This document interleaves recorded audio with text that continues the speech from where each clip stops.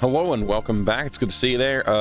My name is Mike, and we're back again with another day of game dev on the mini game in the mini adventure game, making a shmup, a scrolling shoot 'em up, and yeah, we're gonna dive right into it pretty much. But yeah, it's day 58 of the game, longest that we've ever spent on one of these games, I think. So it's also way past its due date, but that's okay, because we did take a lot of time away from it last year. So hopefully we'll get it done soon. But I'm really just focused on getting the mini game done inside the game, and then we can sort of push on and get past it. So yeah, we'll just dive right in, go look at the document and see where we're up to. Looking at day 58. So again, yeah, we've got the opportunity. I left myself an out if I wanted to go work on other stuff, but I'm gonna focus on this. G'day Killick, good to see you, welcome in. And we've got our shmup parts, which we just updated yesterday, so this is still kind of fresh in my mind. So at some point it'd be nice to add joystick support to the game. I don't know if I ever really want to add like full joystick support to like playing the entire game, but it's possible. Using this we could potentially do that, so that's something to think about. Any of the plugins that we use for AGS potentially will impact the viability of porting it to platforms like Mac, and we would need an equivalent platform plugin, which I literally do not know how difficult that might be. Given that the plugins that we are planning to use are all open source, there's potential to port them. I don't know if there's currently Steam for Mac OS. I don't know if that's a thing. So, yeah, I'm very far away from the Mac environment at the moment. So that's something I would need to look into if we were planning to support Macintosh platform. Right now, I have no intention to support it, just because it does sound like a little bit more work than I want to do. And it is, I don't know, maybe it's something I should think about. If Steam supports Mac OS, then maybe I should think about that. Definitely should test it in Linux, in the Linux world, maybe do a Linux build, but I don't know if AGS has Linux builds either, so it's another thing to worry about. That's another point. The one that does come to mind, though, that it has potential for maybe wanting to release is the mobile platform. We can export for an Android build. So yeah. Hi Manifei, good to see you. Welcome in. Yeah, so an Android build could be interesting. I don't know. If we were to do that, obviously we'd need to go through and check all of the other stuff off. So I guess the Steam plugin wouldn't matter for Android, but the input I'd need to like work on like a mobile input, sort of touch interface first sort of deal, whilst still leaving in the mouse support actually, and like, you know, then we need on-screen controls for the shmup section, because you wouldn't really want to have to touch where there's no real way to touch where you want the jet to go, and also click to shoot kind of thing. So we need on-screen controls for that. That's just like a whole other thing that just came to mind just because I looked at this one line. So good, I guess. I did sleep in this morning, but it was really hot last night and I didn't sleep very well. So we'll see how I go today. I shouldn't be as fatigued as I was yesterday. Yesterday ended pretty weirdly. Okay, so I wanted to do a bigger fighter. I might actually want to do smaller ones. I already have a kind of big one in there, so I don't know about adding one that's bigger than that, but maybe one that's like more intimidating perhaps. I don't know. But I think we should maybe aim for a few smaller ones. We did finish up yesterday with doing a mine, which is good. I want to implement that probably today, so we're probably go in and add all of these to it. Now technically this is already done, because I have got like a generic, like when something comes on screen after it travels like, I don't know, like what, 15 pixels or something, I forget what it was, it'll expand, it'll start playing its animation to open. So that's technically already done. I just need to implement the sprite data, and then it will work for that part. Attracted to player is a custom piece of code for that type. shaking on proximity and proximity 2, changing animations for those. Those are 2 custom pieces of code. And exploding with contact, we haven't actually animated that, so I might go animate the explosion so that we can actually do the sprite import and then build all this stuff up. That's probably what we'll do today. Focus on those, and then once we got those done, we'll look at other things we can do. Looking at like the polish section, we've got making a score show. Oh, right, yeah, when you kill a dude, you want the score to show up on the dude. It's not uncommon for that to happen in shmups, and I feel like it would just add a little bit of flavor to this game. I say it's not uncommon, but now I'm thinking about it, I'm like, I'm not 100% sure how, like, which, I couldn't name a game off the top of my head. I believe that, it's done in Raptor Call of the Shadow, but I'm not sure. I feel like it's in like some of the Raiden games. I don't know. Now that I think about it, I'm not sure. But it's something I feel like I want to explore doing anyway. Multiplier show up. Yeah, so I kind of want the multiplier, like when you score a multiplier, it's not clear that you've scored a multiplier, so I want that to be big. Or at least have some on-screen effect that like, oh, I scored a multiplier. Like, that's cool. So, you know, I want something like that. Add sounds and stuff. That's pretty obvious. We'll just go through and do that. Boss designs. I haven't thought about the boss design yet, and I probably should start thinking about that. I don't know. I guess we'll see it when we get to it. Surprise bees, good morning, good morning. Most important question, when Commodore 64 version, because Commodore is keeping up with you. I will not port this to Commodore. It's too high color, and it would require me to like redesign all of the graphics to work on Commodore resolution and color space. So I'm not going to do the work for that. There's no chance. It's just like, it's basically like redo all of the stuff you've done is what I'd have to do for a Commodore version. Did you ever finish the shmup you started on main channel? No. That one, I've talked about that before on this channel, like early last year. I might go back to it, but I don't expect I will. I kind of like intentionally made that a more difficult project because I was, I thought it'd be fun, and it was fun to do what I did. But I got to a certain point with it, and I was like, okay, now to actually like polish it and like implement all of the levels and stuff, it just felt like that was going to be very tedious for one thing, and also I didn't really have like a solid concept. Like, I had all this stuff written down that was like, oh, we'll have a section that looks like this and looks like that. But when it came down to like actual gameplay mechanics, I didn't really have any ideas for it. So it was sort of like, yeah, I've got a shooter, but it's not going to be very interesting. For anybody who's played a shooter, they won't find it interesting, and anybody who hasn't played a shooter, they'll probably also not find it that interesting. So I sort of decided I didn't really want to go down that road, and I'd rather move on and do something different. So I did. And chances of us going back to that code base is pretty slim, but I still might do something like that at some point. I still might maybe I'll take what I've built here and go back to that code base and implement all of the stuff that I've done here for that, and then maybe we'll take it from there. But yeah, I think I made it over-engineered, and like in some ways, and under-engineered in a lot of ways. So it was just like, I don't know. There was a lot of stuff to bring it all together, and I was like, when I bring it all together, what we end up with is something that's like not that interesting ultimately. So that's why I sort of moved away from it. It also probably, like, realistically, to finish all of that would have taken a lot of time. As part of a team, I was just a game tester, but still, yeah, being a game tester is a very important part of a team. Most ambitious RPG maker game in the German community. First 3 quarters of the game are so good, but the ending of it, we needed to shorten a lot, or else it would have taken another 10 years of development. Now there's work creating a director's cut, so to say. Oh, interesting, yeah. So, like, yeah, that happens a lot. I just, like, you've got to make a decision sometimes, like, okay, now that we know where we're at, how much time is this going to take? That's where I'm at with this game. There's, like, I want this game to actually be longer. There was other ideas I had to put into this game, not just the shmup, but the whole game.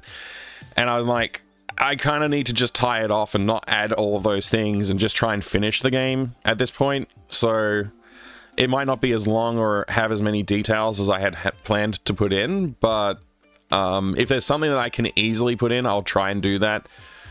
But if it requires like a lot of extra animation or a lot of extra like doing more backgrounds or close-ups or anything like that, it's sort of like it's just they take so long. I don't know if I can do that. So like this one, I intentionally went in with the idea for game 4 that I had goals for it.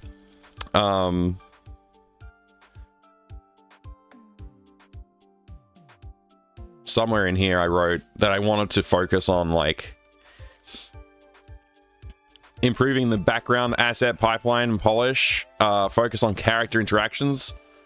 So this is about dialogue, which I honestly haven't really done much work on the dialogue. I've just left placeholders for the dialogue. I'm hoping that it will take me like a day or two to go through the dialogue and polish it and get it really nice, but it probably realistically might take longer than that. I wanted more soundtrack, like more variety in the soundtrack. And then this one here is the one that's like costing me a lot of time.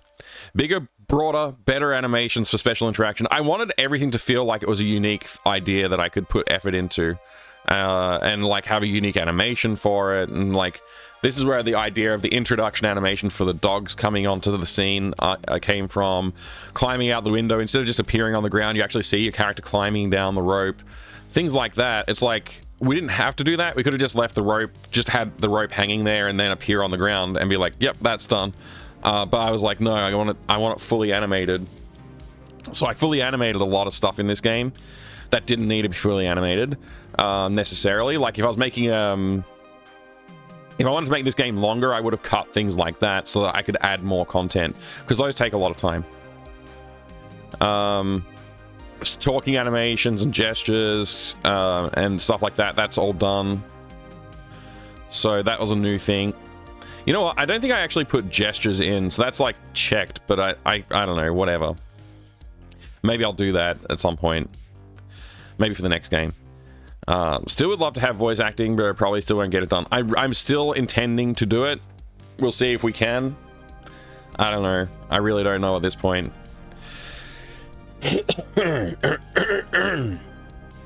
Excuse me. My throat's very dry this morning, and I think it's just because I got pretty dehydrated while I was sleeping.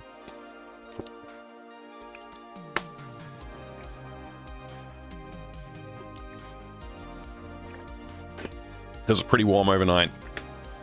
But yeah, that's the one that if I was to retrospective do it, like if I was to do a like post-mortem diagnosis on the game, I would point at this as to why things took longer, because it's still not done.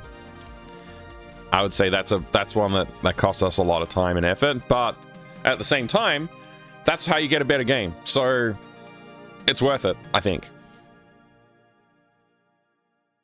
As long as you don't advertise all those features in a Peter Molyneux kind of fashion. Yeah. Freezing. My heater's balked. Oh no, that's no good. Hopefully your heater gets fixed soon, or you get a new one. Wore socks. I wore socks. I was under 2 blankets and had a freezing nose and freezing feet still. That's horrible. I'm sorry to hear that.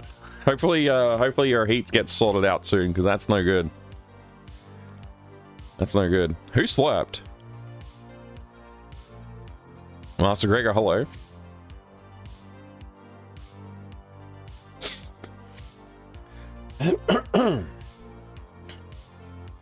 Oh, I'd love to make that exchange, Manifay. Yeah, it sounds nice. Hey, Leather Suit, good to see you. All right, anyway, that's a good reflection. Excuse me. Sorry, like I said, my throat a bit dry. All right, unify the mouse and keyboard inputs. Yeah, that's something else that I said I was going to work on. Right now it kind of works, so I don't have to fix this, but it's definitely something I want to fix because it doesn't feel quite right, and I can foresee some issues with it still. Subpixel space coordinates might be something I address while I'm implementing the new character, the mine. And pathing is just like I'll tackle it as we get to it. I don't really know what I'm going to do here. We'll see. Timur, good to see you. Happy time zone to you too. Happy Millennium Sunday to you, Master Gregor. Bag cold weather to my postbox. Oh, good. Yes, the warm weather's on the way as well. All right, so let's jump in and get this stuff done. I think I'm just gonna do the animate the explosion first. It's like kind of required for, like, I don't want to have to doubly import animations. So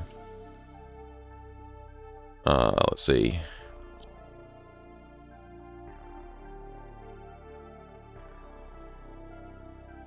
We'll open that, and we'll open the mine.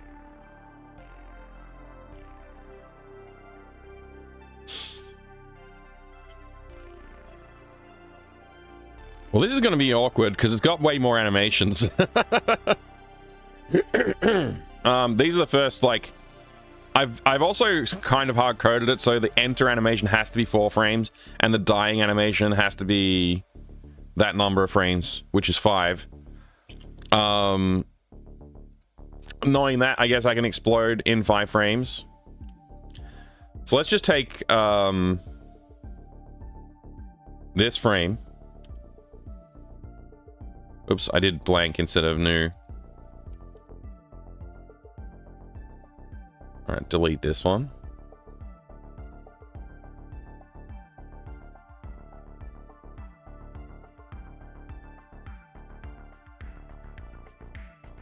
Okay, we're going to start from here.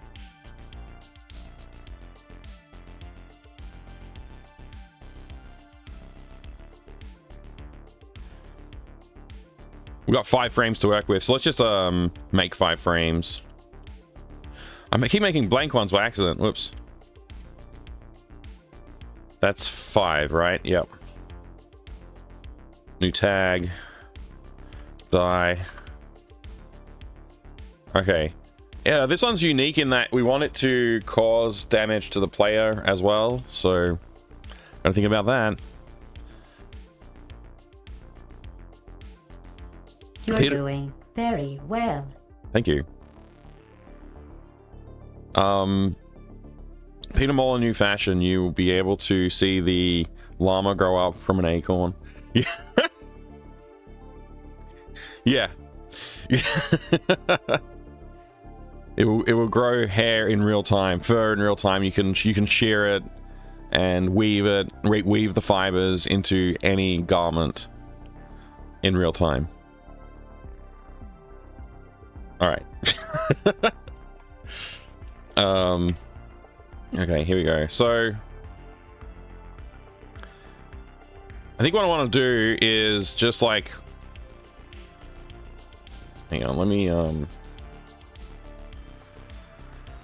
do this.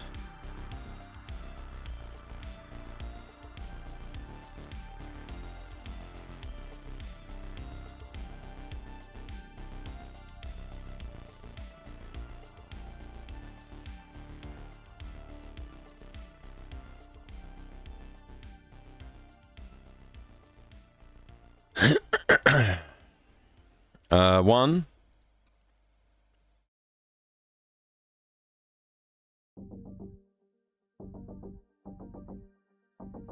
Hello. Control C, Control V. Hello. Oh no, I've edited the wrong layer. Great.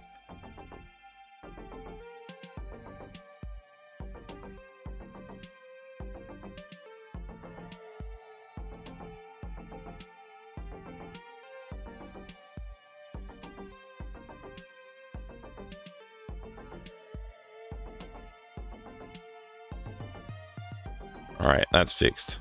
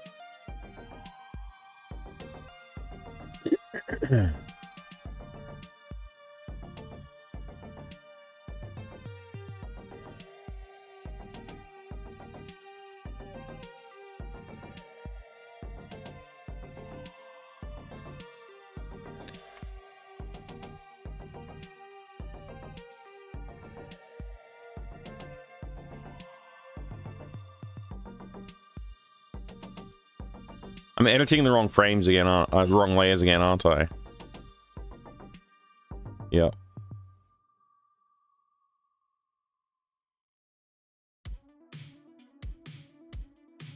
I'm just gonna keep doing that, apparently. Get with the program, dude.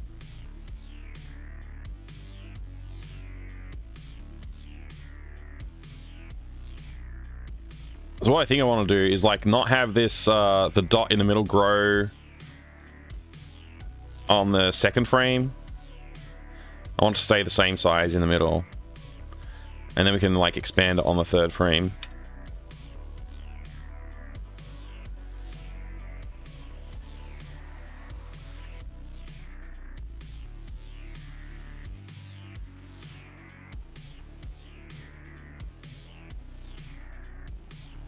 Does that make sense? Let's see. Yeah, that visually makes sense. So on this frame,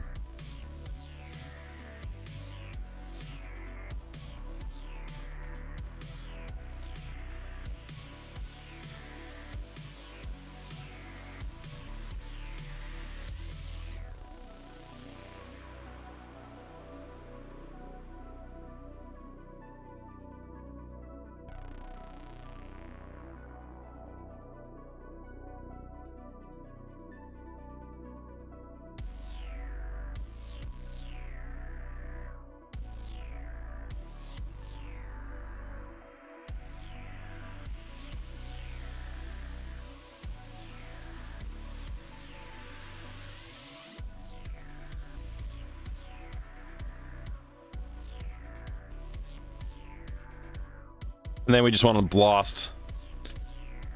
We really would like another frame for this. So maybe we'll drop like this frame. I don't know.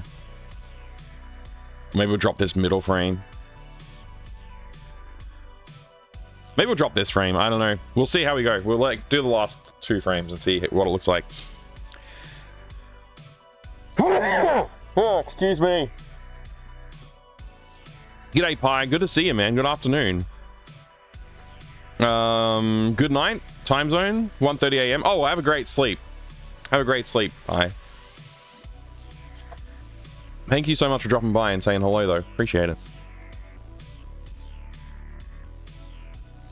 Yeah, we got to make this thing actually explode. So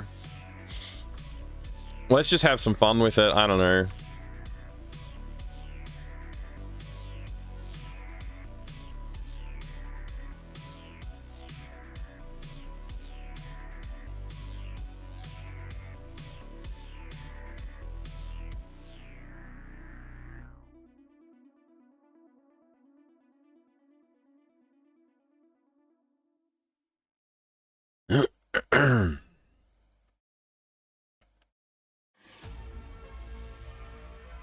Am I editing the wrong layer again? I am.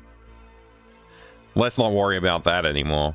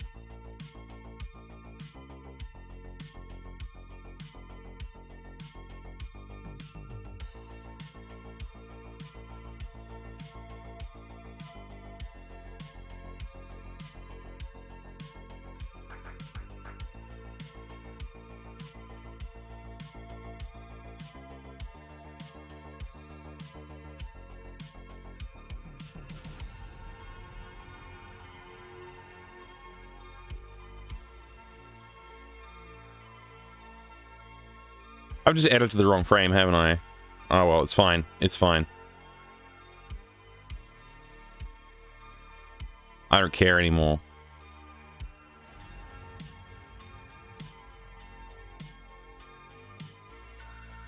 Hey Proton, good to see you. Broke your toe? Oh no. That's horrible. Hope to see you later, Mike, for more policing. Yeah, we'll do more police questioning for sure. I hope your toe feels better soon, man. That's horrible. Breaking a toe is like gotta be the worst thing. I can't imagine you can do anything for it, really. Did you listen to the draft I sent you? No, I did not. I didn't see it. Sorry, I basically woke up and came straight here. I haven't looked at my messages today. I'll have a look. Even with the oak tree problem in Fable 2, I still really like that game. I never played it. I'll have to play it. It's definitely retro enough that I could play it. Let's go ahead and make this explosion finished.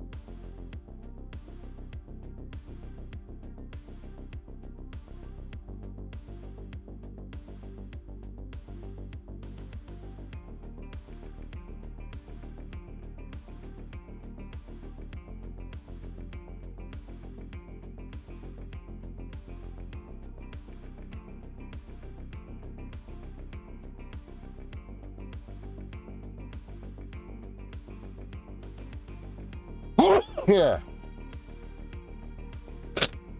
Excuse me. Moving stuff kicked a table leg and broke your toe. Oh. Oh, gosh. I hope somebody was there to help you.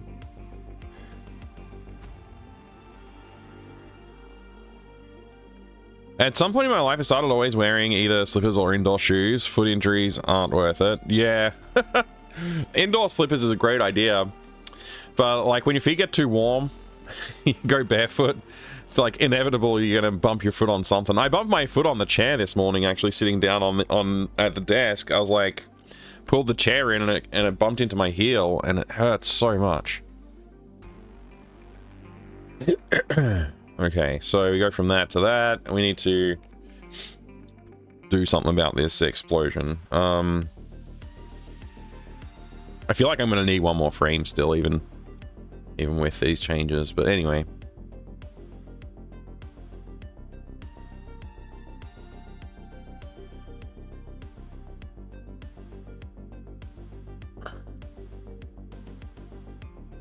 Hello? Oh, I'm editing the wrong freaking layer. Whoops.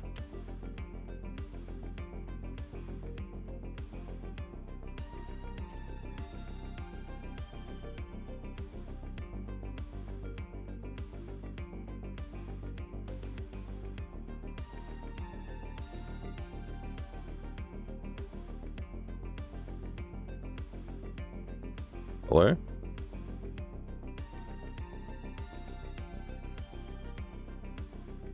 Oh, great.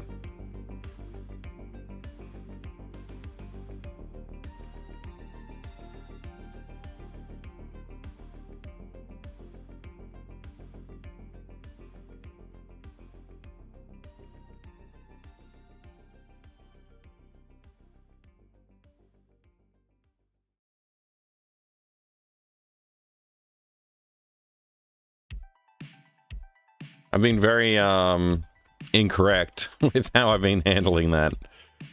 That's very annoying.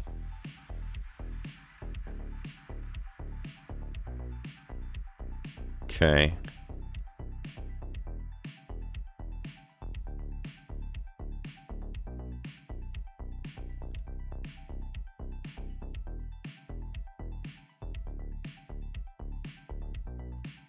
Let me just fix this.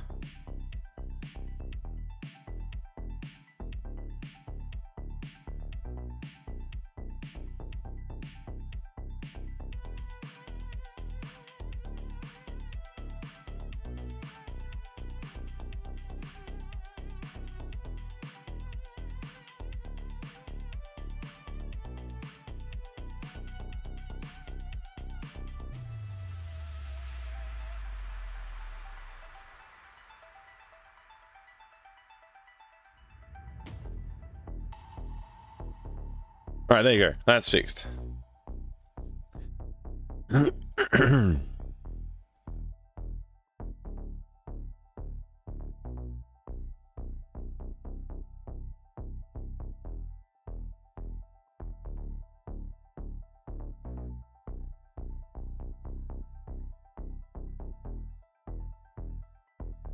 God damn it, I'm editing the wrong layer again. Oh, what an idiot. All right. I'm going to lock this layer. Prevent this from happening again, hopefully.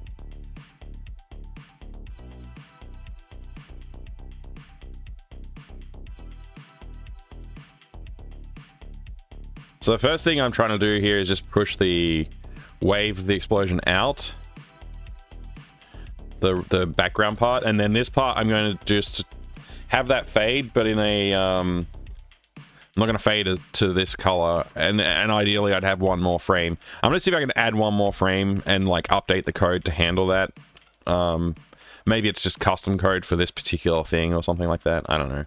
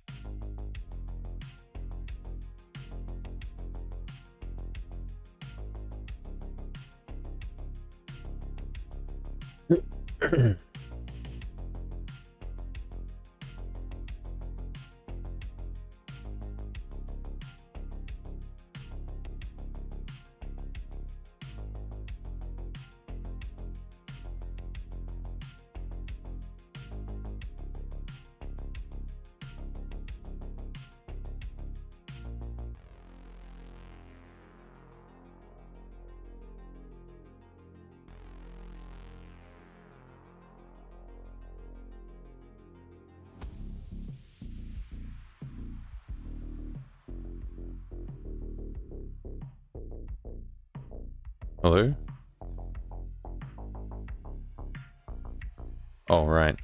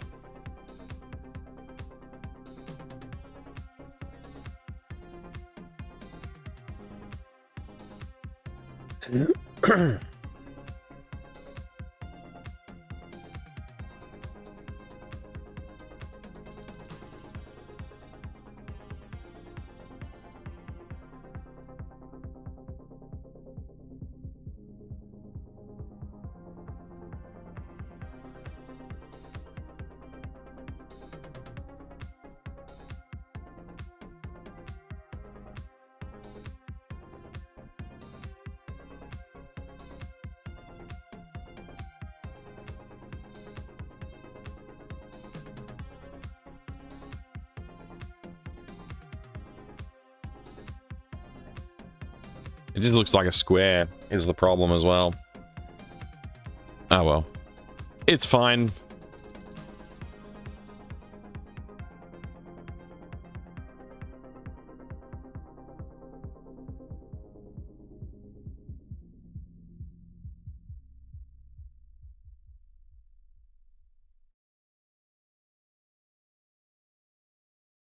I'm not sure about this middle bit.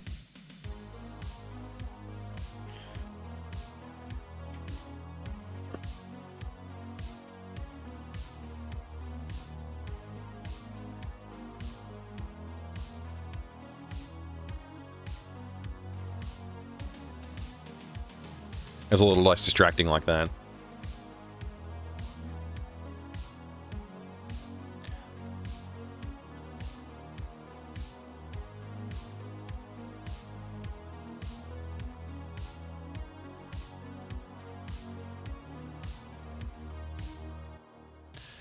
All right.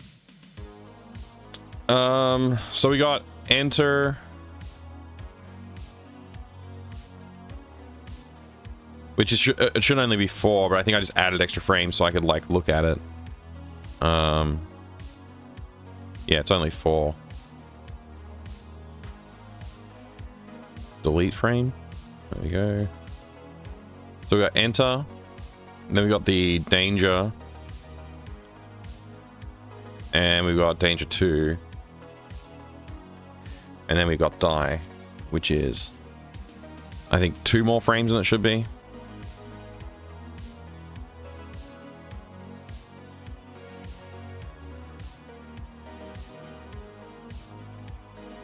Tailbone injuries, come to think of it. In November, I fell down the steps on my butt and ended up bruising my tailbone. Didn't stop hurting for about a month. That's horrible. Ouch. That would be painful. I'm just going to save this. I don't know what I changed here. Like, why does it say I've changed it?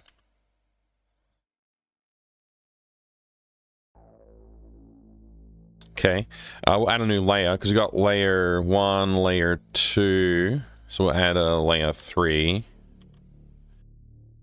And we need enter and die animations. So I need these to be merged, I guess. Merged layers now. So I just go here, Control A, Control Shift C. What's the dimensions of this? This is 18 by 18. This is 44 by 25. So I just have to add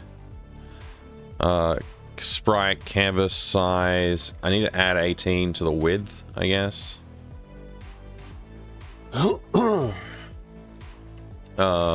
What's that? 62? Is it 62? I think it's 62. Whatever. I'll just trust my brain. It's probably right.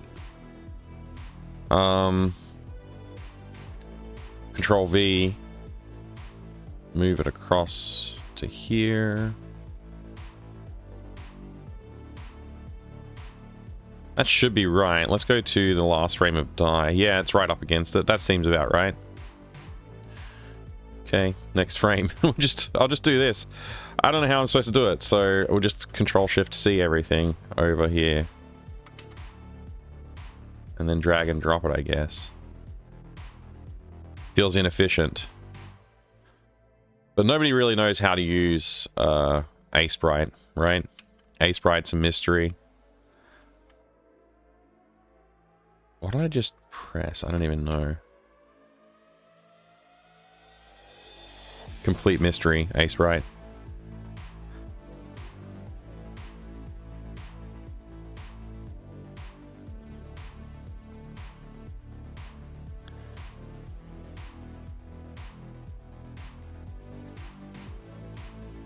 So this will be die.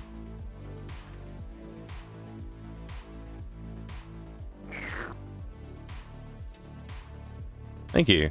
I needed that.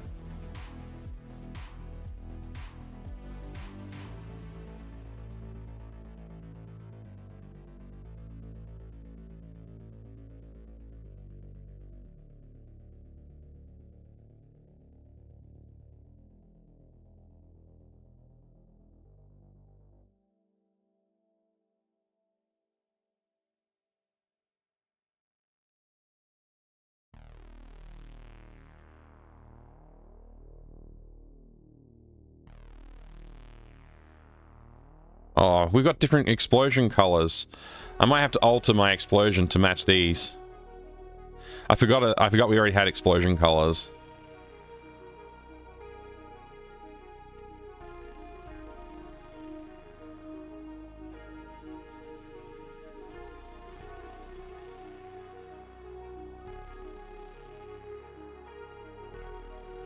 No.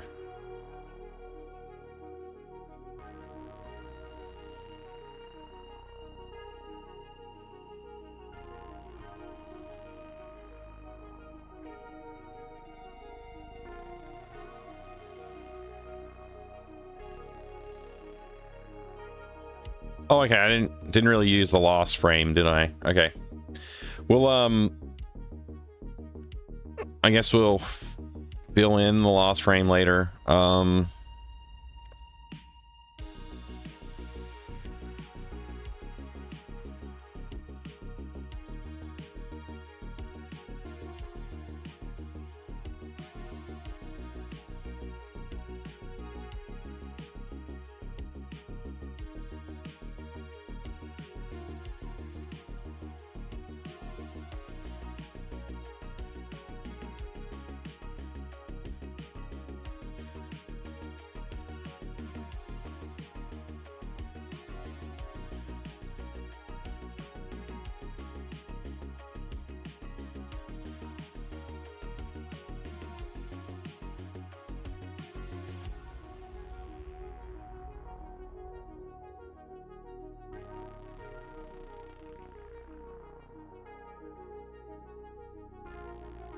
Oh man, this is gonna be tedious, isn't it?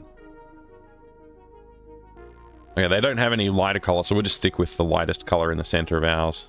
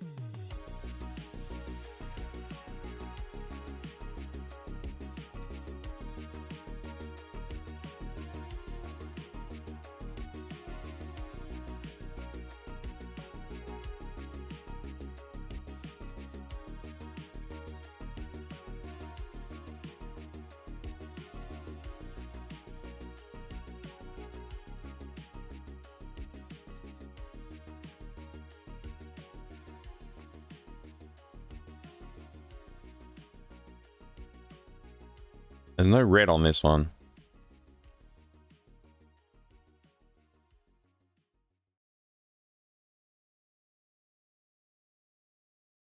It'll be tempting to add more pixels to this one, but I think it's got enough pixels.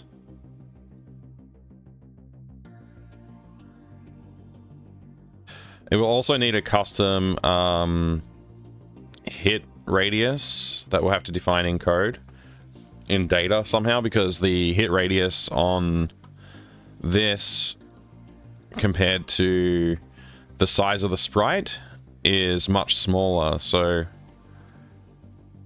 yeah. I don't know if that made sense. Hopefully that made sense. We'll deal with it when we get there. We're almost done here, I think.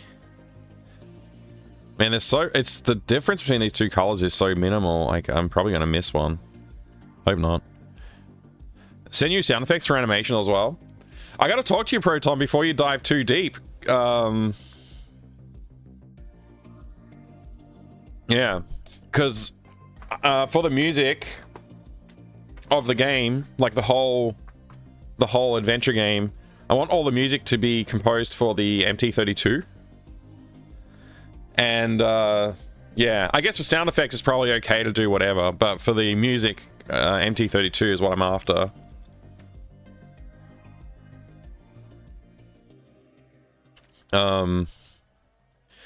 It's like a staple of what I'm trying to make.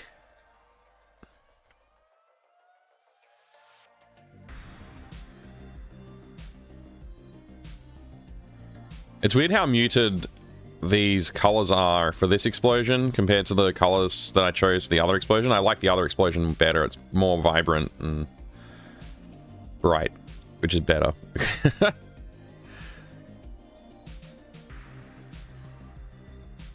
Yeah, so like all of the sound effects I did, so all the music I did for the last two games was recorded from MT32. And so I want to keep that going, kind of thing, basically, is the idea.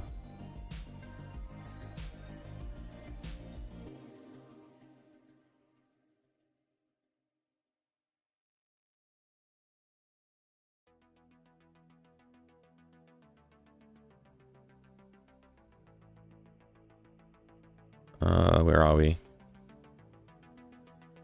Okay, we just got to do that last color.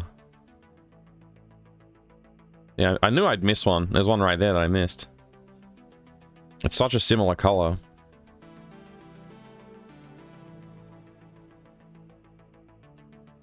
If I zoom right in, it might make it a little bit more obvious which ones haven't been done.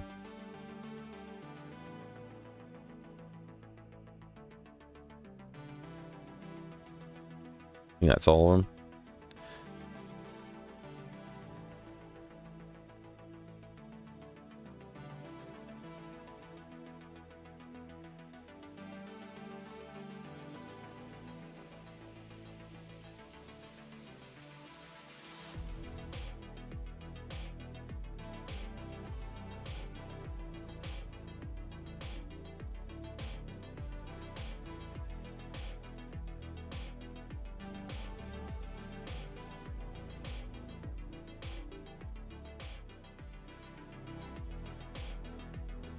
Maybe I'll just leave that darker red there. Maybe I'll take this darker red, which I think is the same dark red. It is. Yeah, that's good. And the blue is also one of the blues. So then on the last frame, I guess we just have to take this and just like eliminate all of the lighter colors. Hey, Torplin, good to see you.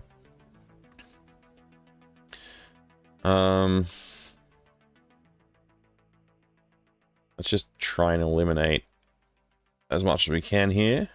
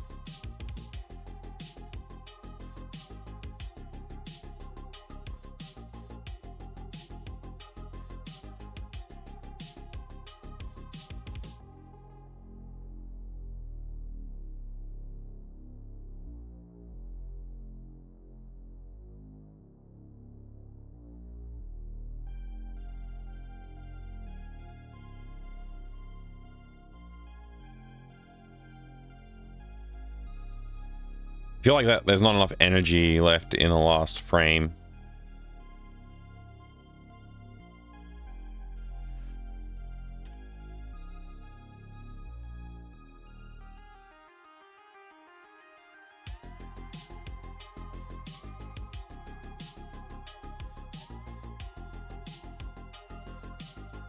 That helps a little bit.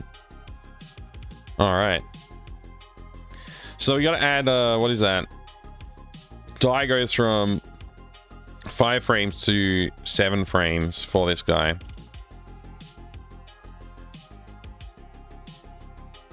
And plus we need to add new animations, so let's do that.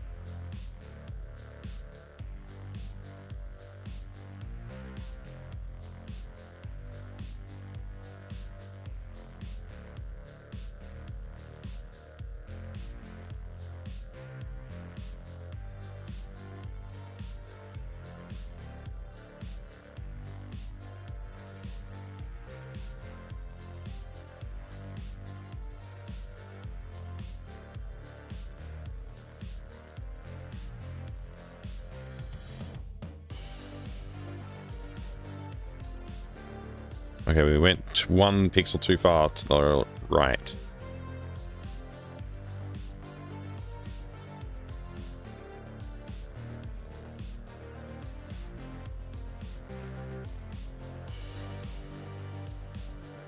Cool.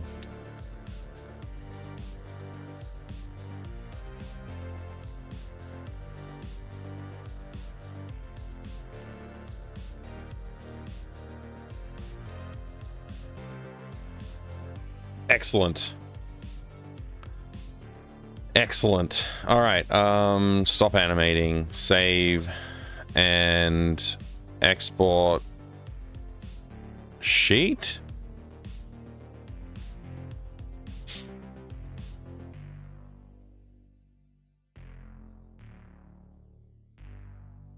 Okay. I mean, I guess that's just what we've got to work with at the moment. That's the layout. I could probably start changing it up the definition if we wanted to like lay this out a little more efficiently. Because they've got a lot of wasted pixel space here, but I don't think we really care too much right now. Output. PNG. Let's change this. Why did it say... Well, that's that one. We want it to be enemies. Save. Yeah. Export. All right, let's bring him in engine. Oh, I mean, this whole time I've had my thing cropped in. I hope you guys didn't miss too much of my editing. I think it was all zoomed in on what I was working on, hopefully. So you shouldn't have missed too much. But there you go, full screen now. I apologize if you did miss something. I do that a lot. I gotta get into a better habit of like checking that.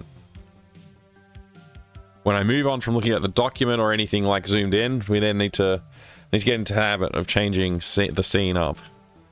Anyway, it's fine, I guess. I'm not gonna go back and redo everything. So that took us less than an hour to do, but it still took a long time. Like all we did was add like a couple of animations, right? Basically, we just animated the explosion.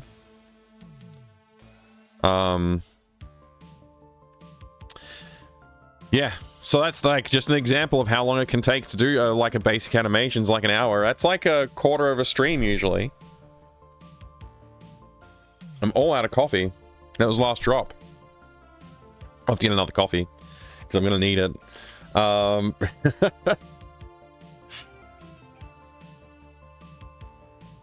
All right, so we got to grab that, and we also got to re-import the sprite for it, which I think is in console BGs. No, just console. This is it here. Replace from source. Okay, there you go. It's now there again. Theoretically, nothing's changed in the important parts of that image, so it should still work. Let's find out. Okay, continue, add a bunch of guys, start, and yeah, it's broken. Weird. How did that work?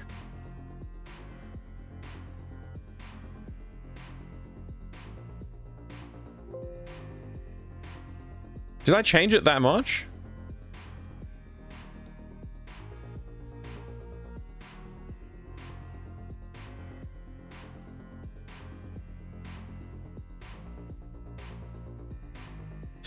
Annoyingly, I saved over it because I assumed that I hadn't changed anything important, which I hadn't.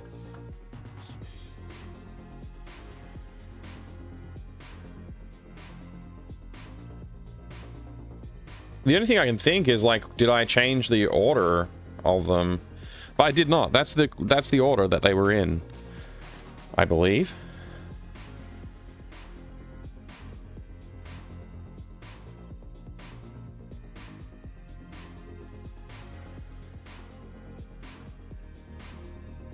Unless they weren't. I guess I can go read the code and try and determine this.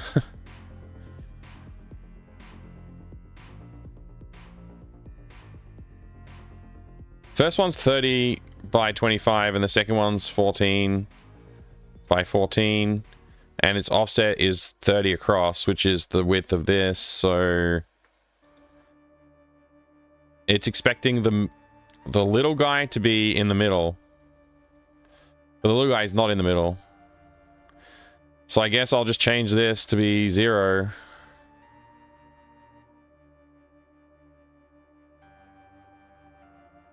And this one to be 14.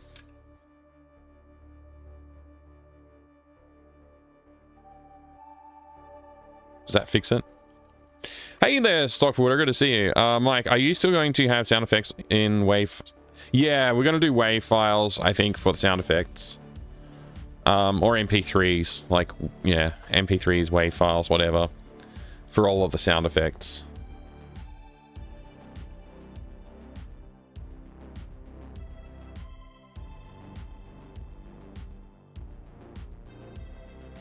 Huh, it's still effed up. Why? Is there some weird packing going on? Doesn't look like it.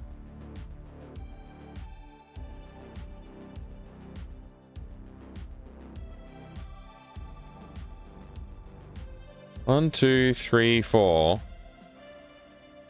1, 2, 3. It looks fine. I don't understand what I did wrong.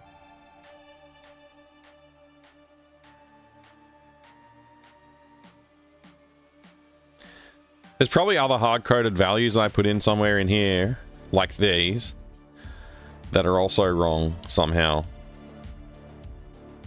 I think it's like spawn something is the name of the function. There's a lot of stuff in here. Spawn guy, here we go. So, random number between 0 and 1. If it's 1, set the HP to 4. If it's the other one, set HP to 12. So that's hard-coded and incorrect, so we need to change that. We get the sprites width and height, and we use those, and sprite index, and whatever. That's not hard-coded.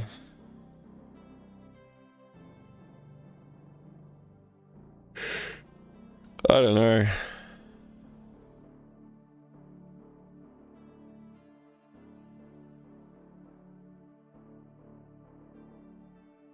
G'day, Refraction.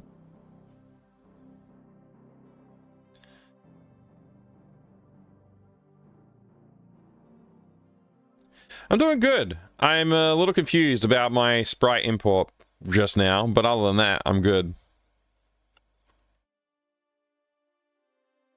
It's gonna undo what I changed.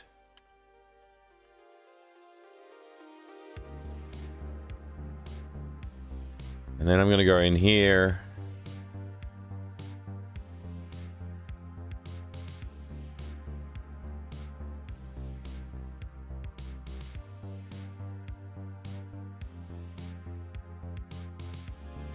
I'm pretty sure I didn't use any like I'm pretty sure nothing weird. I don't know.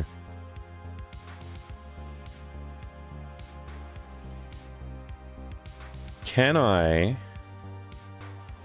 simply select?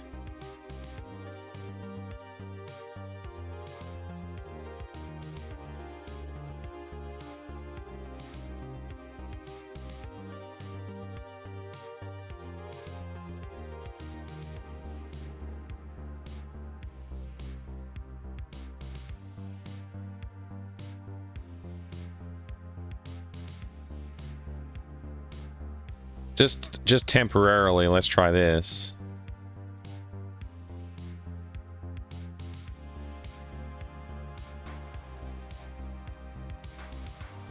Because now they're in the right spot, they just flipped, which is like, maybe that'll fix it. Otherwise, there's some other piece of code that I'm not reading that I need to change.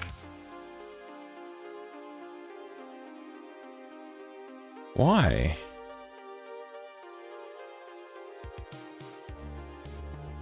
There's something going wrong, and I don't know what it is. Ah, I hate it so much. All right, undo that. Save that. Let's call this sprite data. We'll also just put in HP.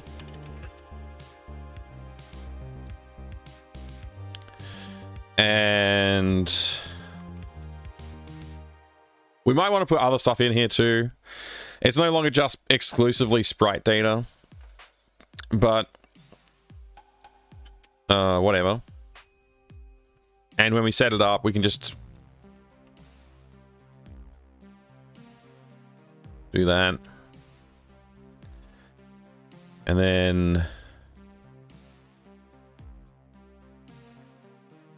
where's our spawn guy function? Here we can just take HP off of the sprite.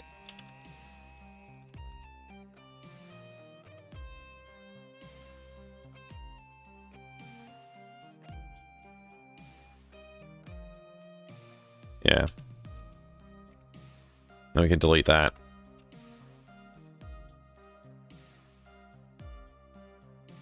There's something else going on. I don't know what's going on. We'll figure this out. I just got to go through and like look at everything again, I guess.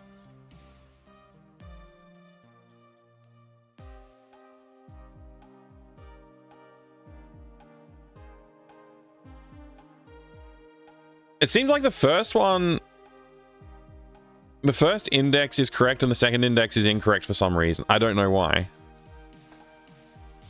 So like when I flipped them, the little guys looked wrong, but the big guys looked fine. And then I flipped it back, the big guys look wrong and little guys look fine.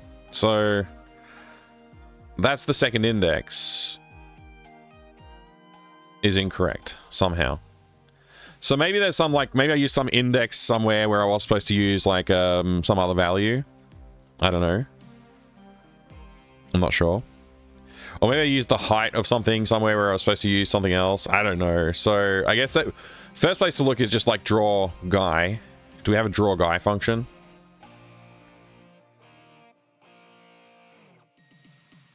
I think it's in draw game elements.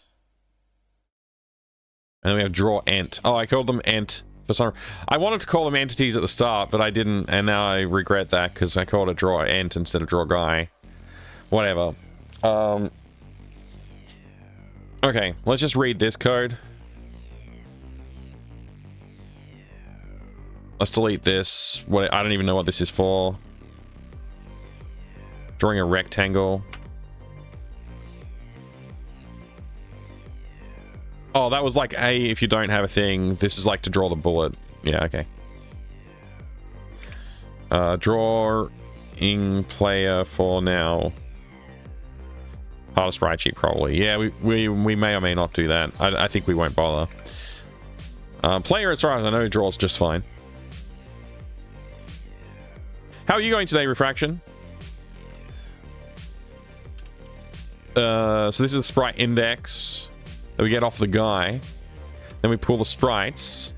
We get their x coordinate, their offset x coordinate, and their offset y coordinate, plus the frame times the height of the guy.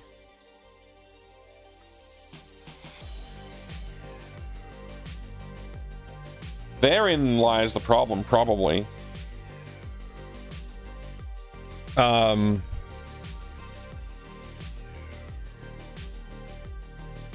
We should be able to pull the height off of this, though. Let's just see if that fixes it, because if it does, we can just investigate where we're putting the height onto the guy, because that's probably where we messed up. It could also be this part here.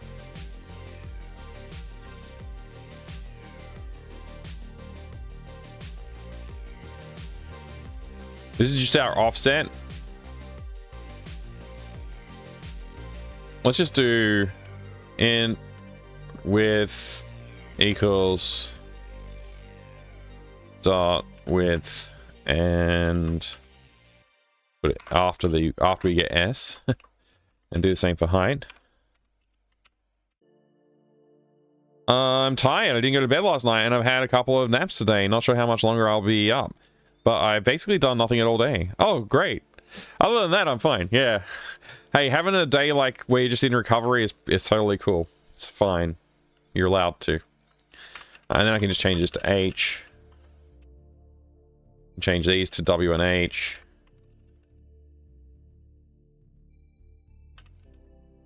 Change this to W. Change this to H. Likewise here. It shouldn't change much, but let's see if it fixes anything.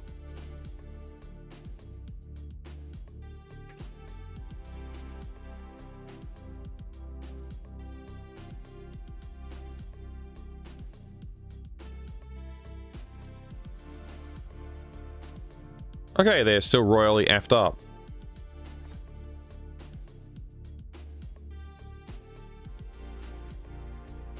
The offset just must be wrong, right?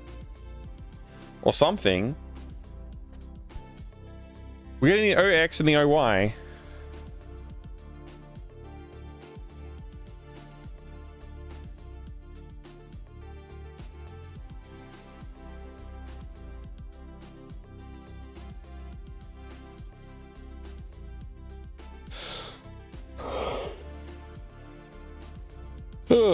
Excuse me. Sorry, I just had to yawn.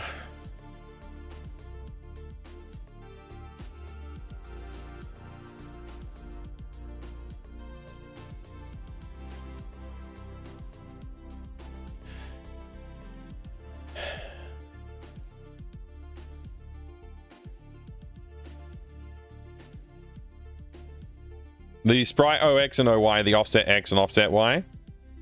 So it's like the offset to the top left corner of the sprite, basically.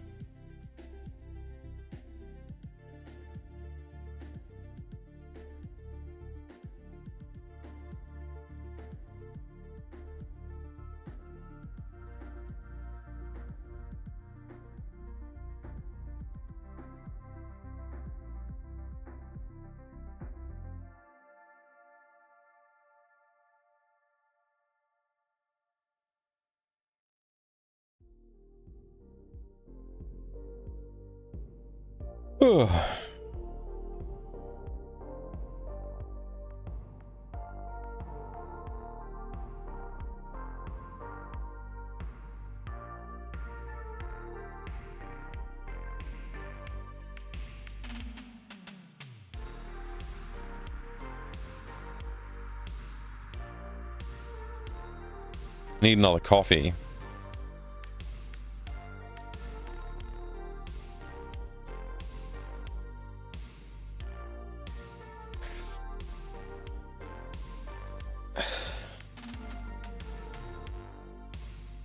Looks like this.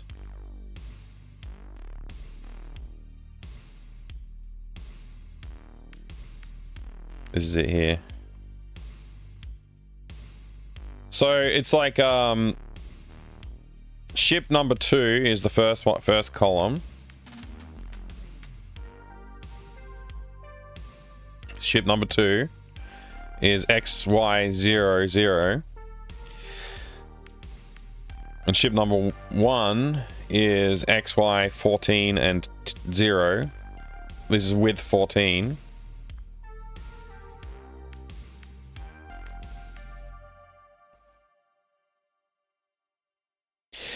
Maybe this should be 15, I don't know, but like even then, that's not the bug.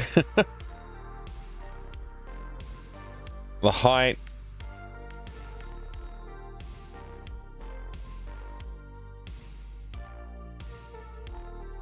Yeah, I don't know. Yeah, this is all pixel scale for the sprite data.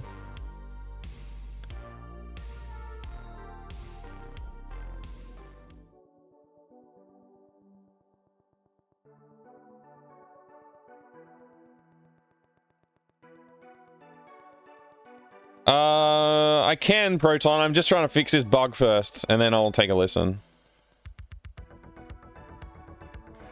I don't know why I've got a bug, which is the annoying part. Like, I'm actually confused why this would cause any issue. It seems like it should not cause any issue. Changing the position of the sprite in the sprite sheet. adding more sprites, making the sprite taller.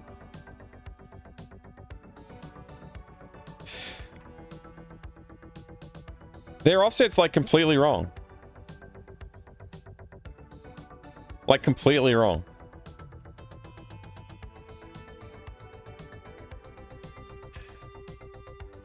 Yeah, the problem with printing stuff is AGS sucks. It has no debugger, even though it claims to have a debugger.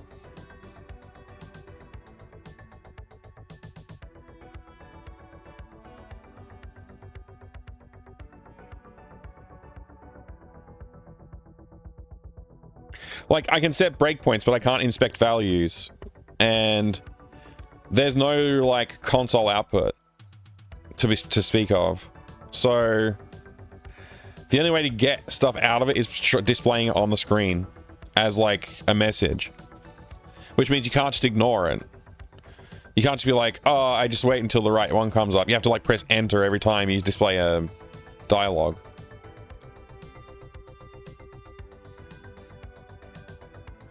You just did some research? What kind of research?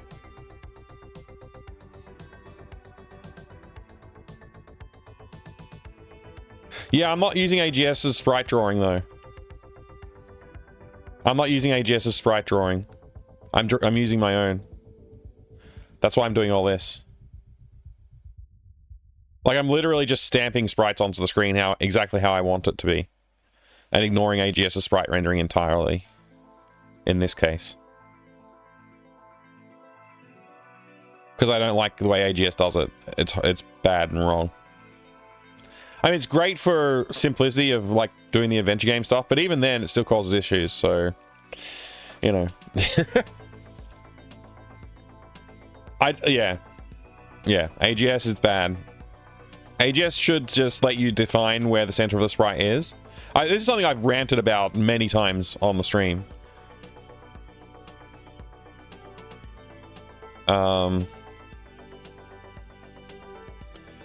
Anyway, the offset it's getting is wrong. I know that much.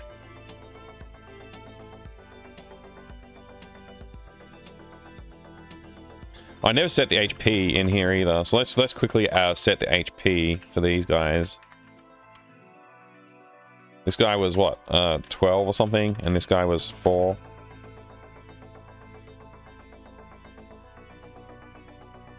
Oops, I'm gonna change that to a 1. Okay, width and height, 30-25, offset 15.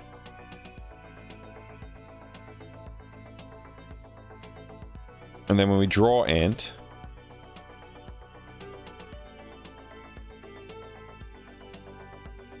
first we get the sprite index, then we use a sprite's width and height. So in this case it was 30-24.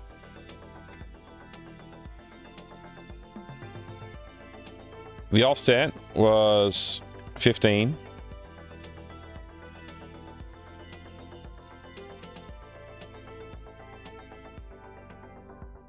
And this will be 0 plus 24 times frame. Which is correct. Drawing the image. The guy's X and Y coordinates, width and height halved. Because we want to draw our sprites centered as well at the moment. We have no need for offsets just yet. If we decide we need offsets, I'll add that. But right now we're just using centered as well. Get the index to the graphic, basically the pointer to the texture. I forget what 0 is. Oh, that's how transparent it is. So it's not transparent. So we take our width, 30, our height, 24. Offset X and offset Y are where we want to cut the sprite out from the sprite sheet at. So it'll be 15.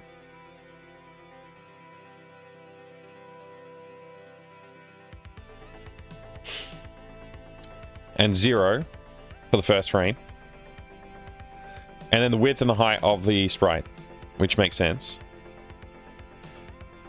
The next frame creating 2, it'll be 15 offset and 24, which should be right.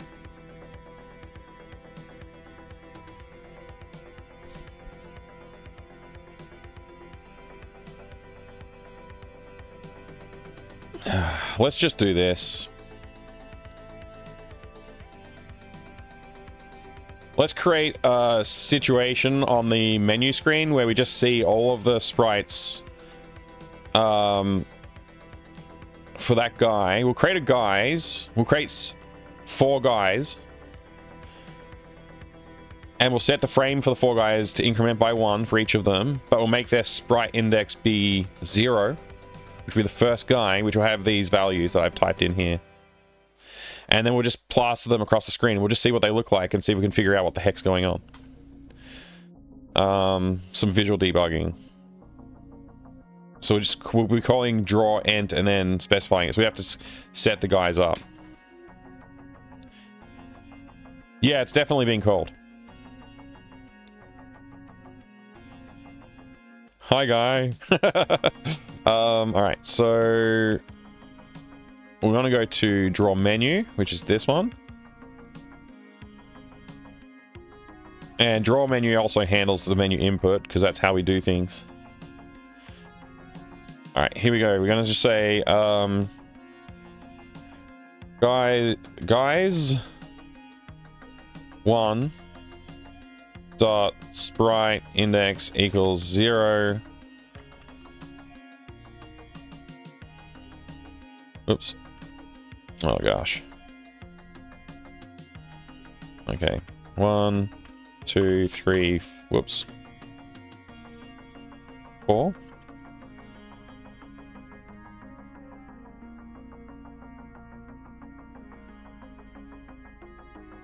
Dot pos y equals, I don't know, 80.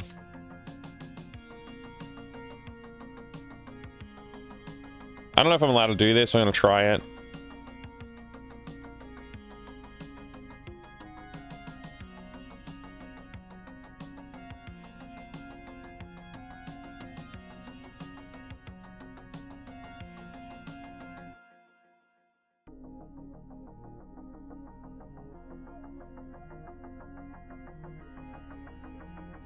Am I allowed to do that?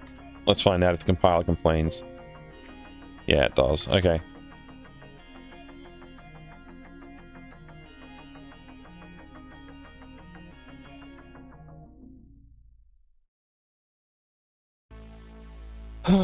All right, and then we want the POSX.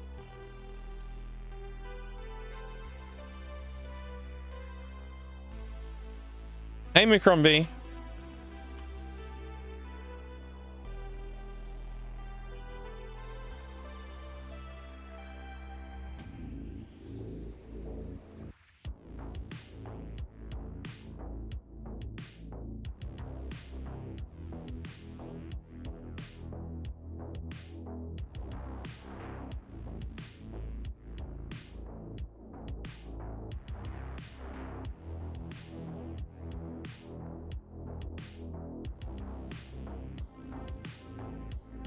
Oh, nice. You're planning for revision 2025 already.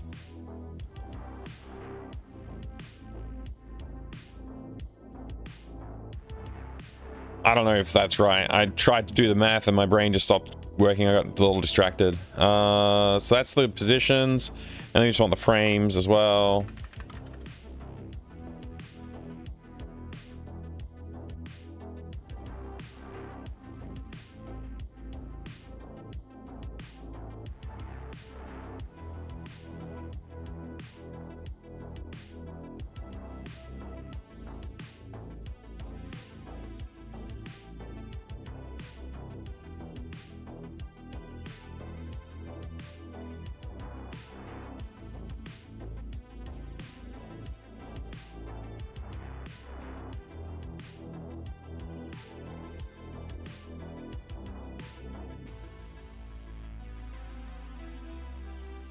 I don't know if I did everything right. We'll try that though.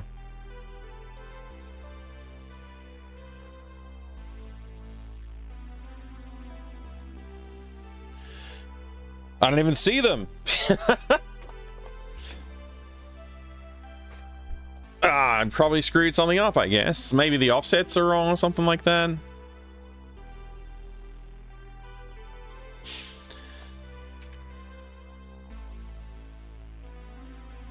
Let's change this to 10.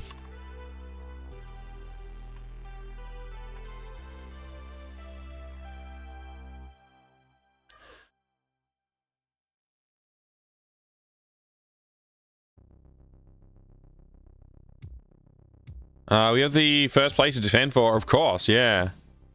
Hey, Adrian, good to see you. Good morning. Or good afternoon. Good something. This was not supposed to be what I was spending time on, by the way. What's going on?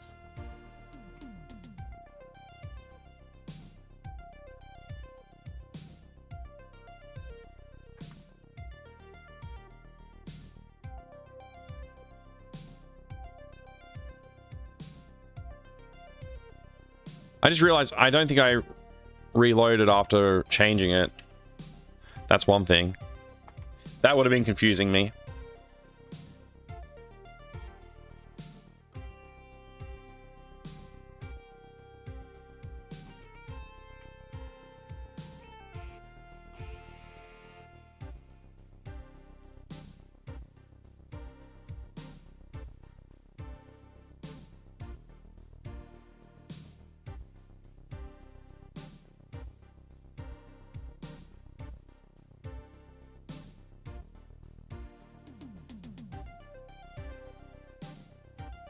So the second column is fine. The first column is not fine.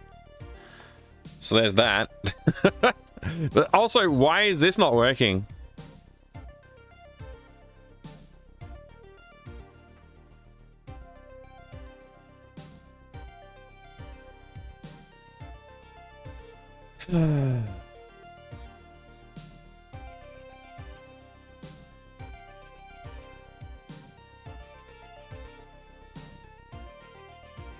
Not really sure. Cloth simulations and Euro 3080 totally gave up. 5080 is going to save my ideas. Oh my gosh. Wow. Good luck.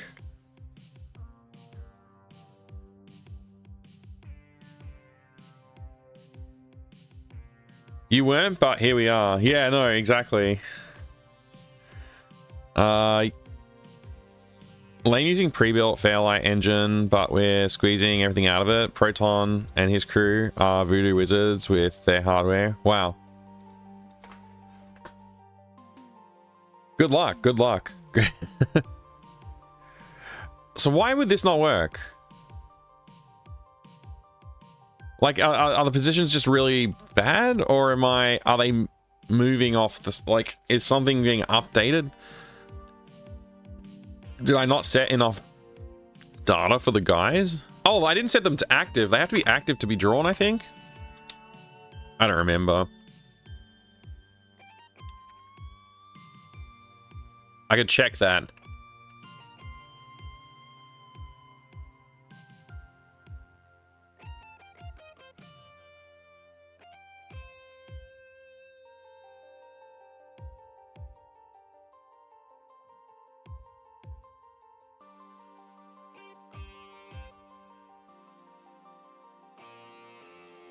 Let's just quickly do this, and then I'll check the code and see if there's some other reason why they might not draw.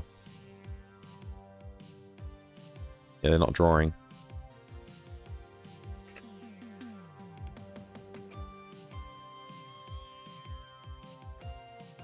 Hmm.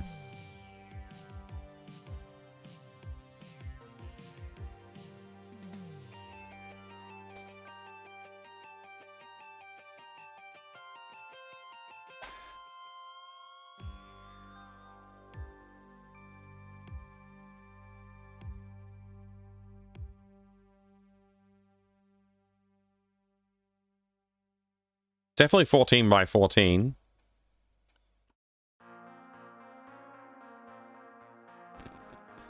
Wait, these offsets are not 14 by 14 though. Oh, that's bullshit. It's the way the sprite exported is wrong. Export sprite sheet. Borders none. Sprite layout. Vertical strip. Constraints none. Ignore empty. So I don't want these gaps. That's the problem. I didn't even notice that.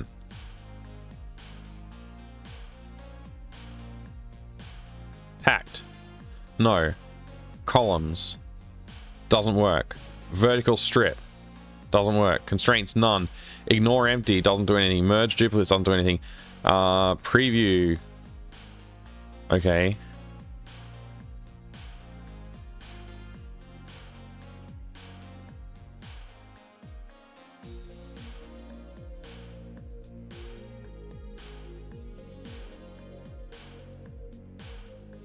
Oh, that's worse.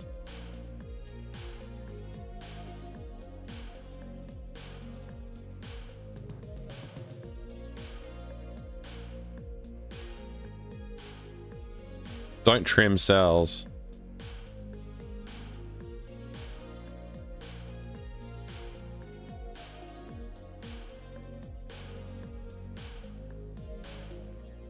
So outputting like this doesn't work. So you have to... I have to output them individually and then merge them. God damn it. It's a freaking whatever this tool is called problem. I hate this tool, whatever it's called. Wasting my time.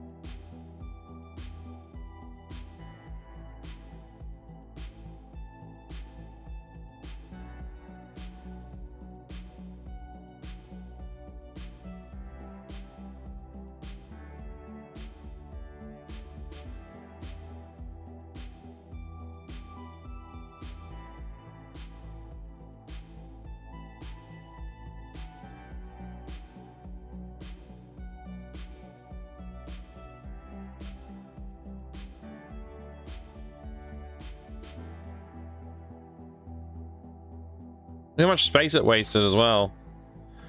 Okay.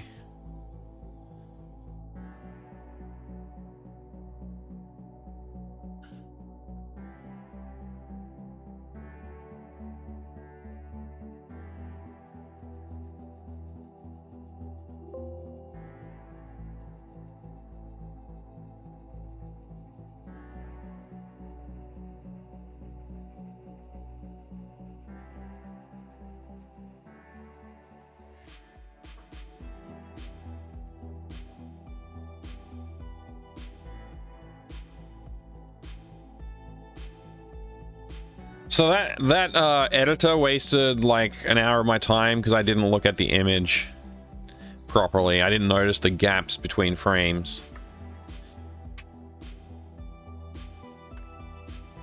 Very annoying.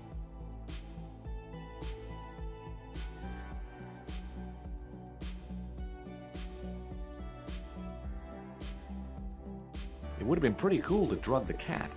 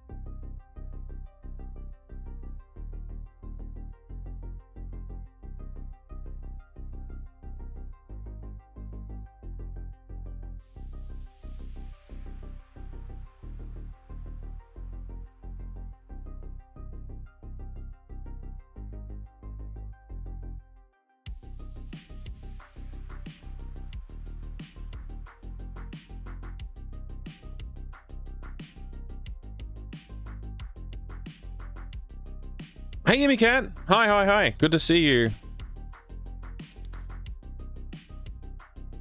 Only week here in Tempera headquarters. This is kind of boring. My crew is a bunch of amateurs. Oh no. Wake him up. Hey, Gimme Cat. Good to see you. I asked a few days ago if you made this Gravis gamepad because I stumbled upon a YouTube video of a random Australian building a giant Gravis gamepad, uses that as their avatar, and was wondering if you know them. I don't know who they are. It's annoying that I'm hearing about somebody making a giant Gravis gamepad when that's what I'm freaking doing. I don't know them, no. I didn't make that graphic. I used that from Gravis, the Gravis gamepad points pickup from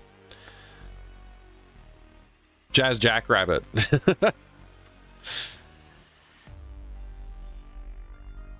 Yeah. They're stealing my idea. That's crazy.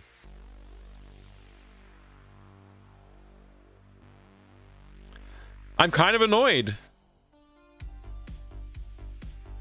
Oh well. My ideas is better. It's a year old. Well, that's annoying. Technically, I'm the thief. Mine will be different. Anyway, mine will be different, right? Mine's gonna have, unless if they're just making a giant Gravis gamepad, exactly. I'm not gonna open the video right now, but if they're just making a scaled up Gravis gamepad, then that doesn't count because I'm making an arcade stick that looks like a Gravis gamepad, a little different.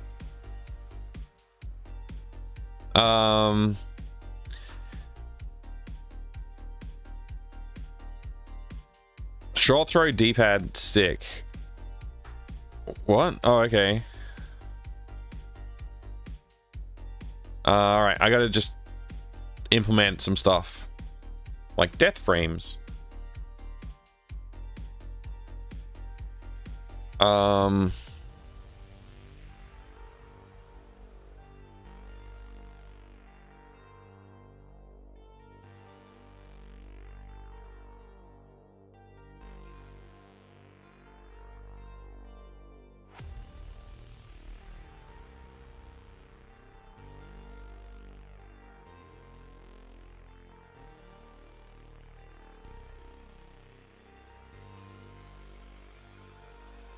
Where am I? I'm in update ent. Okay.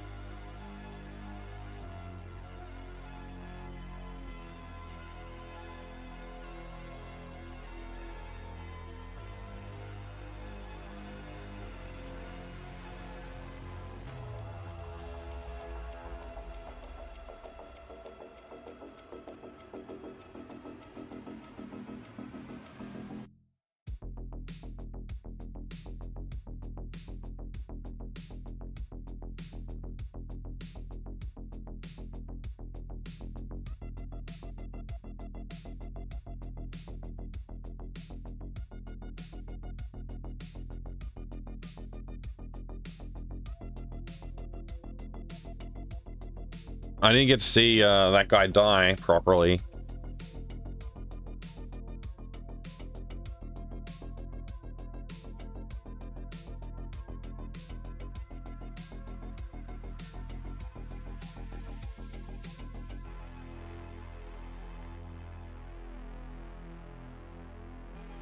Wow.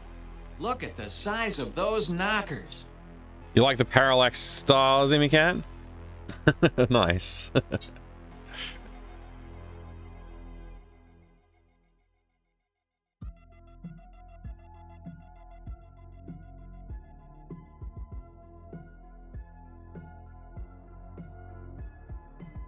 They aren't animating death.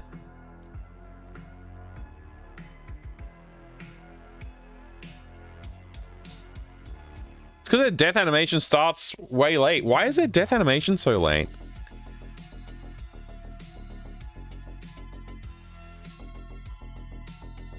That's not how they're laid out in the thing, are they? Oh, it is the last one. Okay, I have to move that.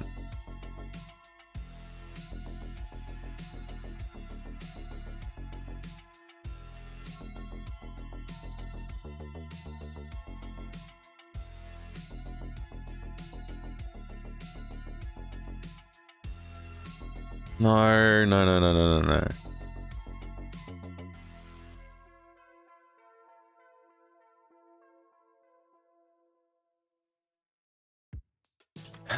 All right, let's just check and make sure that's right. Enter. Die. Custom 1, custom 2. Okay.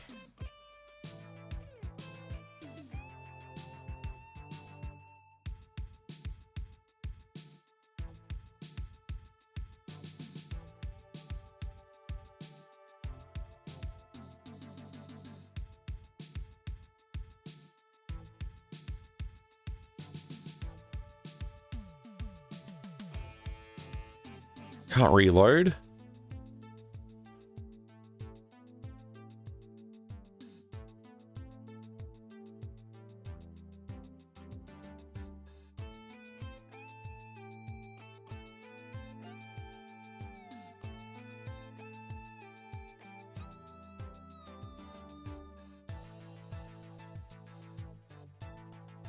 Oh wait, I probably should have deleted that first, huh?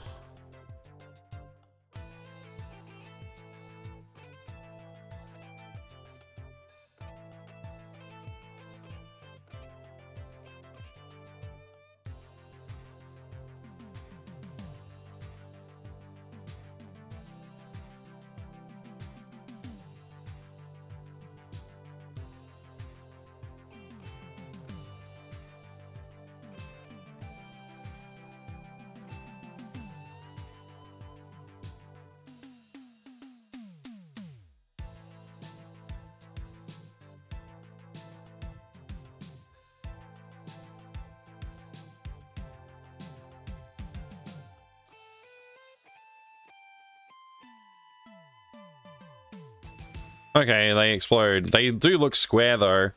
I hate that they look square. I might have to try and fix that somehow. Problem for later. Problem for later. Add sound, it'll work like a magic hit. Yeah, it will. It will. I'm just focusing on getting the... Well, first of all, that bug fixed, which turned out to be a asset exporting issue. And then I want to implement all of the code for the mines, and then I can start looking at other stuff. I don't really want to add, like, adding sound is like at the polish level of the game. We're not really there yet, but I'll start adding some stuff in if you've got some, if you've sent some stuff over. I'll see what I can do.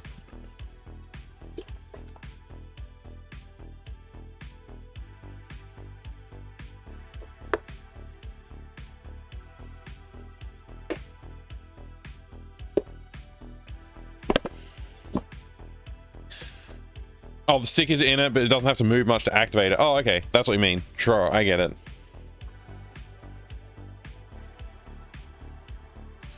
Why did I get here so late? I don't know. You tell us. Explain yourself, Immy Cat.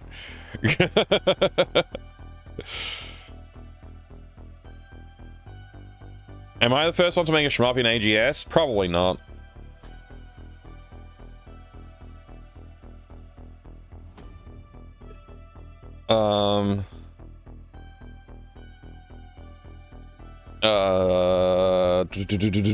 Update guy. If the guy's sprite.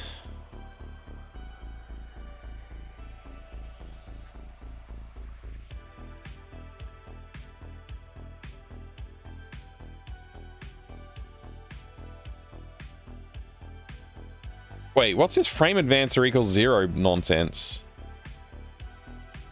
Oh, right. Because we're only animating on, like, every second or fifth frame. I think it's, like, every fifth frame or something we update. Something like that.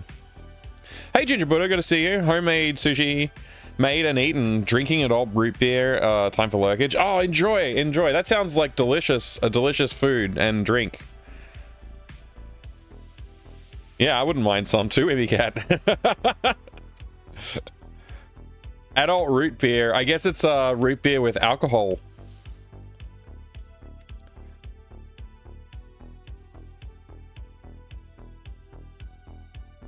Don't eat sushi. I made myself some chili. Ooh, yum. I bought some ingredients to make some chili. I haven't done the making yet, but it's sitting in the fridge. Some of it's sitting in the fridge. Some of it's sitting in the pantry.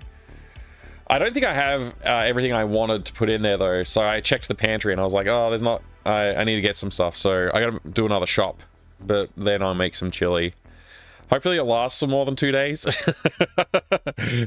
Because I want to eat chili for more than 2 days in a row. Swap to a new mug before it leaks out. Yeah, you don't want that grog to melt your mug. Beautiful thing about making chili, though, you can just put anything you want in there for the most part. Yeah, that's true. That's true. All right. So if we're going to advance the frame, we want to do that here.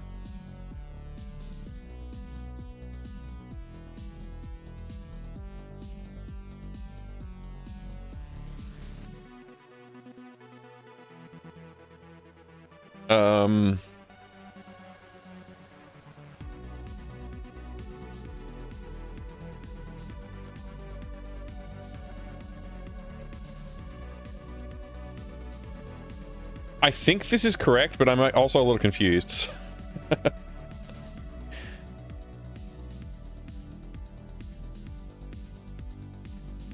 This used to say 9, didn't it? So 4 plus 5 would be 9. And default death frames is 5, and then the death frames for the other guy is 7. Yeah, I think this is correct. I think this is correct. All right. So we want to have custom animations for if your sprite index is whatever. So let's grab the sprite index out here. And this needs to be like, and guy index dot state equals 3. I think we want that because that means they're dying. So if s is 2, yeah, I guess that's fine. I might actually make this an enum, and then we can use the enum to address the indexes into the array, and we can name them. So we can say like mine instead of like it's a guy that's a mine instead of just 2.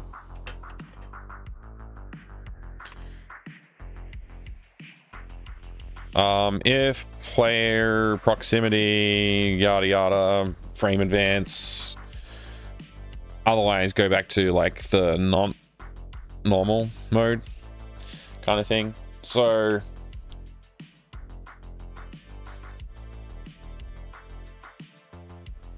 yeah.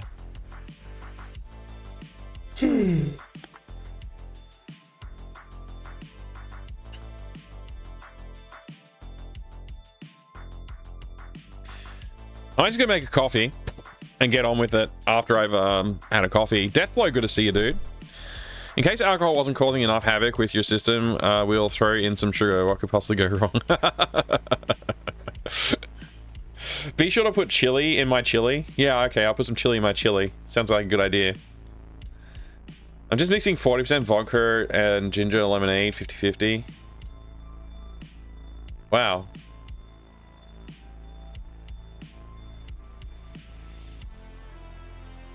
Pour some sugar on me. Ooh, in the name of love, pour some sugar on me. What? I don't know that song. Def Leppard? Okay, Def Leppard song.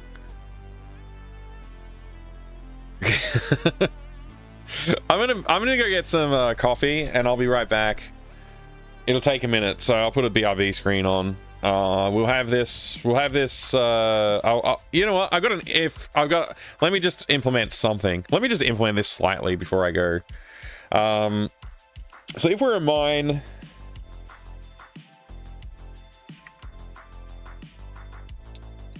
basically we want to take this, but change the radii for it.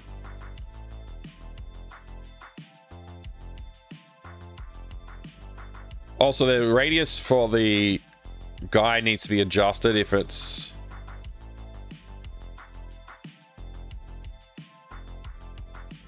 Do I calculate the hit radius prior to this? Oh, that's good. I guess I can grab the hit radius and adjust that at another point. Don't have to do it here. Anyway, that's not the point. So first of all, let's just get the things I need. So we go player index guys dot pos x and y int px equals that. Whoa, what did I press? I don't know why I keep mistyping. It's because I move my hands around too much on the keyboard, but yeah. Seems like I feel like I mistype more when I'm streaming than when I'm not, but maybe that's just because I'm less conscious of it while I'm not streaming.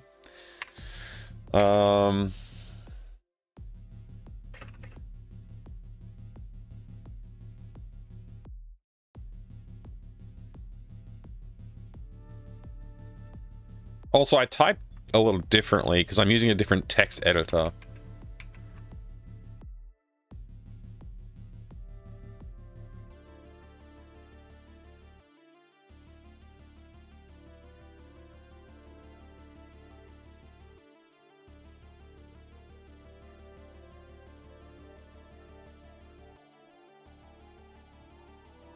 Closeness with a capital N. Let's call it proximity.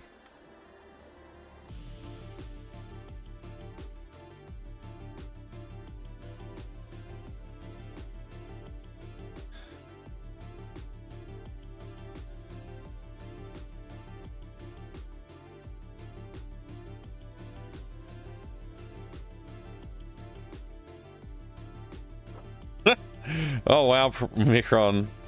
Primary game cracker Rockstar left because Byte members were drinking too much and not cracking seriously enough. Proximity is just like...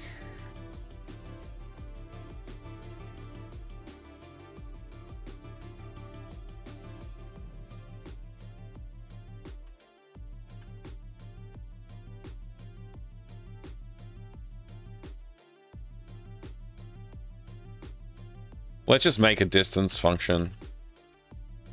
Because I'm probably going to be doing this more than just the 2 times we're going to do it so far.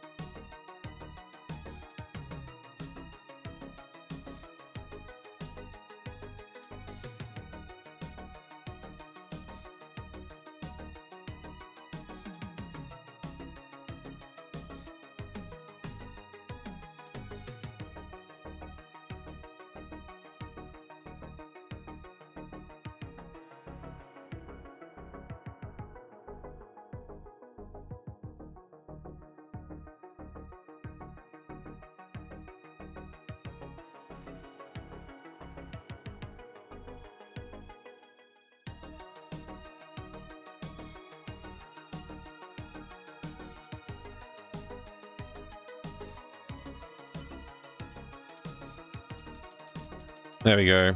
Maybe I need to actually define like animations as part of our sprite data. But we can't really do that because of not being able to put structures inside of structures and not being able to make arrays of structures in which are not native, sorry, unmanaged. Unmanaged structures can't be arrays.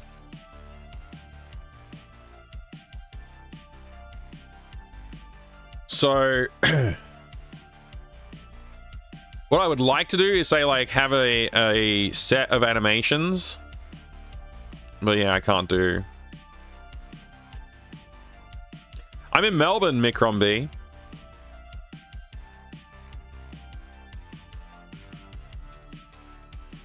Been typing for over 40 years, so at this point it's mostly subconscious. Yeah. I mean, I have no problem like typing. It's just I make a lot of errors, which is, I guess that is the problem. But anyway, whatever.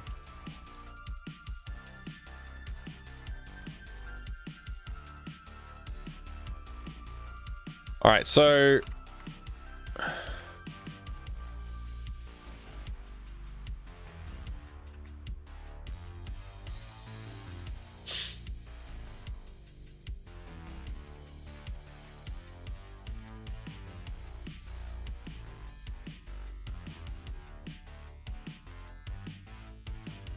yeah, I kind of need to like have some additional state on the guide to say like whether or not we're there. Technically, I don't, because we already have frames. We just say we need to like be able to set a frame maximum, but we can kind of do that programmatically a little bit here. We can just say like if frame like basically we just got to say go to frame equals like this first frame of terror. So the frame number would be 12, I guess, but it's actually -1, so it's 11. So go to frame 11, not 114, not 141, 11. And this one will be the other number, which is 20. And then we can say if the frame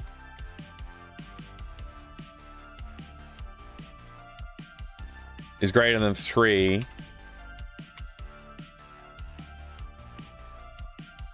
and state's not 3, there you go. Oh, I guess I could have used state. I could technically have used state to do stuff. But anyway, whatever.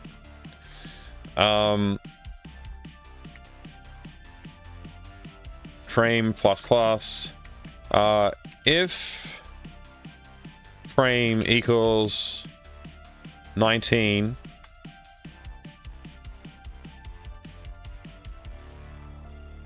This is just all like hard coding, a lot of nonsense. I should probably not do it this way, but I'm just going to do it this way. You know. 11. I'm just gonna do it this way, even though I know I shouldn't.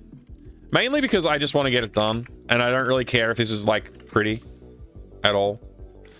What frame number would we be on if we're on the last frame? 29, so that would be 28, I believe. Yeah. Go back to 20, otherwise just increment it.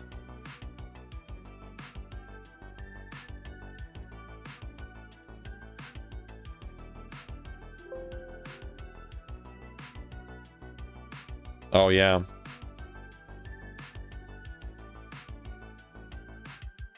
We'll make these floats. Does it complain about that? What line number? Yeah, so it's complaining about this. So we need to do I2F or something like that. Int to float. There we go. Here. This might slow things down a little, but whatever.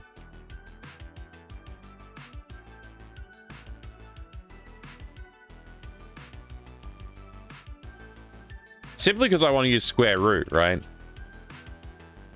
Float to int.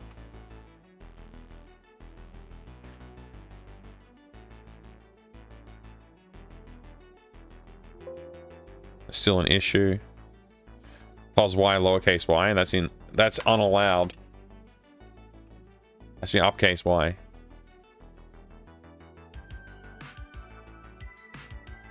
F1 Racetown, yeah, that's right.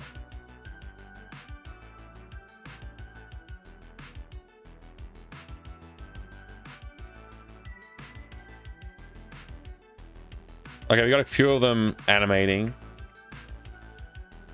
We had a couple of them do the animation, but the proximity wasn't close enough. So, also, we'll have to deal with those proximity values based on if we scale the positions, which we will probably scale the positions. So, we'll probably, like, do a 10x multiplier or something on it. Love my northern cold weather. It makes me appreciate some more. What? Hey, thank you very much for the follow. I appreciate it. I have anonymous follows on the channel, so feel free to lurk or jump in the chat and say hello to everyone. Good group of people. F1 Town will be win-win to get you so drunk crawl around the next morning, check that race. You have to come when the race is on. I used to work right next to the track, the Albert Park track, so you could see from my office. You could watch the race basically.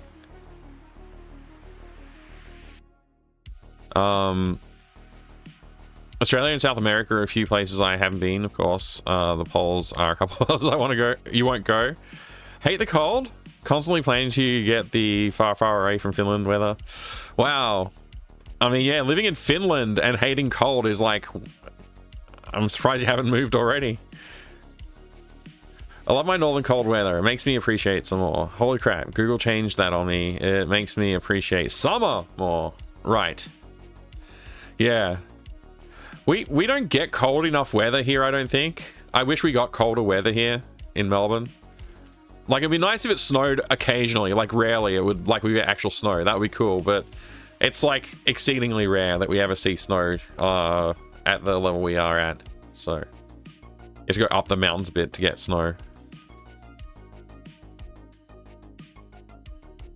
I don't know what's there to appreciate about summer. Yeah, it gets too hot. Calling for 6 to 8 inches here tomorrow. Oh, wow. Enjoy your snow. Yeah. I'm gonna go get that coffee. I did something and I saw like a couple of the dudes reacting to it, so it seems like it technically worked.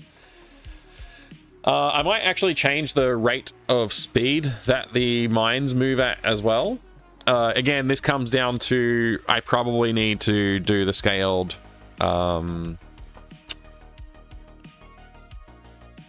coordinate space versus the pixel space. So we'll do that. Then we'll change the speeds of a few things and see how it goes. And then we can work on those proximities and other such things. So we'll get there, but yeah, it's going to take a little time. Tell my boss to offer you so much money that you can't refuse. You must move to Finland, and then the worst winter comes, and I would ask enough experience for you. I mean, I would love to do that. The problem is my family wouldn't.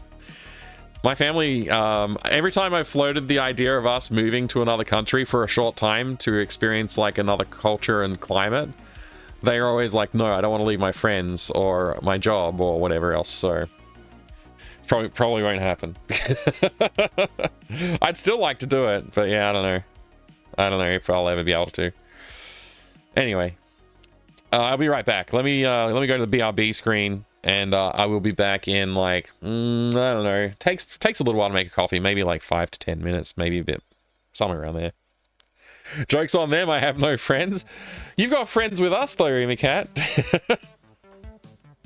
All right, I'll be back. Talk to you soon.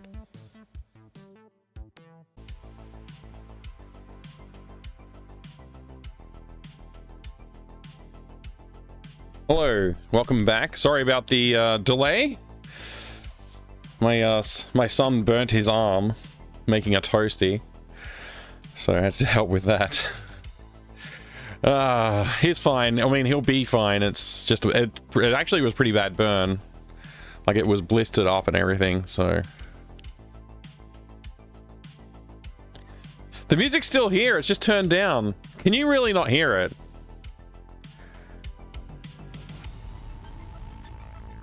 There you go. It's back. I'll just turn it down on my end. I've turned it up a little bit. Oh, it's fading into another track.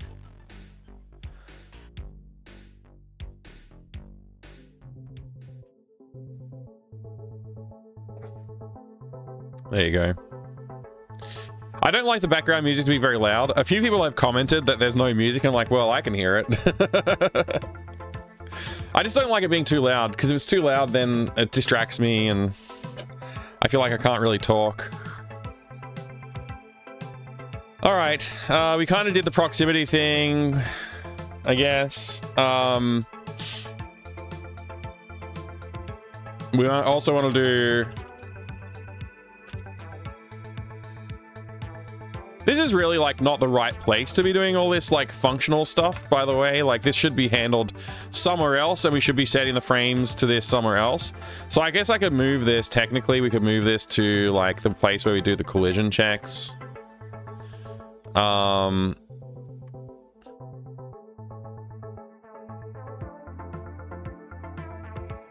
Which is, like, right here. So this is collision checking. So tag 1 is like it's an enemy. Or I mean a bullet. I could do a tag like 4 for mines and then have them handled differently, but for now we'll just do this.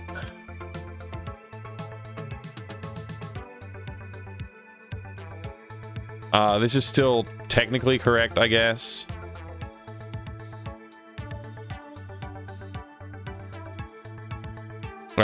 This part where we actually handle the animation is fine where it is, but this part here, it's better to be separated from the animation stuff, I guess.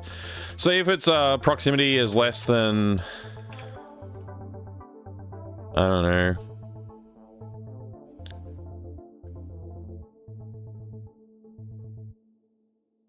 5.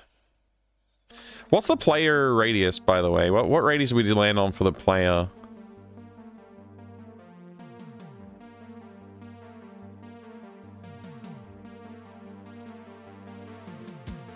Oh, we didn't end up doing that yet. Let's just go with 5. That's when we're going to explode. So we can just take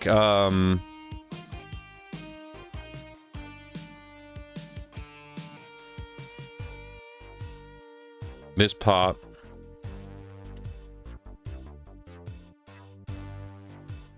Oh, this has to change too. This has to say frame equals what is it? 0, 1, 2, 3, 4. There we go. To go into death animation. And we do the same here.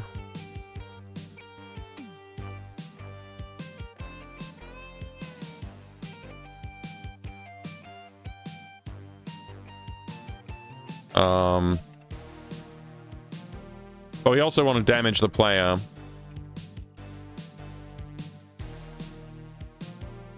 Which we haven't implemented yet, so we'll just implement that some other time. Did you say... did you add the... Wait, say, did you add the... Say, did you add the knockback to enemies when they get hit? Yeah, I did that ages ago. I did that when you asked, basically. I don't love it. I might change it, but for now it's there. It's actually got knockback every time it gets hit, and it's also got knockback when it explodes.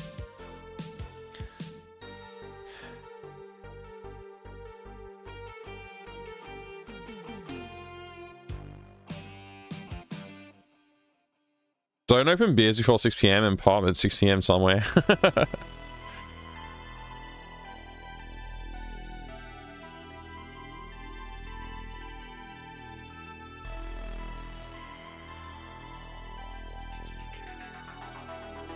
The old arm toaster, yeah, pretty rough. Gin and tonic is very yummy. I don't think I've ever had a gin and tonic.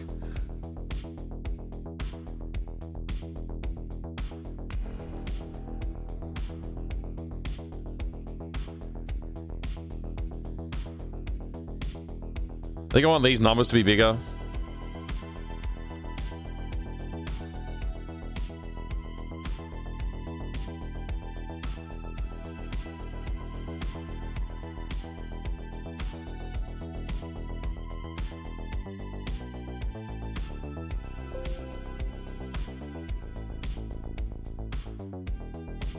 Oh.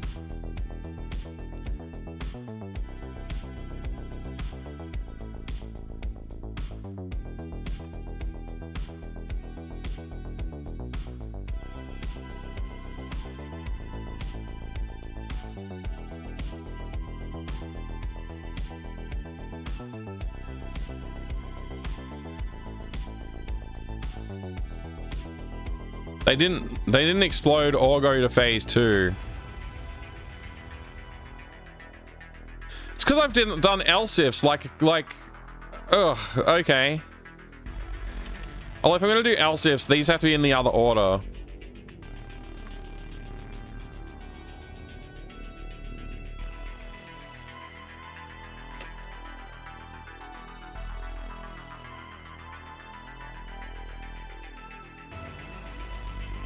So from nearest to furthest.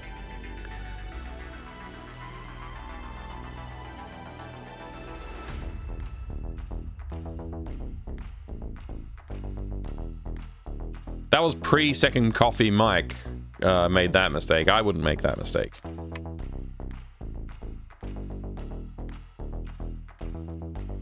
They're exploding too quick. Actually, I don't know what's happening with that, but let's say state is not equal to 3. Which should be guy index state. It'd be really nice if I could, like, whatever. I'm not going to complain about it again.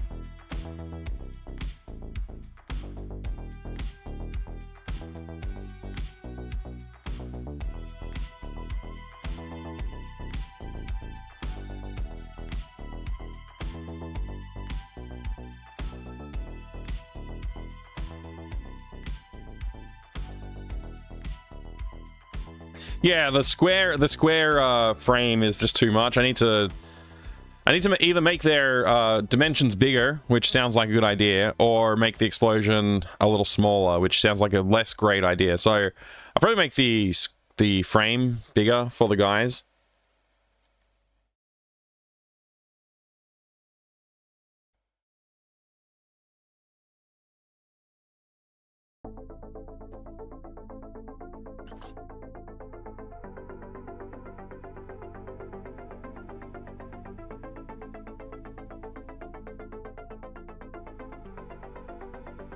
Adjust the hitboxes. Yeah. I will need to do that. I was thinking about that just then, actually. It was, I haven't put a hit radius on the sprites, but I think I need to do that now. And maybe even at some point I might want to put a origin for the sprite origin, so and stop using half width, half height for offsets. But for now, it's fine. Let's see. Init sprite data. So we want to put in here like a int radius, or we'll call this like hit radius, and we'll start using that for everybody.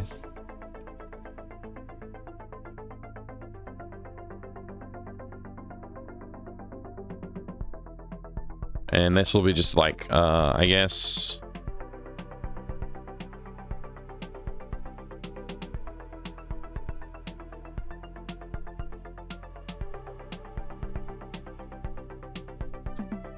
I'll do half of 25-ish. I'll do like 13.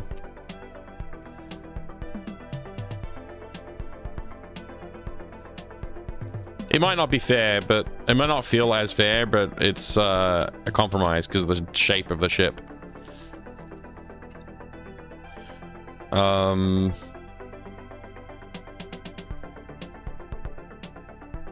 This one's hit radius will just be 7, which is probably a little big, honestly, because the sprite doesn't fill up the whole area. But you know, we'll make it 6. We'll make it 6, slightly fairer. And then this one we'll make well, how big is the guy when he's expanded? How big is this? That is 10 by 10, so 5 would be fine. What? 5.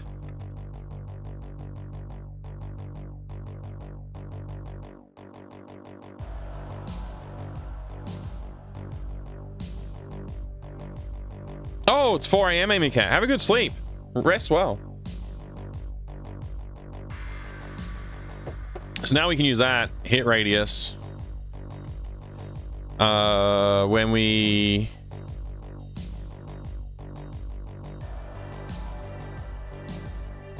spawn a guy. We can just use it straight off of the thing instead of doing width divided by 2. Hey, thank you for the follow. Welcome in. I appreciate the follows. I have an anonymous follow alerts on the channel, so if you want to jump in the chat and say hello, feel free to do that. If you don't want to do that, that's fine as well. Greetings. Good to have you. All right, so this is the hit radius we just added. This is getting a little bit of a mess, but I don't mind, because like I said, I kind of just want to finish making this and then move on to the rest of the game. The minigame shouldn't be too arduous to implement everything, so we're getting somewhere with it. That's a good thing. I think the next step I want to take is actually changing the scale of these. So this would have to be like 160 for it to be the same, visually the same place. So make it a 10x size. So this velocity would become 10 if you wanted to move at the same speed. That would give us a sub-pixel accuracy of 10. We'd have 10 different points between pixels, which should just improve. Like, it gives us a little bit more flexibility with the way we handle the inputs and AI if we choose to put something in there for AI, which we do plan to do for the mines. But also the mines will be able to move slower, which is like a good idea. Mines moving slower is a good idea. And they can accelerate like toward the player, maybe. So we might even use, I know I took it out of the definition for, I forget what we called it. I guess it was like up here somewhere. What type is guys? Can you tell me that? Go to definition. It's a guy. Okay. Yeah, right. So the naming convention here is obviously screwed up because of the way that I had to implement it to not collide with AGS script names of things. But anyway, we've got guy. And we have all this stuff. So one thing we might want to do is like add like an acceleration value as well, like, because currently we just have velocity and position, but there's no like acceleration at all, which is something we might want to add. It will make things a little bit more feel a little bit more fluid in terms of movement. We can also use that on like player movement, so it'll be less responsive. Like, you won't go from 0 to 100% movement speeds, but we could have like a more fluid feeling, and that would actually add some feeling of velocity and momentum. So we can have that, take that into account as well. So like changing directions actually has a cost of like time. But that I think in a shmup is less interesting. I think in shmups you tend to want to have like one-to-one like immediate reaction. So we might not do that, but it still might make sense to add something like that for the mines, so they like feel like they're slow, they slowly accelerate towards you, kind of thing. And that would give them momentum. We have them have momentum. So like if you dodge one, it'll have to like swing around before it can start moving towards you, rather than like immediately going towards you. So it gives you a bit of a chance to like dodge them and have a bit of fun with that. I guess TBD, we may or may not do that.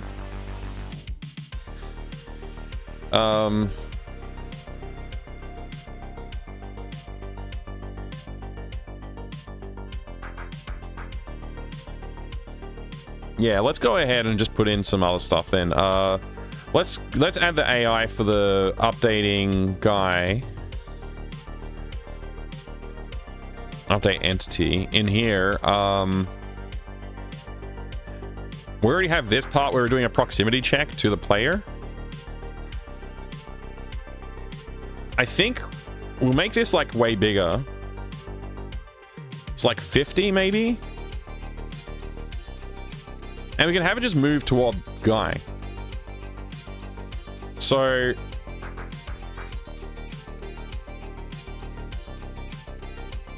we can do it like a here. We can do an if.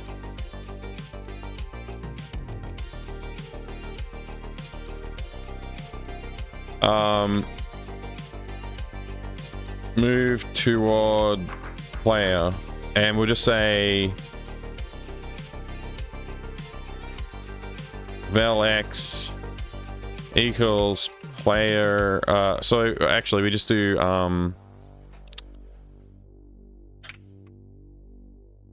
int vx equals let's just say it's -1, so we're assuming that the player is to the left, and we'll just say if px is greater than gx vx equals 1, if px equals gx vx equals 0, vx there. We'll do the same here with y.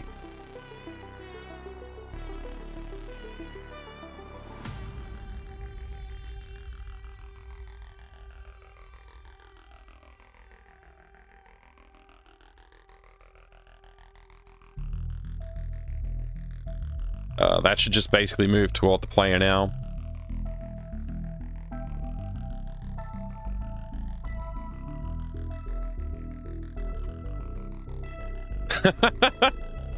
I hope you don't feel incredibly nerdy.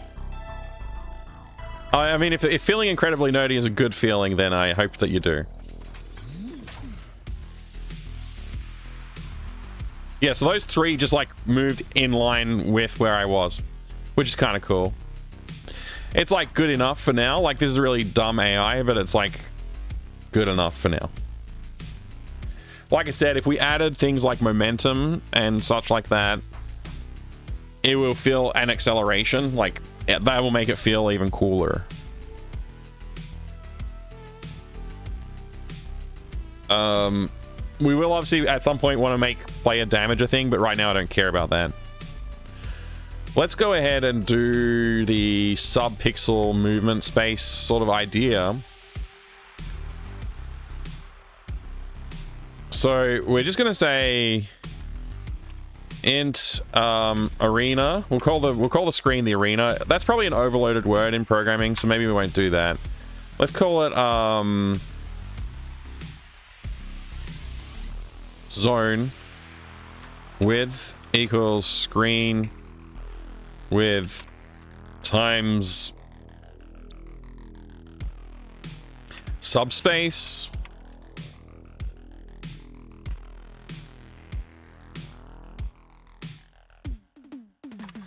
We'll do that for height as well.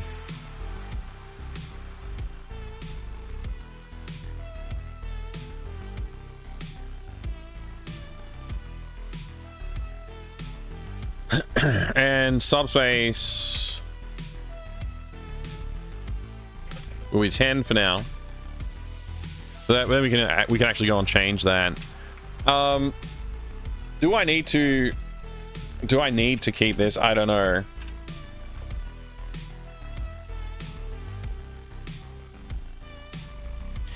What's advance at? Oh, okay. Every 4th frame we're advancing our frames. Okay, this is a frame advancer stuff. I probably need to put some comments because I just asked myself what this is. Frames of guys animate on 4s. So advance at is 4. Frame advancer is ink per frame, etc. There you go. Cool. Probably don't need this test clicker thingy either. I don't even know if that's still in use anywhere. Seems to be not used at all. We're keeping time around because we're currently using it, but probably there might be a way we can get rid of time. I don't know if we can get rid of time just yet.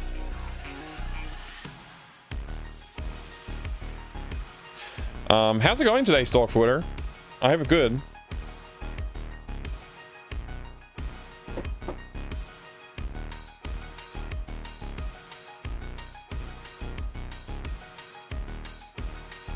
This is sprite data. This is totally fine. This is not. This is a hit radius. So we're going to multiply that by our subspace value. I keep typing subspace, and I don't know why.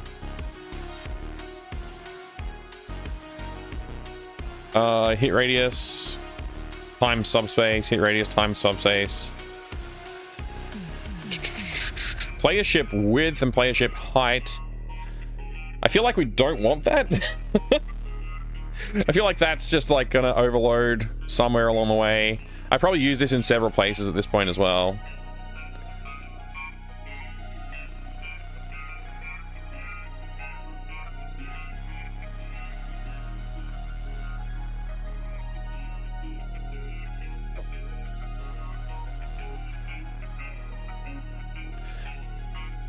Hit X and hit Y, that's the center of the thing, I guess?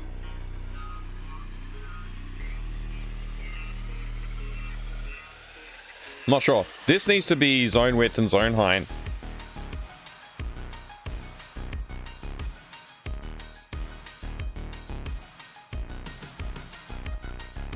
And this needs to be multiplied by subspace.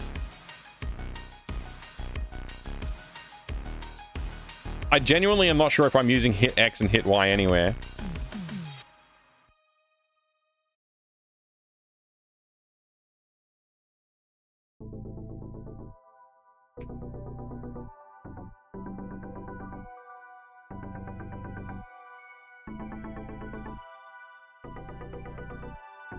So we are using it. This is our hit offset. We're not using centers specifically. So we do need to populate those. Interestingly enough.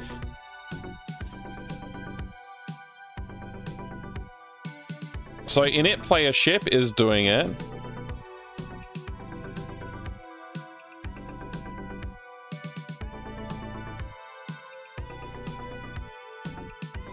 But I don't think spawn guy is doing it.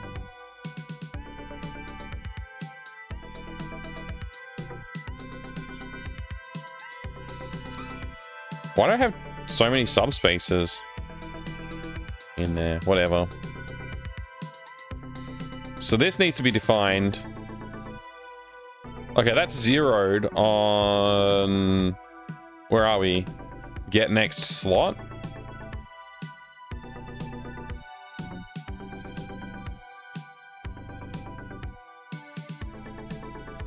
I guess this being 0 is fine, but we can now make it 5, which would be halfway across the pixel.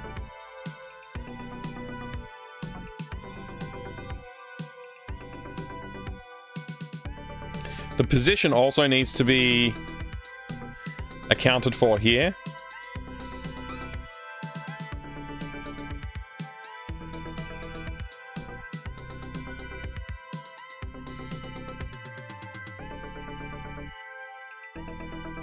I don't know why we're adding 1.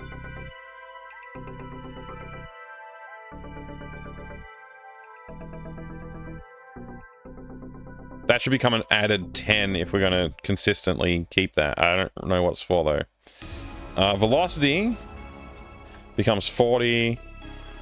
Hit radius becomes 10.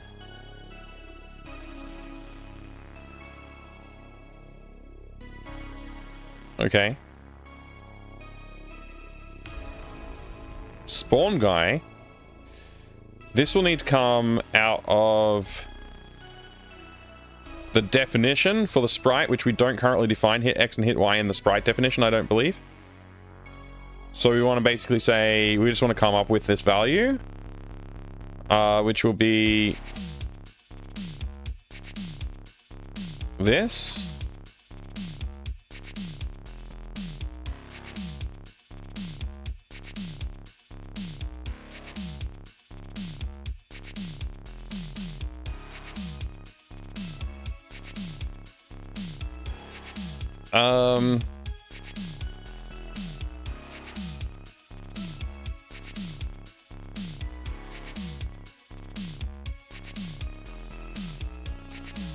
Okay.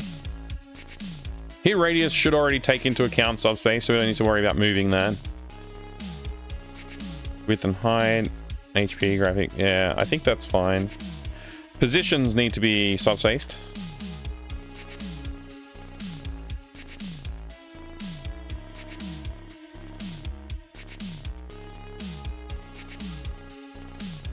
I don't remember where we got these numbers from, so we'll just keep them for now. We're going to change the way spawning works eventually, so that we like spawn a guy, but then we position the guy. So like when we want a guy, because it's going to be like, we're going to program in like a series of events or something like that, where we like actually add the guys. Maybe we'll make an array of something.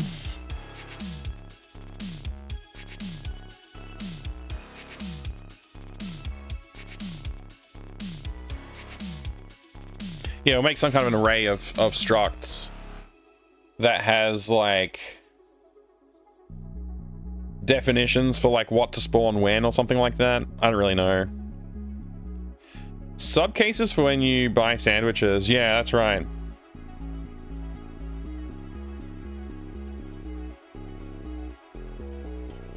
Void-bearing numbers don't change. Yeah, I actually do know where this came from. I just don't want to explain it right now, but it's basically the width of the screen. This, yeah. Width of the screen, half the width of basically minus 2 sprites width. And I think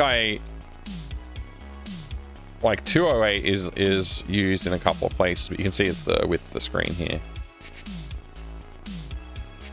So, and it might take away 2 sprites widths, and then add 1 sprites width to that random value.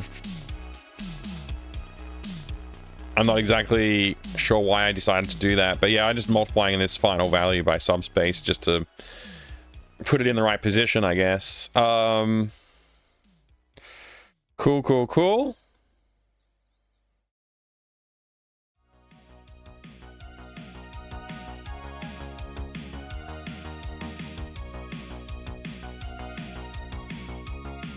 This is like, are you off screen? So we will need to multiply this by subspace as well.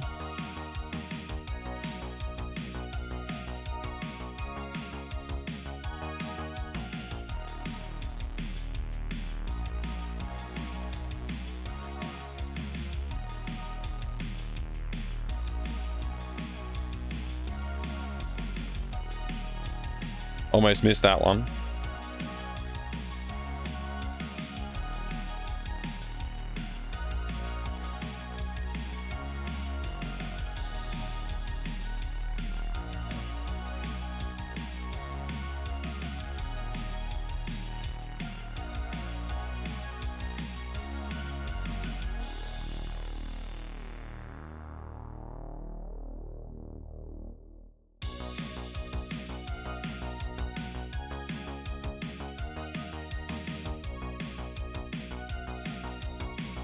So this is actually...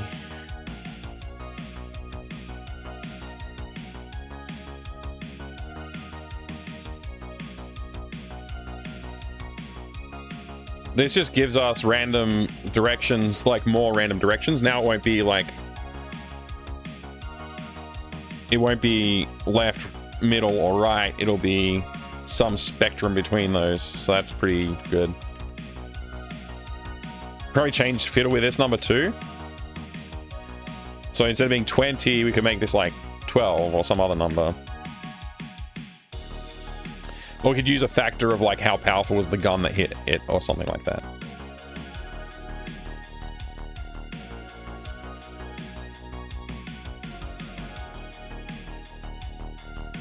Okay, this is a factor of how powerfully it was hit.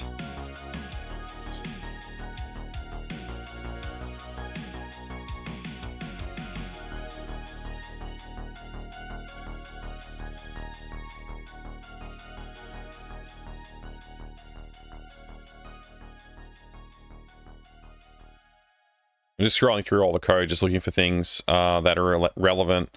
So like proximities, all these proximities need to be subspaced.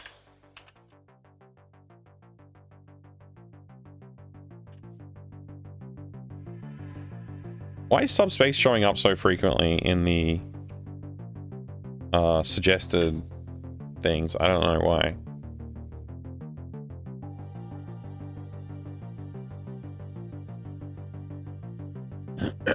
So this changes as well.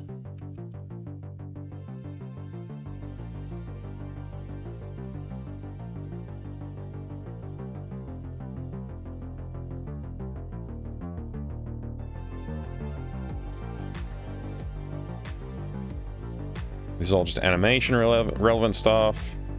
Okay, so when we draw it, that's where we're gonna actually start like dividing by the subspace to get the right position. So instead of drawing a pixel at position X, we divide by subspace.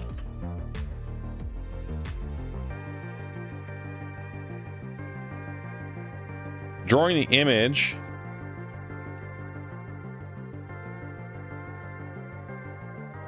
These are fine. Because those are in pixel space, width and height. Offsets are in pixel space.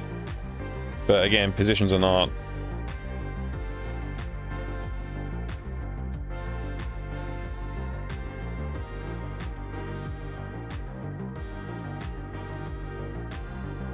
Top left. Okay, this is a controller input. So we're going to divide by subspace here as well.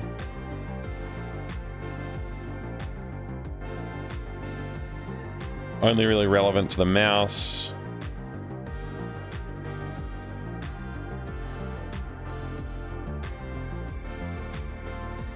Drawing buttons.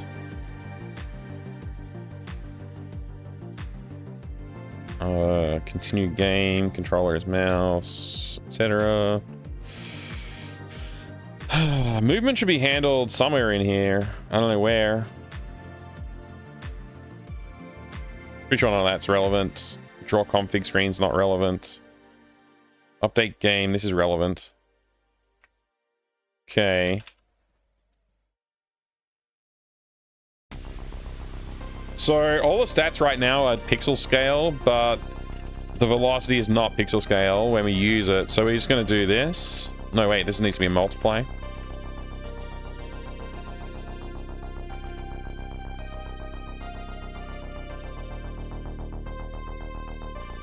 Fire rate's fine. Draw game elements probably doesn't matter because we already handle it inside here. Oh, updating dust. We cannot worry about subpixels for dust right now because it already has its own scale of subpixels. So I think we can just ignore that one and just let it be. I don't think we need to update it. We might want to merge it though at some point.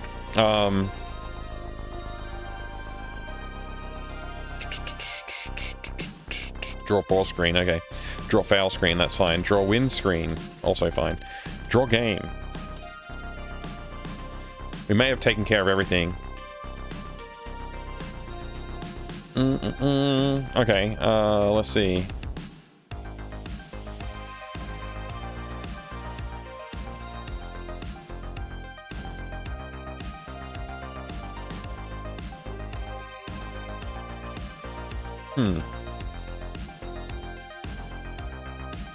I guess this will work, but there's a chance that something's going to go wrong.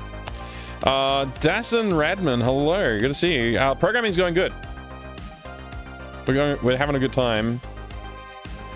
Gonna have a short eye shot. Hey, have a good sleep, Proton. Wanted to get feedback about the draft, so I know the direction to take the tune. The MT32 thing was nice. It's okay. I'm more interested about the style using the tune. Yeah, no worries. I'll get a listen to that soon. I'll drag what you've got into the game and see how it sounds when we're playing it. Maybe I'll try and put sound effects in for some shooting and maybe explosions if we've got something to drag and drop.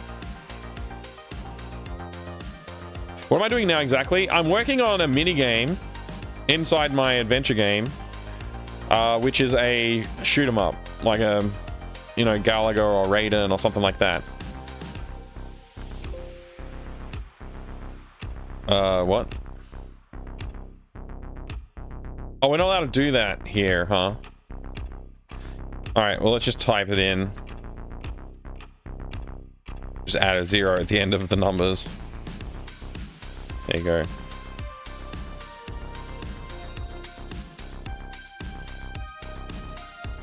So I got this adventure game where you can like do typical adventure game stuff, Dassen. And then, you know, you can pick up items and look at them and do things in the game. We also have this part of the game is you have to beat this shmup.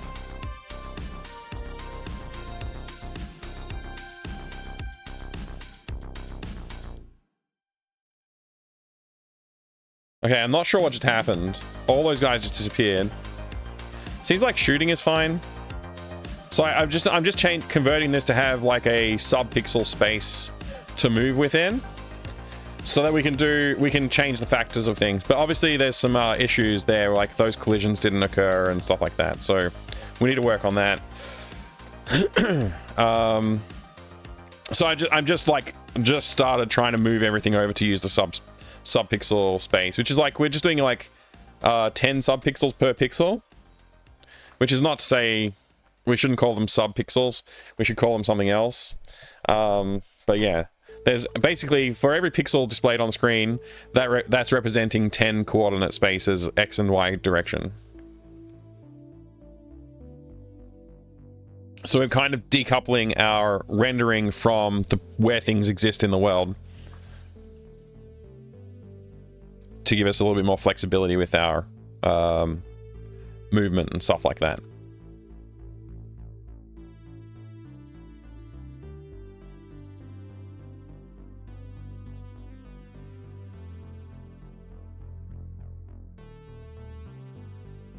I have to make a game, but outside of work, I'm just too tired.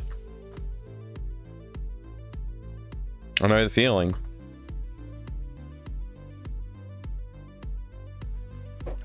Love programming. That's cool. What? Okay, I mean, if you're looking for advice, I don't know if you are, but let me know and I can talk a little bit about that if you want. Okay. So when it comes to doing extra stuff outside of your day job and you're too tired, the first thing I would ask is, what do you do when you're not programming outside of work? And think about those things. You don't have to tell us, but think about those things. If you're like going and doing exercise and spending time with loved ones and everything is like a really positive contribution to your time, then I would understand not having time to do programming and making a game. And you might need to find a part of that good thing that you can sacrifice to doing another good thing. But if what you're doing outside of work is like playing PUBG with the boys, or, you know, watching Netflix until you go to sleep, then I would say building a good habit of going and doing some exercise. Just walk around the block. So don't watch any Netflix on Wednesday night. Go walk around the block instead. It's not that, maybe you don't have a block that's very big and it won't take you very long, but that's okay, because that's triggering you to be in a mindset. You've left the house, you come back into the house, and now you walk into your home office and you say, I'm in work mode, I'm doing some programming. That's like step one, to just get into a habit that you can actually find like 1 day a week or 2 days a week that you can do it, and do that consistently. Pretty much revolves around gaming, my free time. Yeah, so it's just like, when you get home from work on pick a day. If you don't want to do it on a work day, do it on a Saturday morning or something like that. But pick a day, close Steam, close Discord, close everything that could get you to play a game, and open up your game editing tools and start making a game. Like, that's what you have to do. You have to, if you're distracted, you need to stop the distraction. Once you've done it and you've gotten somewhere, set your small goal as well. That's like number one is like build a decent habit. Number two, you might find that you never actually finish a game, or you never get to a point where you feel comfortable with like releasing the game or something like that. So like the step number two, once you've actually got yourself moving, is to just set a very small goal. Make a very simple game and send it to your friends on, like, you know, people you know in real life, or send it to friends on Discord or something like that. Put an itch.io page up and just upload the game, anything like that. It will get you to feel like, okay, I know what it's like to have done that now, and now I can focus on something bigger. So like everybody says start small, but small ideas turn into big ideas. So you really have to just write down exactly what you want to do and achieve that. Yeah. And you might have heard all of this before, but the truth is, like, it comes down to you not waiting for some kind of motivation to strike or some kind of creative energy to strike, and just being like, Wednesday is the day I'm doing this. I'm going to get home from work on Wednesday, and I'm going to close Steam, close everything else, and I'm just going to make a game. And if you need to leave the house and do a walk around the block and come back to reset your mind, then do that. So go in, close everything, walk around the block, come back, and now you're ready to go. Like, literally, the idea of like leaving the house and then coming back is a psychological trick to make you feel like, I'm going to work. So when you go out for that walk, your mindset is going to be, I'm thinking about the game that I'm going to work on. I'm thinking about what I'm going to do today. And then you get in, you sit down, and you do that thing. It's like a psychological thing. So if that's not going around the block, maybe you go into the garage and you like lift weights or something else. Like, I'm saying exercise things because exercise is another healthy habit. That's another motivation for you to actually do it. Recently finished mine, got 450 plays. That's awesome. That's really good. That's awesome, Kevin. What if you want to share a link, feel free to drop a link in the chat. I'm sure people would like to see it. But yeah, like, getting motivation is like, it's hard. So you don't want to wait for motivation. You want to just do it, even if you're not motivated. And you will go through times, like there's obviously, like, I'm not a poster boy for just always doing it, because I haven't always done it. Last year, the last half of last year, I did a lot less streams in the first half of last year. And I'm streaming like the entirety of making this game, but like even the other games I'm working on offline that people haven't seen, I think I did a little bit of that last half of last year, but like honestly, it's been less than I would like to have done. So, you know. Let's take a look.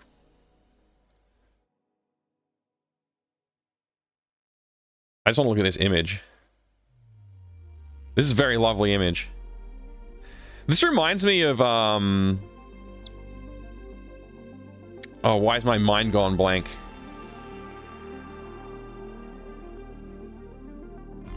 The art style reminds me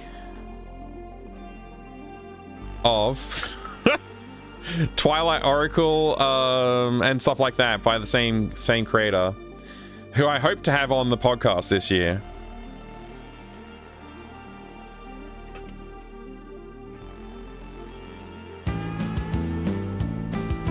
Oh, the game's loaded. Big Trouble in Little River. Oh, that's a cute name. I like it. Cosmic Void. For some reason, I couldn't remember the name Cosmic Void. I feel terrible. Yeah, Cosmic Void. It reminds me of their art style a little bit.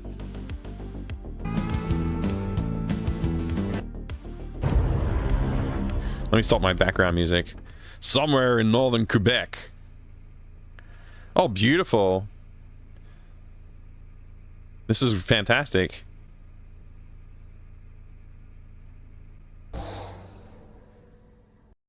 Have a good sleep, Master Gregor. Bad Amiga demo game? It could be, Micron V. It easily could be. I love the intro you've put together.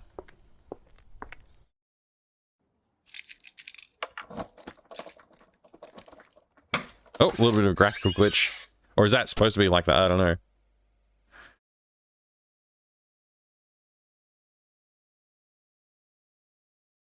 Yeah, see you soon, Master Gregor.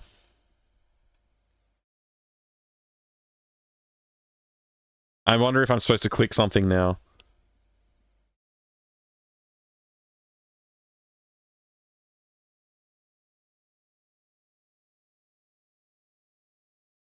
There's no instructions for doing anything. Oh, here it is. Next morning. I feel like we might have missed an entire scene there, but okay, this is the start of the game.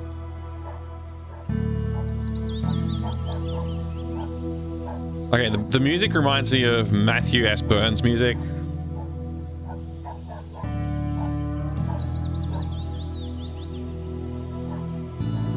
Electric kettle. I'll have tea another time. Oh my gosh, it's voice acted too? It seems they only have local channels.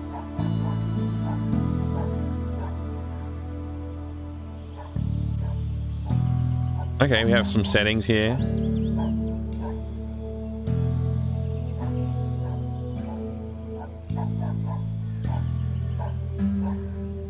Nothing says comfort like bed bug bites. It's empty. Just like my wallet. Just like my dreams. Okay, so we have scaling. Yeah, we got scaling. So this is like a high-res game from the look of it.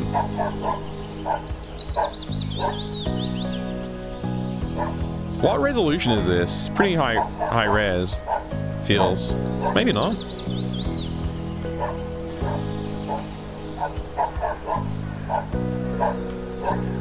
Oh, I see what's going on. Okay. So you're allowing the pixel scaling to go below 1 pixel, which is a good way to handle it in a modern context. Yeah, there's a ton of work in this. So who's this? This is Friday. Good morning, officer. Is that your dog by the exit? No, I'm currently writing up a missing dog report. I'm guessing you have no clue who the owner is? No, I'm from out of town. Makes sense, I guess. You can call me Officer Friday. Like the day? No, like the month. Obviously the day. Right. Anyways, the name is Karina. I was wondering if you Maybe with AGS. Yeah, no, this totally makes sense. I deal with dogs all day, so I always carry dog treats. You can have this dog treat. Thanks. No problem. Obtained Now, dog if you treat. Don't mind, I have a report to fill out. This is cute. I really like it. I love the background art too. I want to talk to the dog. It looks like a nice dog. I don't think he's gonna let me pass. Oh man. How do I use the dog treat? Just click on it.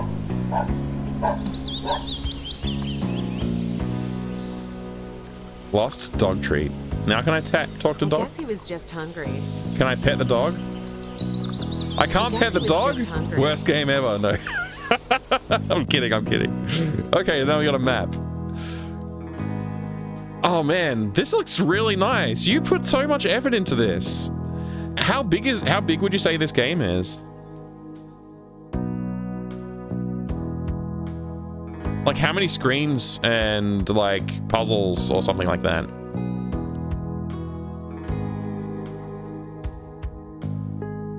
This is quite stunning. I really love the color palette.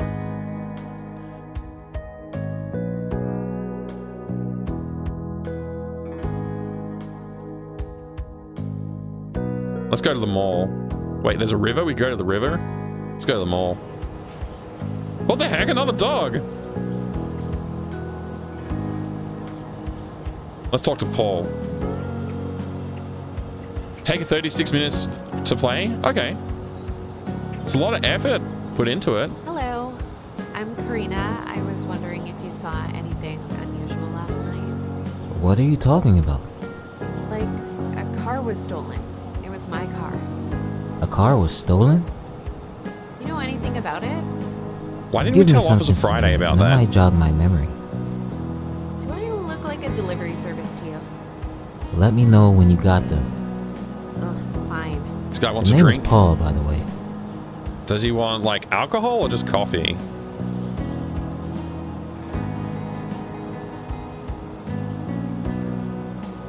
Simple, I forgot to write it in.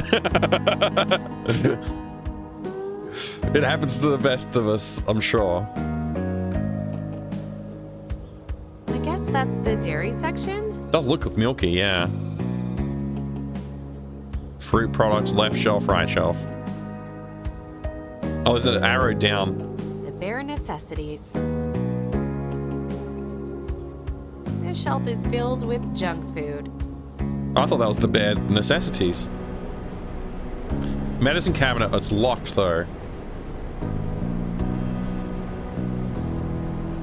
I guess this is not where you get the alcohol. Maybe from the cafe. Man, everybody smokes in this game. What's this? What if we click on this car? I'm not going to play the whole game. I just wanted to have a quick look. This is fantastic work, by the way. These are the cars of the people who work here. It's a good guess, probably. Let's click on the map. So we can just click on the map to go somewhere. Let's go to the dock. It's got even different soundtracks. There's a lot of work that went into this. How much of the, like, did you work on the music, just the programming, the design, etc.?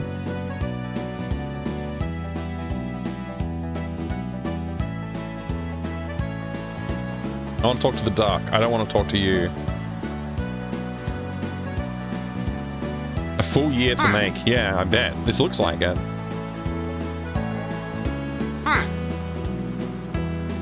Looks fantastic. You do a really good job on these trees. Really nice trees. Not happening. So much content. Oh, so you click on the map to go back out. There's a few locations I can see that, like, obviously they must unlock later on. Like, this feels like a location here. So does this. So does this. So does this house over here.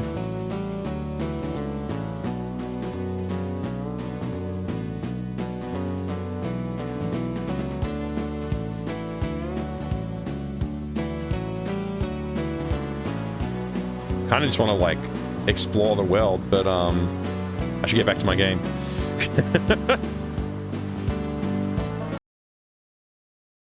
JavaScript exception thrown. See JavaScript console. I exited the game. I forgot that I was running it in browser. This is great though. I am going to click a follow and add to collection. There you go.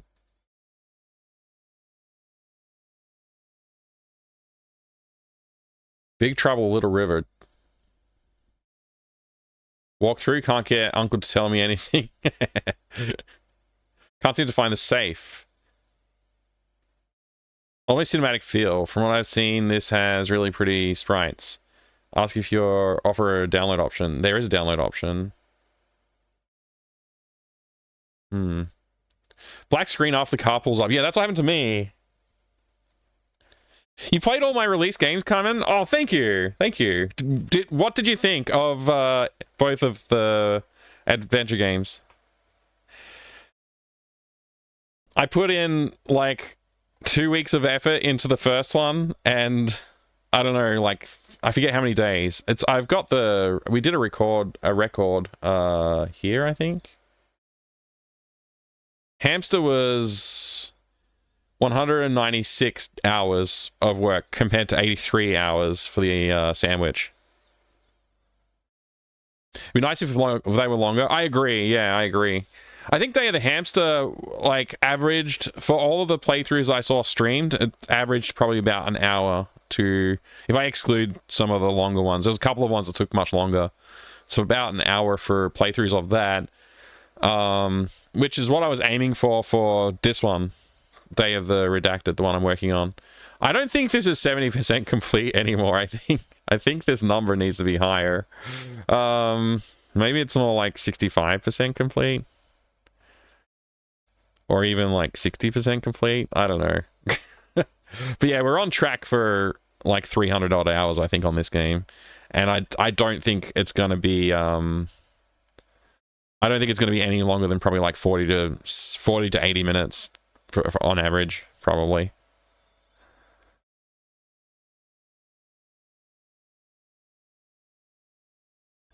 Yeah.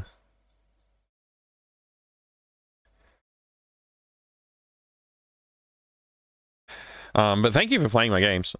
I'm gonna work on some other games sometime. After we finish Day of the Redacted, which, again, I'm probably gonna change the name. Probably. I might not. There's a chance I won't. Oh man, why did I'm taking off this jacket in an awkward way, and now my arm's stuck. I should have rolled down my sleeve first. There we go. It's gotten a little warm in here. Anyway, back to working on the game. That's what we were supposed to be doing. Also, I can put some music back on.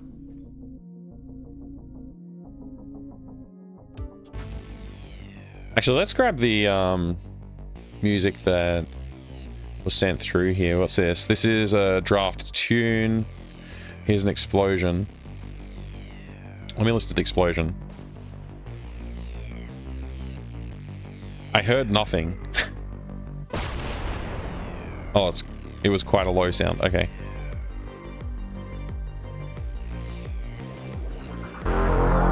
Okay, and that's quite loud. Let me download that track.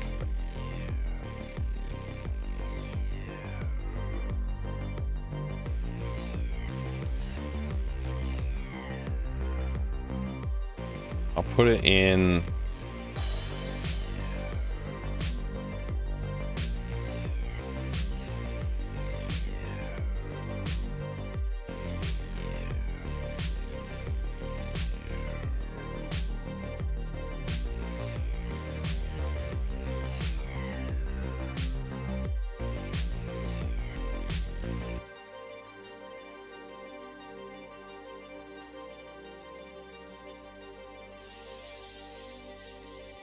I'll just put it in here for now.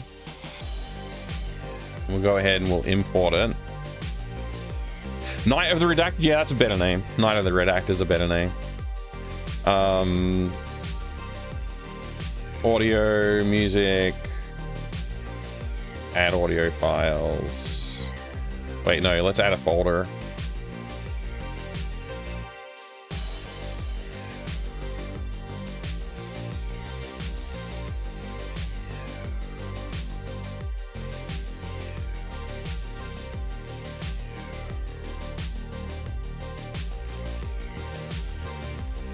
Okay.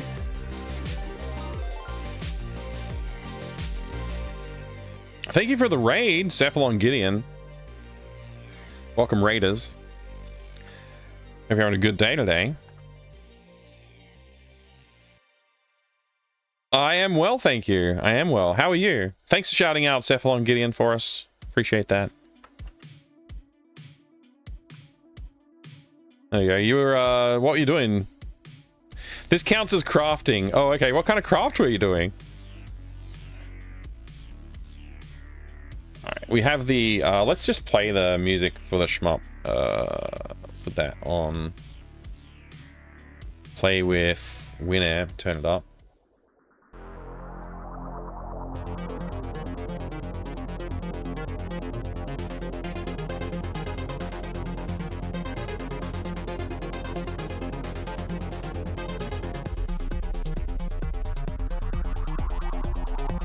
Cool.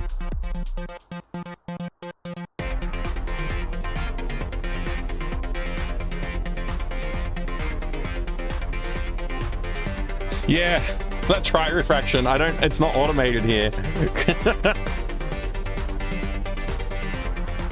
Yesterday of the sandwich? A whodunit mystery about your dinner being snatched? That's a good idea, yeah. We should make that too.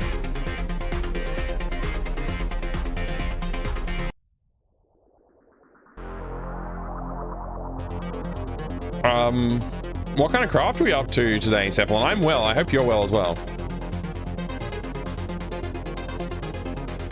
All right, let's play with what we're doing. All right, yeah, the coordinate space. We need to get the coordinate space up and working properly.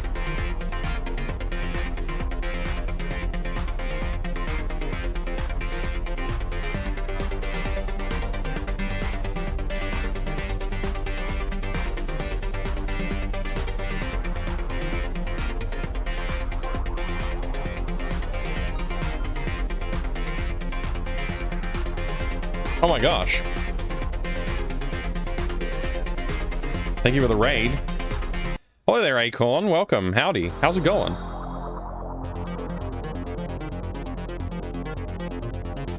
Everybody join me in following Acorn.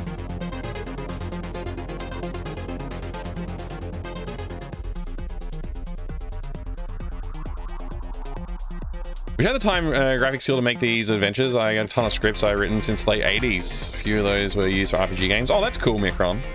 You should work on one. Thank you very much for the raid. What's up? What were you playing today? You doing some cool physics adjustments. Cool, huh? Like the table game with the balls, right? I assume. Not swimming pool. Thanks very much for the raid. Welcome, everybody. Yeah, billiards. That's the word. Thank you. Yeah. Welcome, everyone. My name's Mike. I like to collect games. I have a bunch of old video games.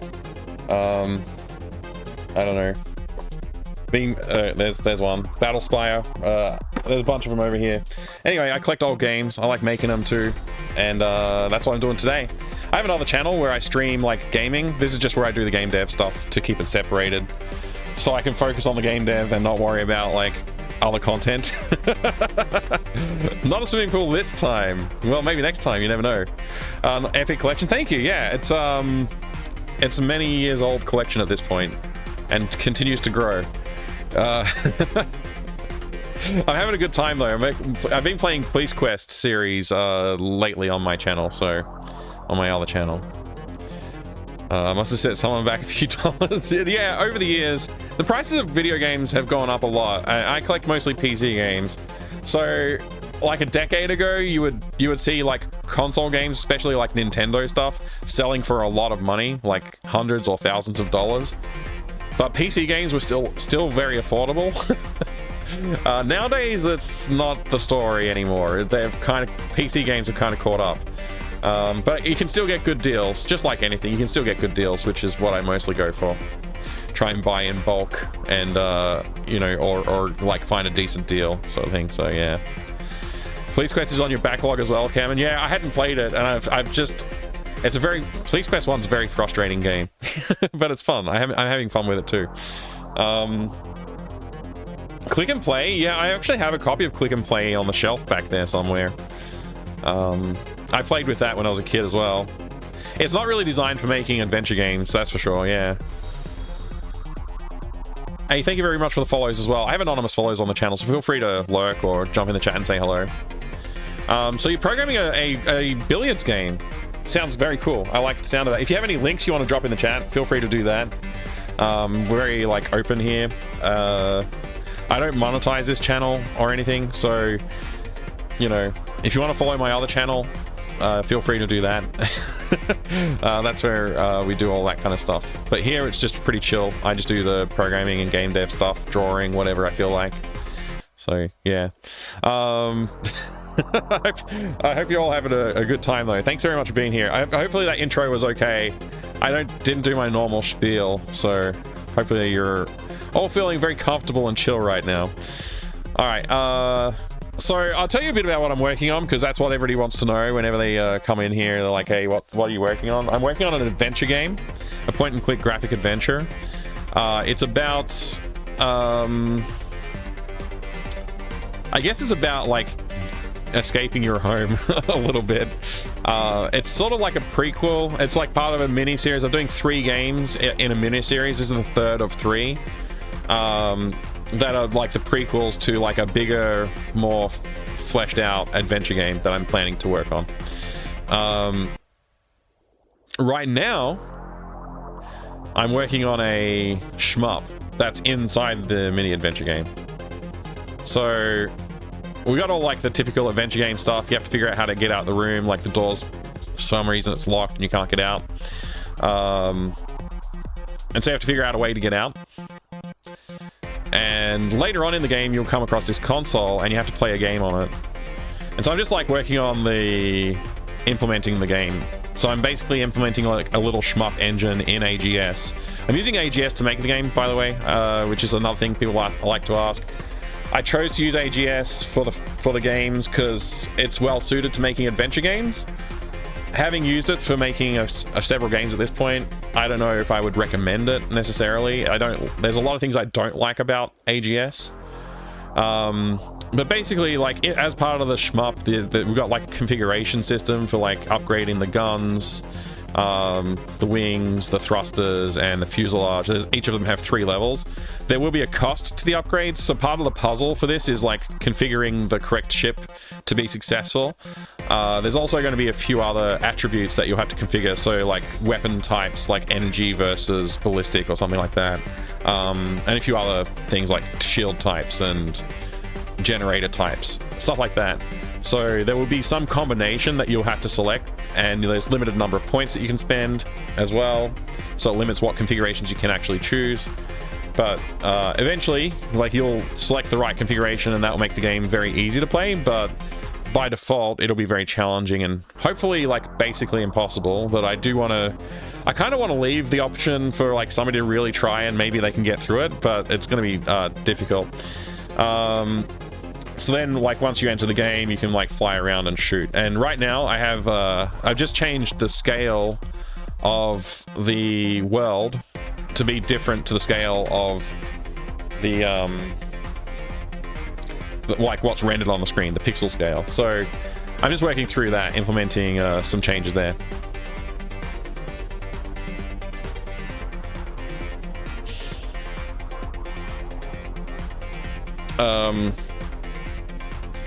I guess a little bit of historic stuff as well for you if you're new here. I started doing dev stuff on this channel a year ago, and so I just went and I don't know, there's a bunch of stuff here. I guess I could go through it all, but I won't.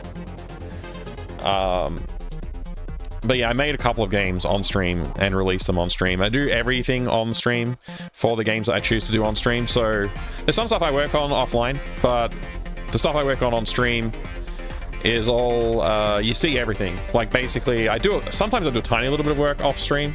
Hang on, I'm just going to change the track because this one's getting repetitive. I was just listening to that as anyway, there you go. A little bit quieter, a little bit different. What's your main channel from a different account, my brothers? Oh, yeah. I remember you mentioning that, actually, now. Just, yeah. I'd forgotten. But that's right. I lost my train of thought, too, when I changed the music. Anyway, yeah, so I started off, I made 3 games. 2 games that I've released. I worked on one other game, which is like a real-time Scorched Earth style game, which is like an artillery game. Then I started looking at doing some other stuff, decided to continue working on adventure games, and I'm currently working on the 4th game that I've worked on the channel.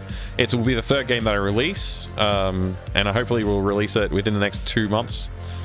I did some goals for 2025, so I'm going to continue working on the current game and release it. Plus, hopefully I'll release 2 other games this year. I want to do some other genres and release them, because like right now I've only released adventure games in the last year or 2. I would like to work on something else, so, you know, just putting that in my goals for the year. I also like to make a financial success with one of the releases, something that like pays for the hours that I spent on it. So far, I did the math the other day, works out at about $1 or $2 per hour. So obviously, you know, there's room for improvement there. I want to release. I've only released stuff on itch.io. I know releasing on Steam grants you a broader audience potential, so hopefully I can gain some interest on Steam and actually maybe that will be the way that I can make a financial success by paying more than minimum wage. Would be nice. Anyway, there's also some other notes that I put about what we might work on this year. So cinematic platformer, something like Prince of Persia, for example, if you've heard of that. Survival horror in the Alone in the Dark style. Something else I've been wanting to work on. I actually started working on this offline. So I may just bring on a project online that I've been working on offline. We'll see. The final graphic adventure in this series that I'm currently working on, which is going to be a larger, like a higher content game, a lot more work. A roguelike or something. I don't know. Like I have a few ideas around that. I didn't want to like elaborate there. A tycoon game. About like, I don't know. Yeah, like Lovecraftian tycoon game. And there's also a game I'm working on offline with someone else. So I don't know if that'll ever come onto this stream, but it could. So yeah, there's quite a few things ongoing anyway, and but this is like the game that we're currently working on. There's a lot of stuff to do. The way I do this is I put down like basically what I want to do on a given day, and I go through and I check items off on that list, and then I take it on to the next day, the stuff that I didn't do, and I start checking them off. So we're on day 58 today. We've gone and implemented this, we've implemented that, we've implemented those, and we've implemented that and that. So we've done all these things today. And I am currently working on this. So this is going to be, I decided it's going to be 10x. So for every pixel on the screen, there's like 10 like subspace coordinates that you could move it within. And that will just allow me to add a little bit more flexibility and interest to the game. Yeah. So this stuff that's a little bit like grayed out is stuff that I may or may not do. Probably won't do. I'm probably going to delete this at some point. But I'm leaving it in for now. So yeah, there's a few things left to do for the shmup. The most important thing that's not actually written down here, thank you very much for the follows, appreciate that, is that I want to put in, we want to put in an actual level. So create an actual level with content. That's a pretty big job. So it's not listed here. It's pretty important to have it listed. We could break this down a bit. So we could create some encounters and obviously the boss fight at the end. We haven't done any boss designs yet either, but I'll have to come up with that. So for our enemies, this is the sprite set that I've made. So when they enter the screen, they like animate through this one, and then when they die, they explode. Then we have a custom animation for this one when you're close proximity to the player, and then very close proximity to the player. Thank you very much for the follows. I appreciate it. I have anonymous follows on the channel, so feel free to lurk or jump in the chat and say hello. What I mean by subspace, so basically I'm just talking about coordinate space. There's coordinate space and there's screen space. So coordinate space it's very common in video games to do this. Like you have, basically your rendering is separated from like the actual positions of things in the world. So I'm calling it subspace just because I felt like it.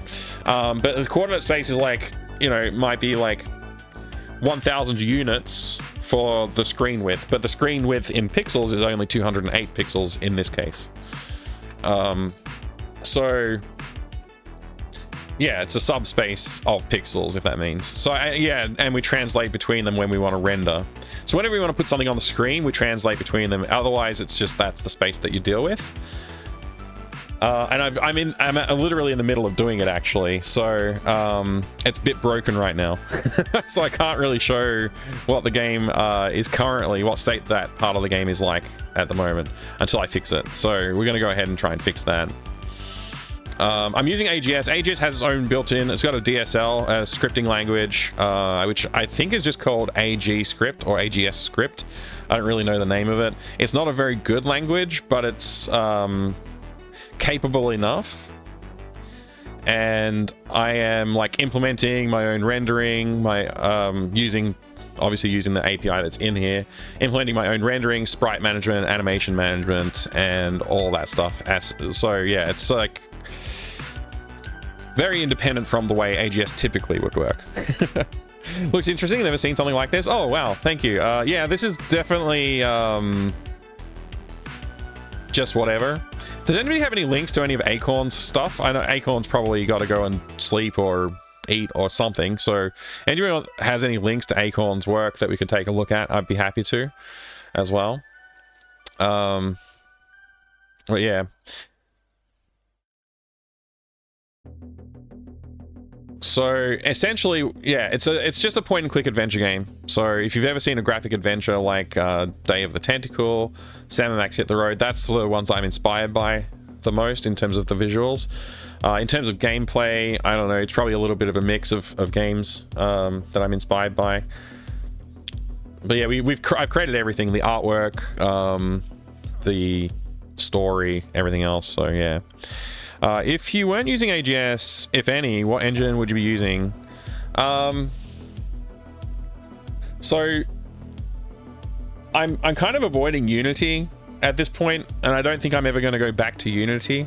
But Unity does have some good tools in there. PowerQuest is a good tool for making adventure games, which I played with a bit. I wouldn't say like no to working on Unity entirely, I guess, but I just for now I just don't feel comfortable doing it after the licensing, I guess, debacle that they had for a while there. I think that's mostly resolved now, and people tend to be like a little bit more on board with it. But I just feel like if they've done that like 2 or 3 times at this point, I don't really feel like it's a good idea to invest effort and energy into it when 5 years down the road I'd have to port my game to some other thing to avoid having to pay them more money for some reason. So like, yeah, I just don't feel comfortable with that. But yeah, Unity is an option still, I guess.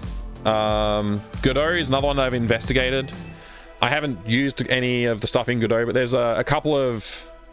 In Godot, there's a couple of extensions people have made for that, or whatever you call it, libraries, for making adventure games that look alright. The option of making my own in Godot is an option that I would consider. Most likely, though, I'd probably do my own engine. It's not like the adventure games are that complicated. So making a custom engine is probably the route that I would take, because I like to do that anyway. I like making engines. So yeah, I'd probably just go that direction. What about Godot? Do you think it's good for adventure games? Apparently it is. Like, there's a few adventure games that have been made in Godot. I wouldn't bother using Unreal. I just think that's like way too... It's too, like, I guess I've never seen, that I know of, I've never seen like a 2D game made with Unreal. So maybe they are really, maybe it is actually really good for making a 2D game, but I just don't think I'd approach it. Yeah, it feels like the wrong engine. It just feels like a bad choice. Over-engineered for what you're trying to make. Like, this is a very simple thing to make. So yeah, making a custom engine for this probably is what I would do. Yeah. So in this game, you kind of like have to figure out how to get out of the room, like I said before. I'll show a little bit of like what's in the game right now, so we can like get a little bit of a sense of what's going on. So there's a few things you need to leave the room. I got a sandwich that you can use to lube up the window so it's not jammed. Didn't mean to click there. Then you need to use this to lever it because it's still like too jammed. So you need to combine like, you know, the use of the sandwich with that. Now that you've done that, you need to create a rope to get out. So you do that, tying in the rope together and then putting it out the window. Now you can climb out the window. And as you leave, you can see the llama and your aunt. Your aunt's like disappointed and tells you you have to go inside and do your chores. Now you can see why your door wouldn't open. There's a rope tied to it, so you grab the rope. You can grab a few other things around here too. I'll just quickly go through it for a little bit here, just to demonstrate a little bit more of what's around, what's happening. So if we try and leave, our aunt won't let us leave. We have to do our chores. She'll tell us, come back and do the chores. There's a chart here with Simon has completed all their tasks, but Sierra has not completed all their tasks. This is Sierra. So you can try and talk to your aunt and convince her to let you leave, but she won't. So, you know, you can try and turn on and off the telly but it doesn't work because the remote is out of batteries, so we need to go get some batteries. When we left the room, the robot started moving around. It's still on patrol. And if we try and grab the robot, it won't let us. It'll fight us, and we can't pick it up. So we need a way to stop the robot. We put some honey on the ground. He gets stuck in the honey. And then we steal the batteries. I haven't done any of the voice acting for the game yet either, so that's something we got to work on as well. Now we got batteries in our remote control. Styles retro, so retro, thank you. That's what I was going for.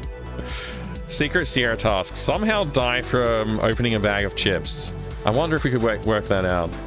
First, we would need to add a bag of chips to the game. Oh, how strange. TV change channel. I guess I'll have to change it back. Yeah, so now while she's distracted, we can change the names on the chart. If we tried to swap them while she wasn't distracted, we wouldn't be allowed to. So now you can see Simon hasn't completed their task, but Sierra has.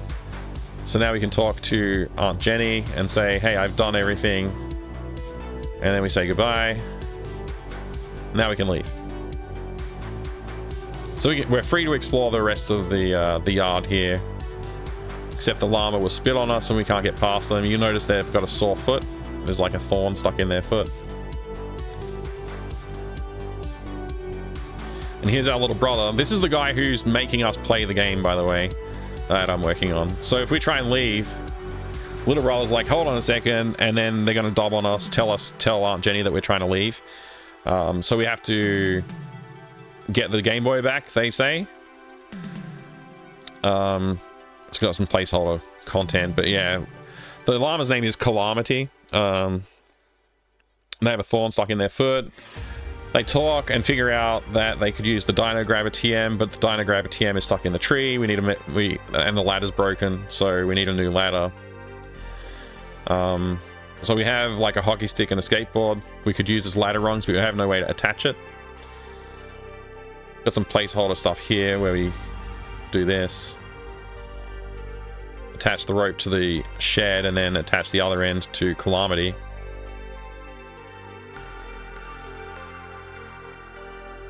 I have this animation sequence that's incomplete, but we'll finish that up. And then things explode. There's a piece of wood and there's a hammer and nails. There's a few references in the shed here. We've got updated art for this with more content. But yeah. Now that we've got those things, we should be able to build the ladder. We've got 3 rungs and a hammer and nails, so we just start using those on the tree. I'm going to expand this so that you have to use each item instead of just one item. So now we have our... Oops, I didn't mean to click there. Now we have our ladder, so we can climb the ladder, get into the treehouse. Hey, Suzanne, good to see you. This is the 3rd in this series, yeah. And now we have the Dino Grabber.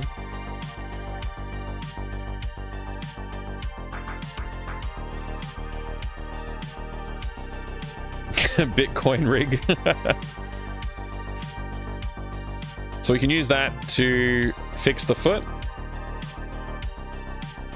And now the llama's no longer unhappy with us, so we can walk past. We got the game console stuck in the tree, but we can't reach it. I think we just have placeholder stuff right now for that, so we'll need to add more content there. But when we try and grab the yarn, we can't grab the yarn. The cat won't let us take it. So we try and turn the tap on to scare the cat away, but it's leaking, so that's not going to work. So we need to repair that.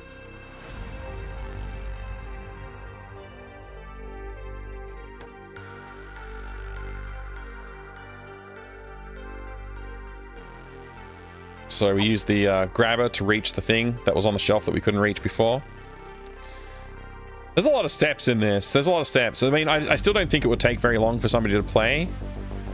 So we fixed the hose, and now we can use it. The cat gets wet. I still love this animation. It's so funny. Now we got the wet yarn. So we need to dry the yarn before we can use it. If we try and use it to attract the cat to knocking the Game Boy down, I mean the game console down, it won't work. It's too wet.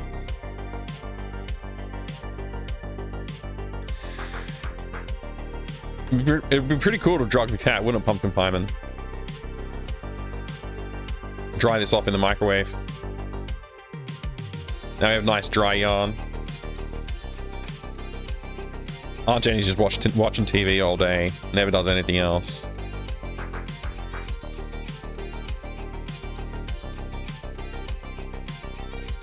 I've got a lot of placeholder dialogue, which is hilarious. Alright, so now we got the game console, we can pick that up. And then we go to try and give it to the brother. The brother will say, but I need you to finish level 3 for me, because I can't beat it. And then you go play the game. That's why you have to play the game. And so that's why we're doing this bit, where we actually, like, you know, implementing all this stuff with, like, upgrading your... This is, like, way overcomplicated for what it needs to be. I definitely didn't need to make it this complex. But I did, and I think that's a good thing, you know. Alright, we add a bunch of guys to the scene just so we can see them, and yeah, this is, like, a little broken at the moment. I think the timer ticks up whether or not the game is running. So, like, the level end timer is, like, always running. There's also no way to shoot dudes at the moment. Because I haven't implemented it yet. But yeah, this is the shmup section of the game where you can shoot. I can pause the game. And then I can win or fail. I think it's cave or die. You lose. How loud is the music right now? It's pretty loud. Turn it down a bit. Or we could win. What was that? W? Yeah, we won. Alright. Sorry for insisting, just curious. What was that? What are the advantages of doing subspaces? So, if you think about, like, how fast things are scrolling, right? If you wanted to move, like, the ship at a slower rate than 1 pixel per like frame or per tick, you have to keep track of that somehow, right? So one way to do that is just to have the coordinate space be in at a different scale. Yeah. So that's what I'm doing. I was just trying to adjust the coordinate space. All of the stuff that I had written before was just pixel level, but I was like, actually, I want this to be less than a pixel. So, pixel resolution too crude. Yeah, exactly. There could be other reasons for it too, but it's very typical for coordinate space to not be one-to-one with, like, screen space or something like that. So, yeah.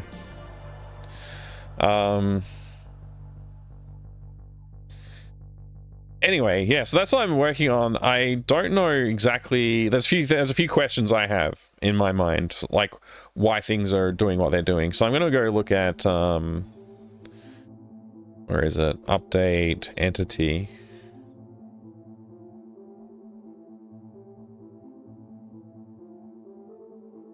So what's this assertion? Sprite index is greater than 0 and the tag is 1. So I guess that's like saying, like, we shouldn't have is tag 1 a bullet? I think tag 1's a bullet. So yeah, it shouldn't have a... We shouldn't have a... Yeah, this is probably an unnecessary assertion. Oh yeah, that's right. This language doesn't have assertions, so I'm just saying assert equals 1 divided by 0 to cause it to crash. And then I can at least know that this condition was met and that I need to deal with it. So I'm going to leave that in there for now.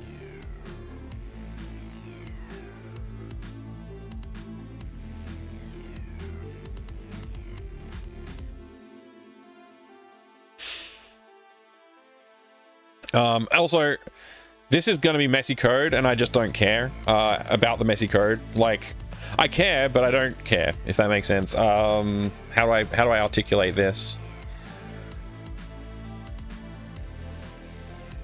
This code is unimportant to me. I'm not going to work on another... I'm not going to extend this game in any way. It's going to be like the bare minimum to get it working. AGS needs dark mode. I 100% agree. I wish AGS had dark mode. I wish that it had editor integration. That was good. It's got... so we're going to advanced here. I can actually say like sprite editor. Somewhere in here, I think I can say like, hey, I want a sprite editor. Outside, here it is, sprite editor, default image editor. If I select in here, I can go and select whatever this is called, a sprite. I could select a sprite and then it would open sprites in here to edit them, which would be great. I want the same thing for text. I want the same thing for text. I don't want to have to use this, but that's all they've got. That's all they've got. And they, yeah, like they do have theme somewhere in here. There's like a theme. Editor appearance, color theme. They only have default. If I open the theme folder, I think there's like nothing in there. There's just there's no themes. And I looked at what the dark themes actually look like, and they don't really work. They like look probably worse. They look worse than this. They are dark, but there's also parts of it that they can't address, so they can't make them dark, and it's weird. It looks bad and wrong. So yeah. I'm weird, I like light mode and system default. Yeah, I mean, dark mode's not for everyone, I get that, but I would like a dark mode on this. It would be nice. Anyway, that was a nice introduction. Sorry if that was too boring for you. If you're new here and you want to just see me doing some work, then sorry about that. We'll get into work now. But again, thank you very much for the raids. I do appreciate it. I'll be definitely going and checking out what Acorn's been working on. I like a good snooker game, a good pool game, a good billiards game, so I'm very curious to see what was happening over there. By the way, use Linux. AGS works fine with a program to run Windows apps. Oh, like Wine or something like that. That's great. That's really good. I'm about this close to moving over to Linux, so we'll see. I'm going to build a new computer in the next month or so. I'm probably going to install Windows on there, but I might just install Linux on there too. Just to see. You use something called bottles? I don't think I've heard of bottles. Alright. What I'm actually looking for is a part where we say, like, hey, you've traveled far enough and you need to be removed. I feel like it's toward the top here somewhere.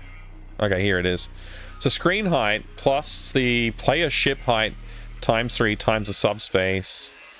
So that should not be screen height. That's literally the problem there, I think. We called it zone height when we changed that. So that should fix that problem. Let me find the hit X and hit Y. When we despawn a guy, our hit X is calculated with the width of the sprite divided by 2 multiplied by the subspace, which is 10.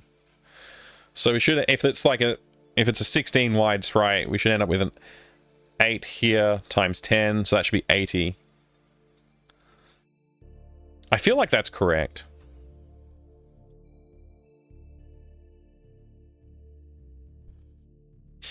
I feel like that's correct. Did the music just stop, or is this really quiet? It's just really quiet. Okay.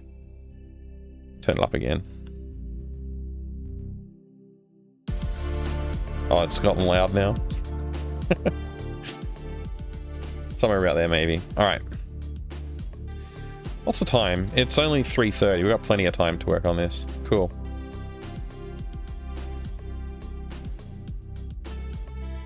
I feel like I want to draw on the screen the hitboxes, maybe. So I think we have a draw guy and update, and I would like to rename this, but there's no like refactoring in this, so I just have to do control. There's no control H or anything like that. You got to do a control F and then a replace, and then Yeah, whatever. Let's just change this to update guy.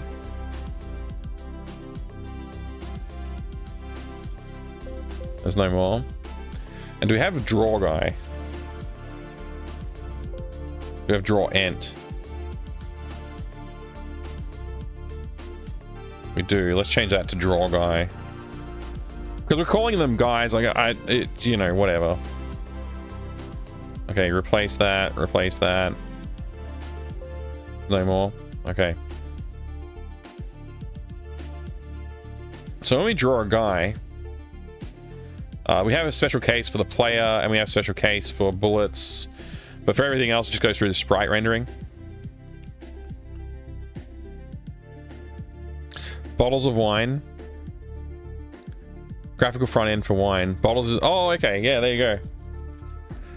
Linux seems interesting to learn. Yeah, Linux is great. I've only really used it... I used it as desktop for... I feel like it was a year, but it's probably less. Back in like the early 2000s, maybe mid 2000s. And then I tried Linux Mint again, probably like, I don't know, 12 or 15 years ago, something like that. I have no idea. Probably around 2012, 2013. Thank you for the follow. I appreciate that. And then in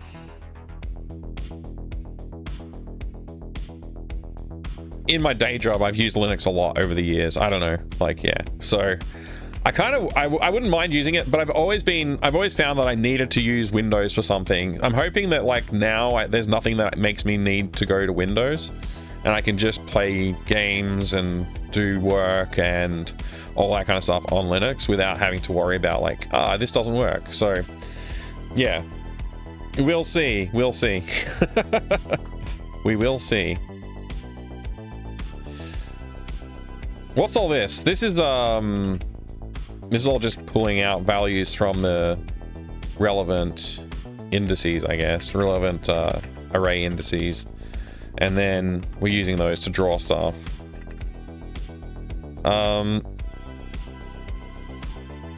That's all, I think, correct. It looks right. What I wouldn't mind doing here, actually, is like, okay, so... if S equals... Well, it would be 2? I think it would be 2. For the mines? Yeah, we had that previously. Again, like, I don't know. This is just like debug code. I don't really care that much. I want to draw a circle for the proximities. So...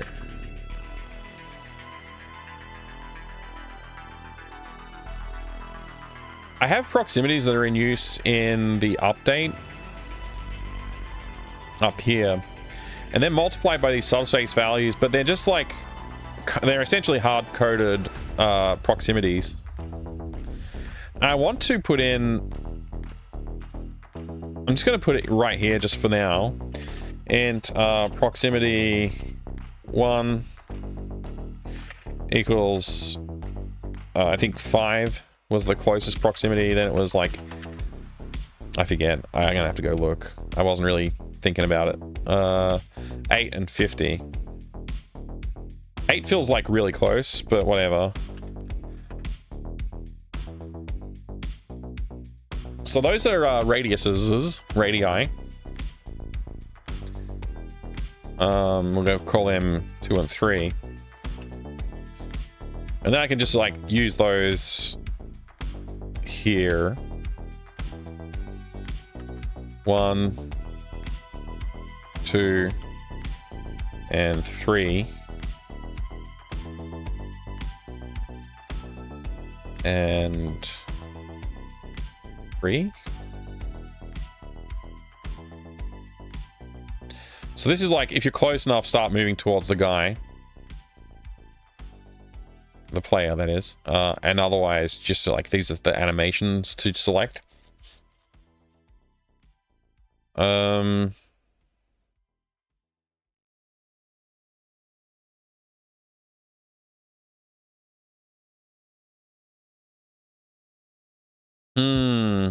I feel like this is incorrect as well.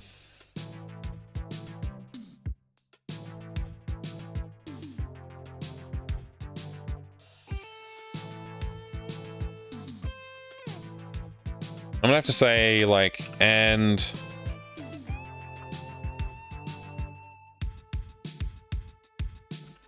that's less than 40 or jeez, this is like ridiculous. I hate how like zoomed out like how large the text is, but I've just got it like that so you guys can read it easily. 40 and or it's greater than, what's the other number? Some other number. Actually, in this case, I don't really need the greater than, so I'm just not going to do it. But yeah, that way it'll only switch to that one if it needs to. And this one will need to be less than 11. And, oh, sorry, or. Oops.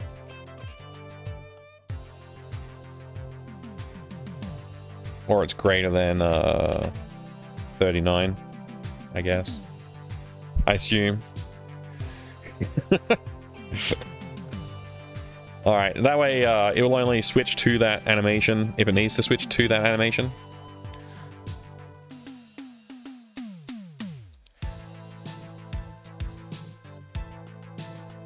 Again, this is just for movement.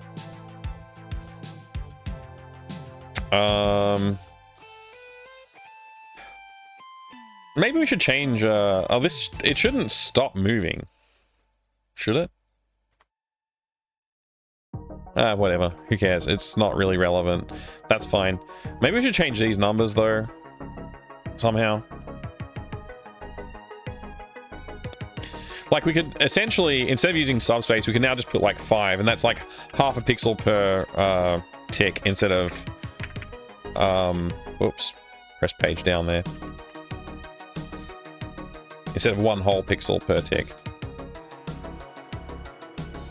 So those are coordinate space values. I've been calling it subspace, but, you know, maybe it's less confusing if I say coordinate space. Okay, this needs a coordinate space conversion. I'll just make it 300.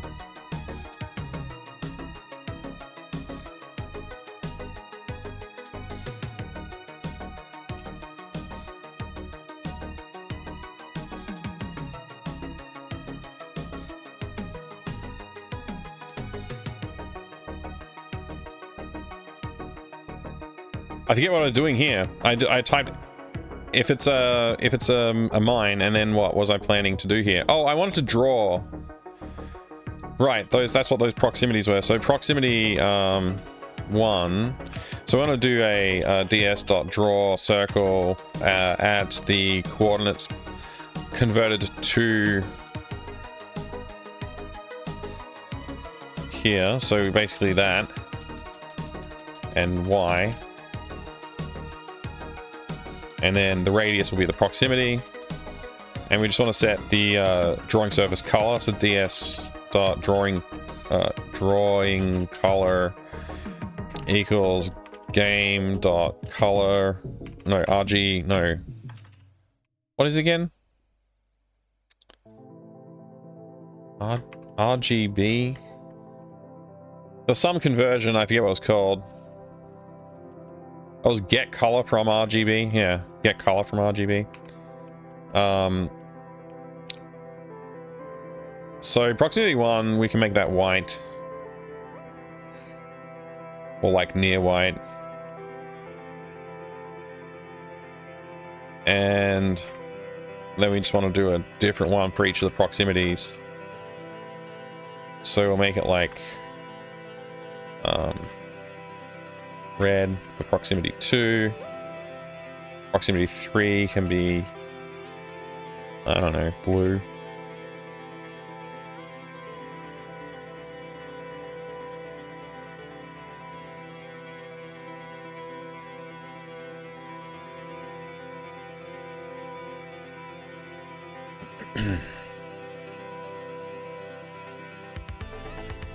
I just want to understand, like, if we've got everything lining up properly for that, and then I want to see what happens when I move in and out of those proximity spaces. So I'm just gonna add a bunch of guys. Okay, that's huge.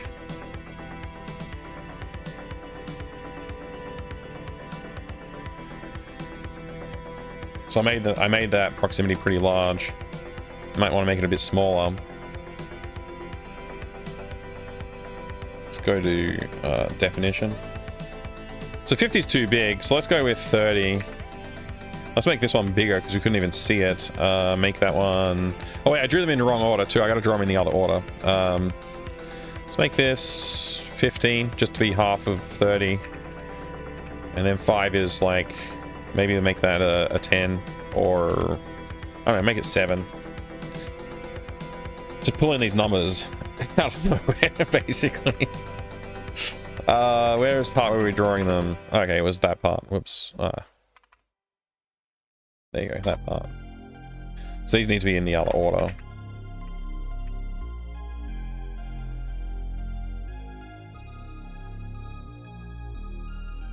Alright. Now we should be able to see that.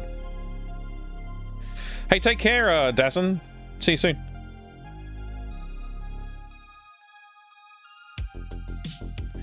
Using Arch Linux, huh? I usually use Debian or a Debian derived.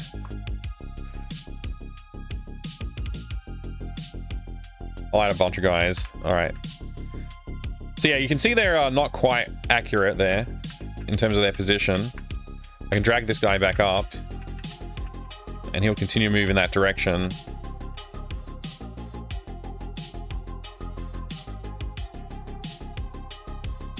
Okay, we exploded him. I feel like it's almost right, but it's not quite right somehow. You're not edit. I didn't mean to do anything. Okay, whatever.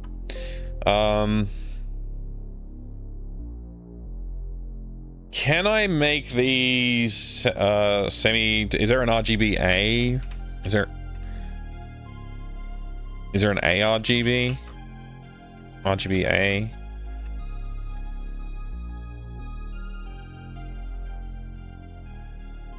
ODS.transparency?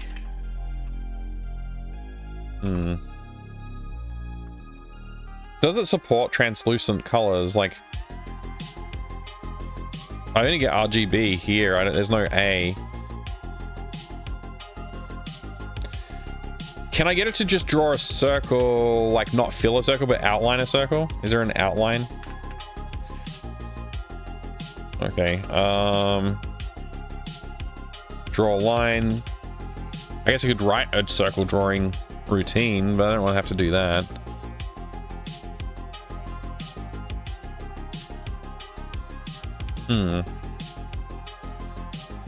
That's annoying. It doesn't look like I can. What I could do... No, that seems like it would be a problem.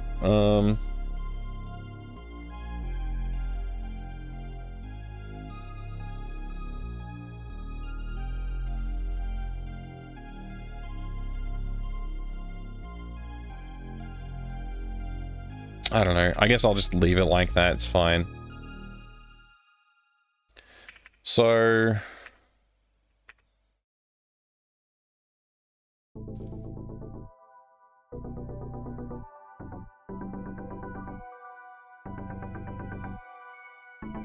It felt like the guy's color was changing. Like, not color. His animation sequence was changing when the player character wasn't really inside the radius.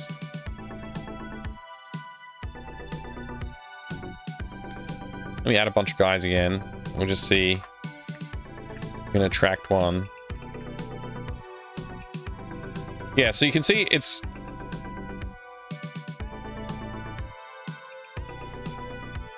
Why is it not rendering?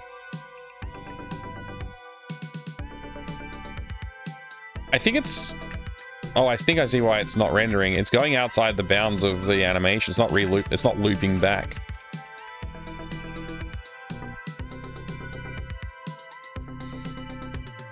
It also seems to be going into the wrong animation. Like, it's not reverting. when I leave the radius, it's not reverting to the correct animation.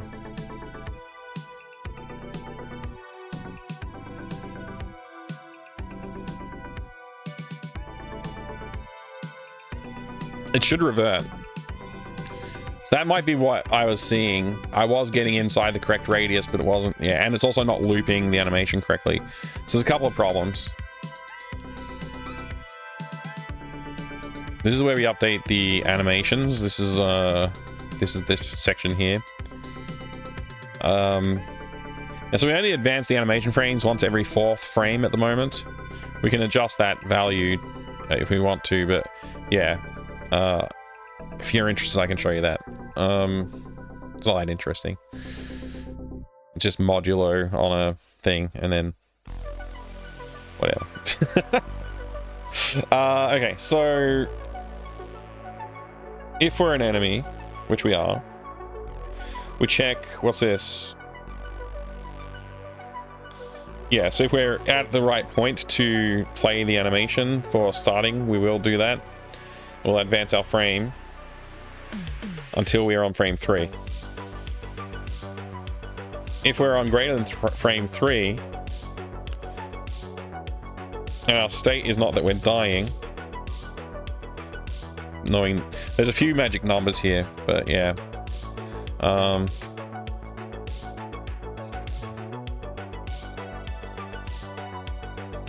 might make some enums soon for that. This is basically like, hey, if your current frame is 19, flip back to 11. Otherwise, increment your frame. If your current frame is 28, flip back to 20. I could just want to remember a higher number somewhere else. Otherwise, yeah, continue animating.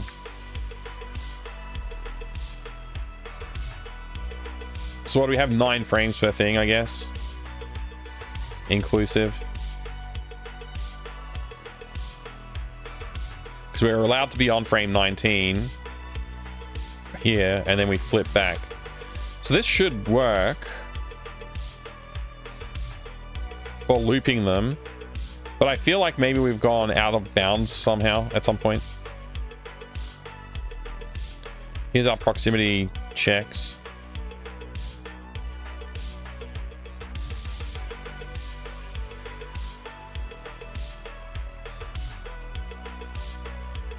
So where did 40 come from? That's kind of a problem. It should be 29.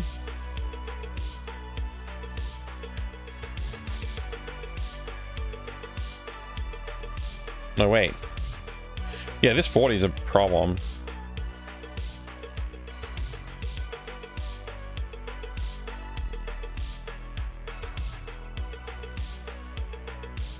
Starts at 28. No, it starts at 20. So it was less than 20. Less than 11. Let's just double check that. 11. And I put that there, but that should be 20. That should be 19. There you go. Maybe that'll fix some of the issues that we're having.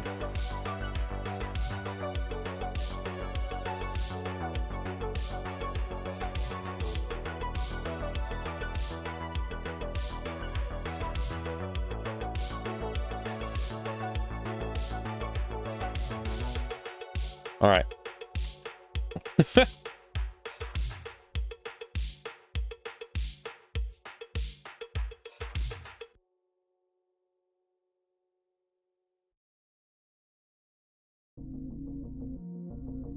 So again, we'll just try and grab one and keep him on screen.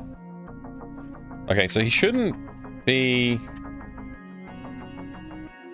He's obviously just animating all the way through all the frames and not respecting the bounds of the frames. So there's a bug in the frame selections for sure.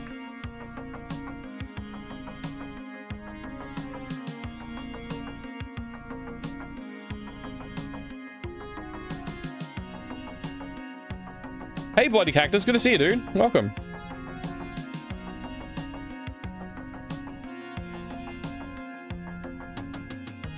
What's happening, man? I think this code's probably okay. But it's not.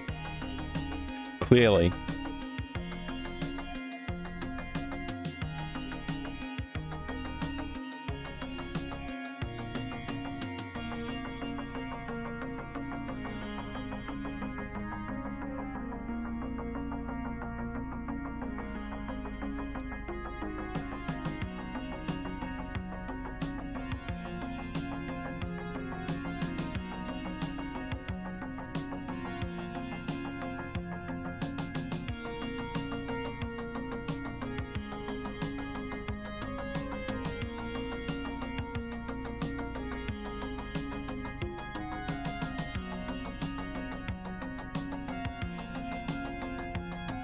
Anybody see any bugs?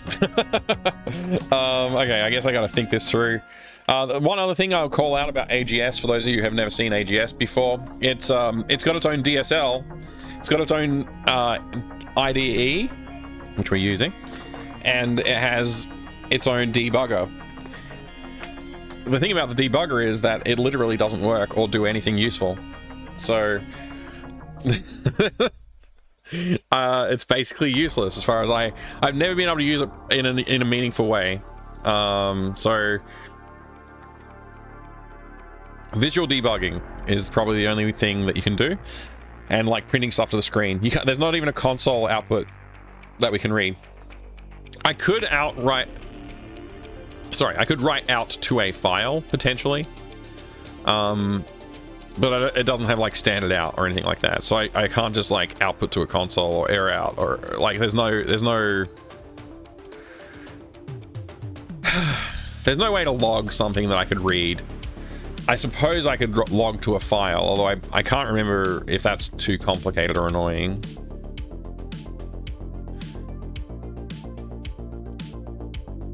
I can see it's advancing 2 frames at the same time. That's about the only bug I can see. Where's it doing that?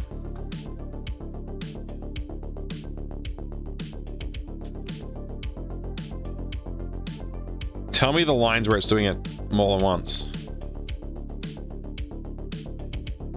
If the frame isn't 19 or 28, it hits the ++ on both else's.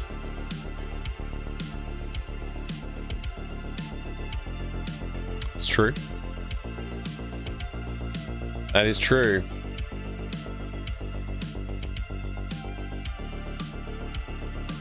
I just want to think about that, but I think you're right. So these else's should be else ifs. Or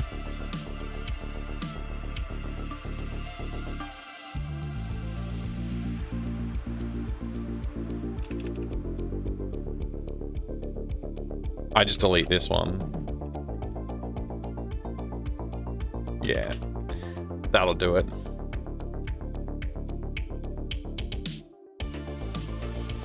I don't think that's going to be the error, but it could be. That would make it skip a frame, and that could then go outside of the bounds that I was checking for. Yeah, that totally could do it. That's probably what the bug was. Thank you, you found it. I think. I believe that's the bug.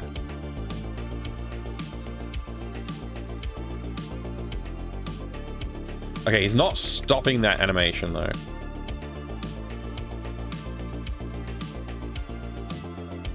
I couldn't trigger it. It's a bit hard because I can't see my guy underneath it. That's why I wanted to just draw an outline.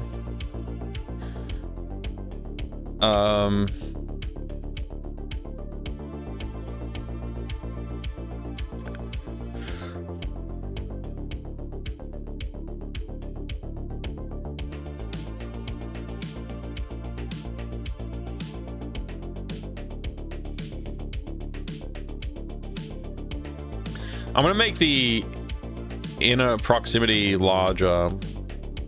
Proximity 2, wherever that's defined. Probably scroll past it. Okay. I'm gonna make this 25.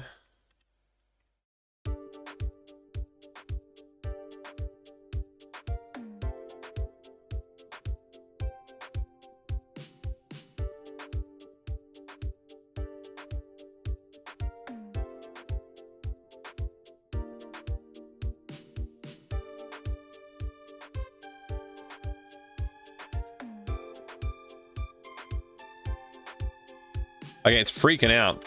It's hopping between the animations. And also once it's like once it's attracted, it's just like constantly staying attracted. Like it's it should stop dancing. It should stop moving around.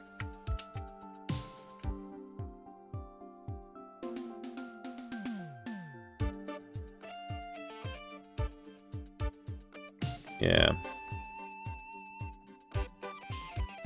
I think it's the order of operations again. I think those else ifs somewhere for proximity handling is not the right order.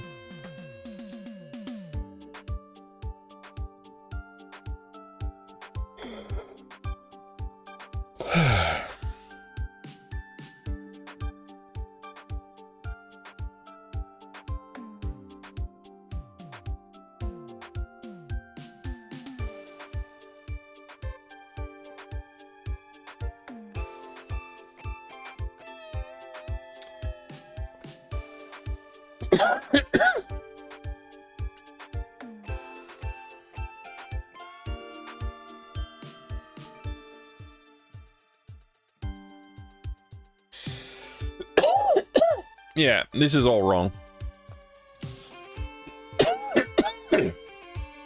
Oh, man.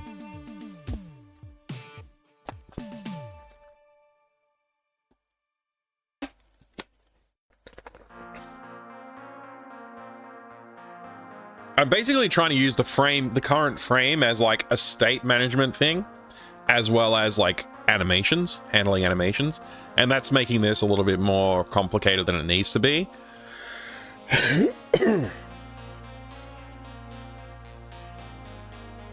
Like, because we don't actually have like the idea of like this is the animation number, like animation index, frame index, and like based on animation index you get a certain like series of frames to choose from, like to play within. I'm not doing that. I'm trying to not have to. I'm trying to save myself a tiny bit of effort by making this a bit more complicated than it needs to be. And I don't know if that's the right decision, but I'm willing to try one more time here and see if we can do that.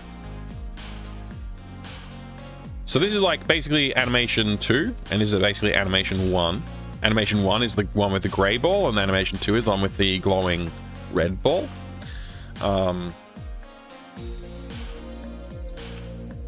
And I want this to be interesting somehow. I don't know how.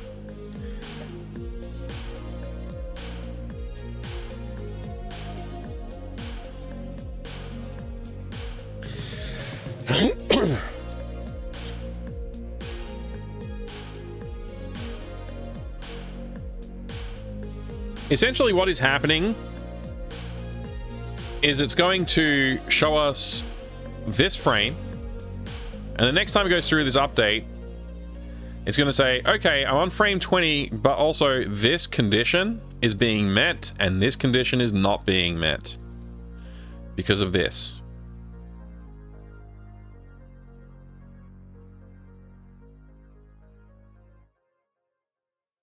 So I need this to be here,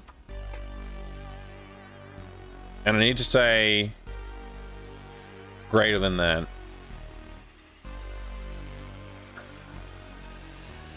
So the proximity is greater than the proximity 2 and less than the proximity 3, then it should be playing this. And then I need an else here to drop back into not animating. So I just need to say 4 here.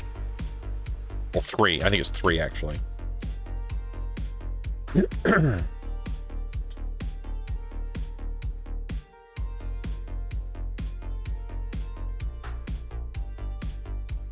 I feel like that kind of might work, but I don't know. I'm still not 100% sure, to be honest with you.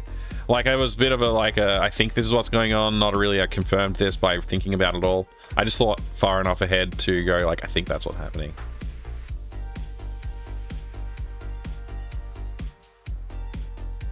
Well, he's definitely stopping animating now, that's good. But yeah, he's still doing the jitter between the two animation states, so that's not quite right.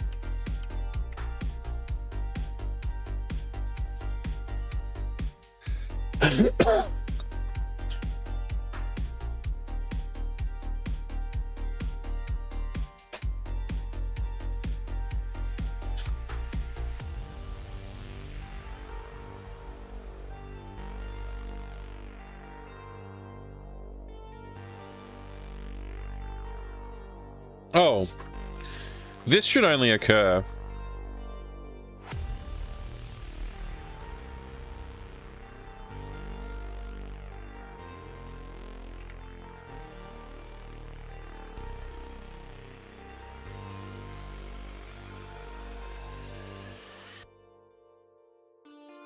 If none of these are true. So I'm just going to do this.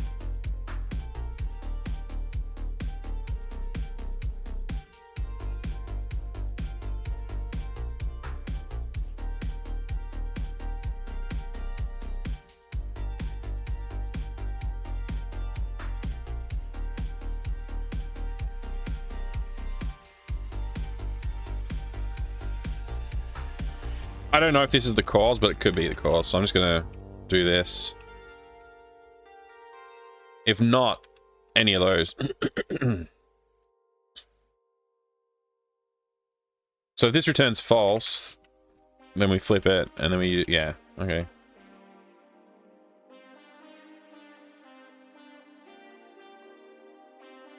Maybe that'll fix our problem. Yeah, this is like, this could all be managed just by having like animation system knows about which animation you're on, rather than just trusting that like, oh, if you're in this frame range, then do this or that. I should just say like, create a series of definitions for animations and be like, this is the animation sequence for entering the scene, this is the animation sequence for dying, this is the animation sequence for custom 1 and custom 2. I could just do that. I could just write that out and then have the entity track which state it's in, like which animation state it's in. I'm just not doing that. I definitely could do better. I'm just like, it's not laziness, it's just like not caringness a little bit, you know, like if I can get away without it, then I will, kind of thing. Oh, it's working perfectly now.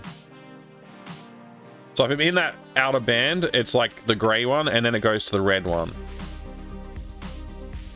And then if I leave, it goes to standard. This is exactly what we needed.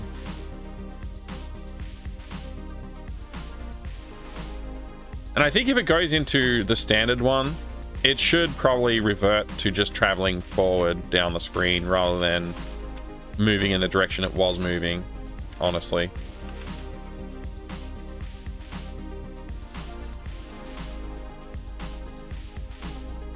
Although it does make it kind of interesting.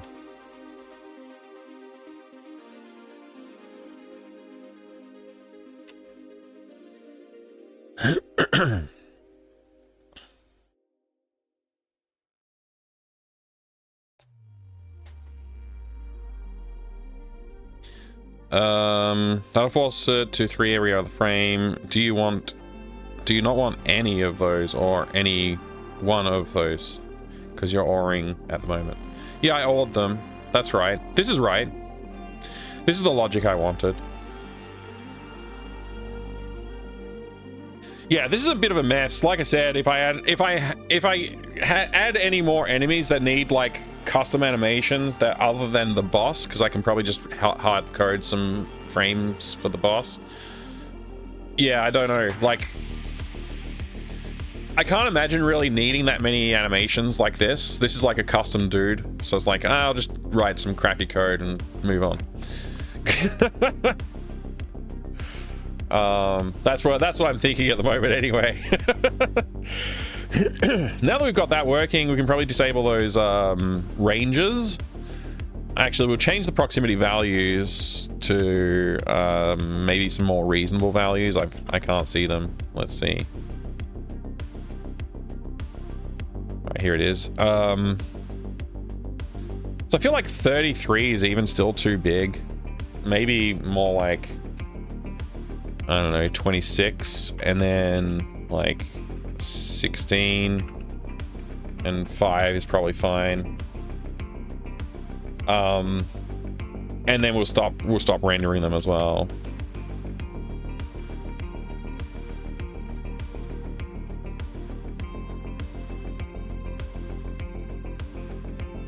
I'll leave that available for us in the future. We can just if it out for now, kind of thing.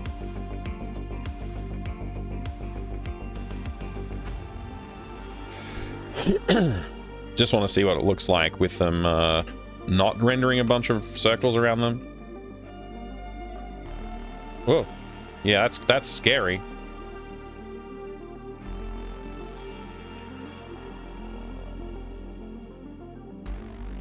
I kind of like this.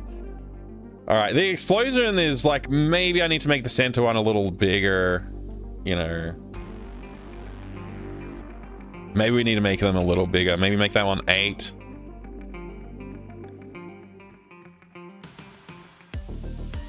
Eight, 16, and 32 feels nice, but let's make this one 28 though. Yeah, 8, 16, 28.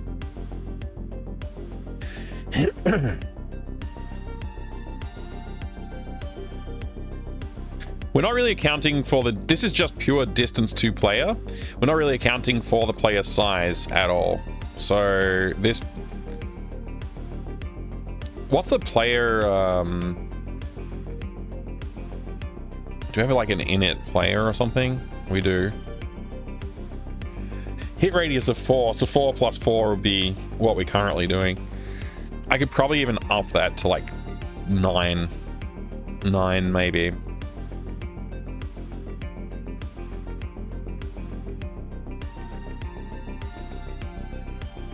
Nine or 10. Let's go with 9. See how that feels.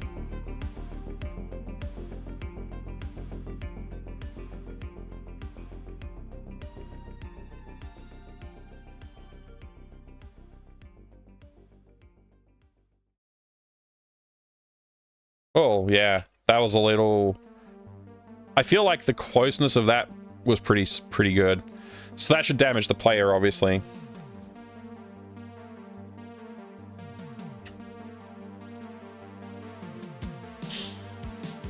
All right, good. I think our coordinate space is fine. I think our animations are fine. Our proximities are fine. So we could probably start doing some other stuff now.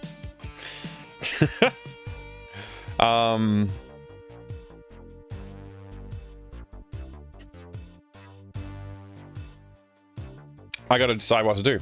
Let's go look at our document and mark some things off that we've done. Subpixel space is done. I didn't have anything here about... I mean, this is all done. I guess, like... Yeah, it's fine.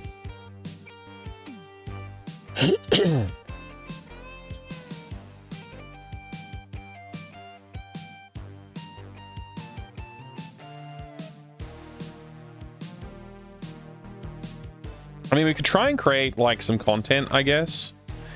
Think about how content works in the game. Also, I kind of want to just remove the part where we automatically close it after a certain amount of time, because that's a bit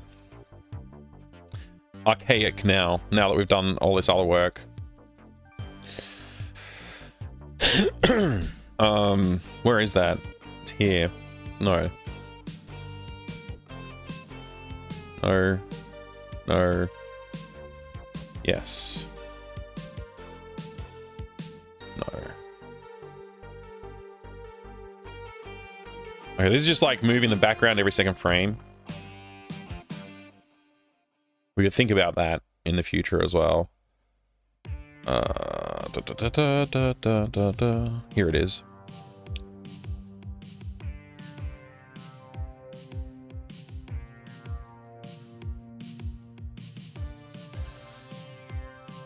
So I guess this just needs to happen, like, I don't know, some other way.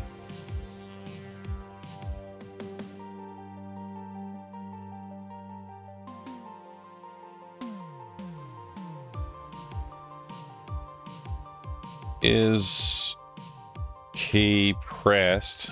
Whoops.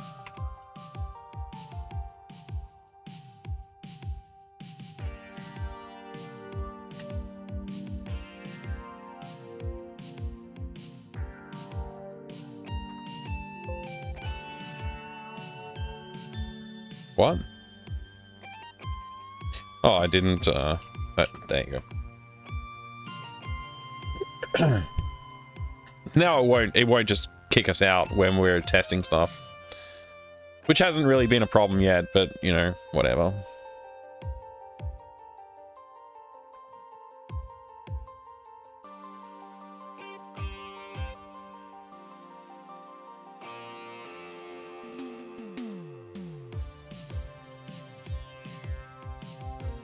Yeah, the idea that you can escape whilst it's, like, flaring up is cool.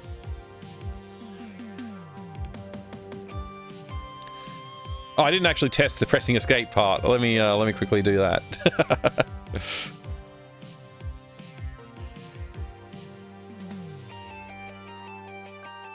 There you go. So that worked. Great.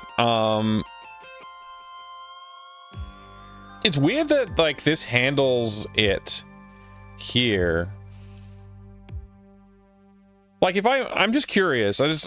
I think this might do something where it's like, oh, that was already handled, so we don't, like, maybe this one won't trigger if this one triggered, kind of thing.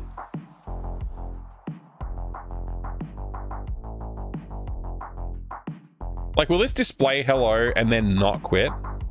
I wonder.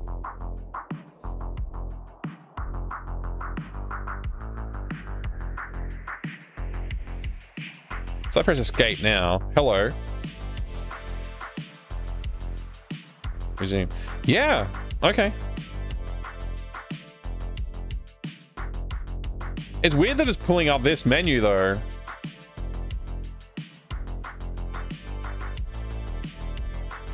That's interesting. I'm not really sure how that is implemented. So it'll let me do this. I guess because it's a scene change, it's not bringing up the escape menu because during a scene change, I guess. Not really sure. But that's interesting that pressing escape displayed the dialogue and then showed the menu over top of the game, but didn't leave the game. I don't know how that works. It's an interesting thing. I don't know how well documented that order is, or like order of handling things is documented. I don't know. Unify the mouse keyboard, whatever, pathing, weird hardcode, the enemy movement, probably create an actual level with content. I think we're kind of up to there. So we could start trying to add explosion sounds and stuff like that. I don't know.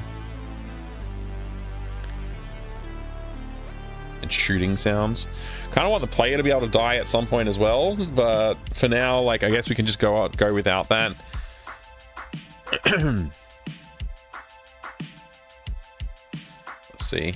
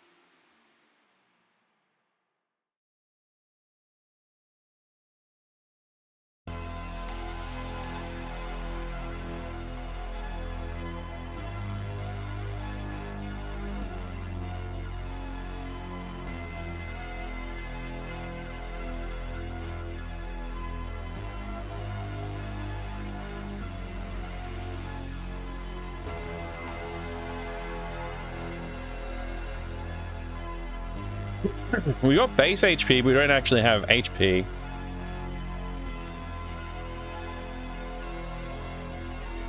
I guess that's because it's on the player's sprite. I got peeling skin on my nose from the sunburn that I got the other day, and it's distracting me because I can kind of just see it. Like there's a little bit of skin poking up or something that I can kind of see. All right. So I guess we do like guy, player index, dot HP minus equals DMG if guys player index dot HP equals 0 or less than or equal to 0, I guess, just to be on the safe side there. Die. Else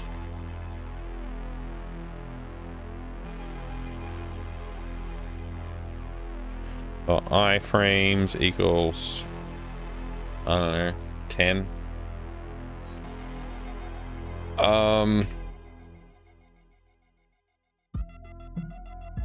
If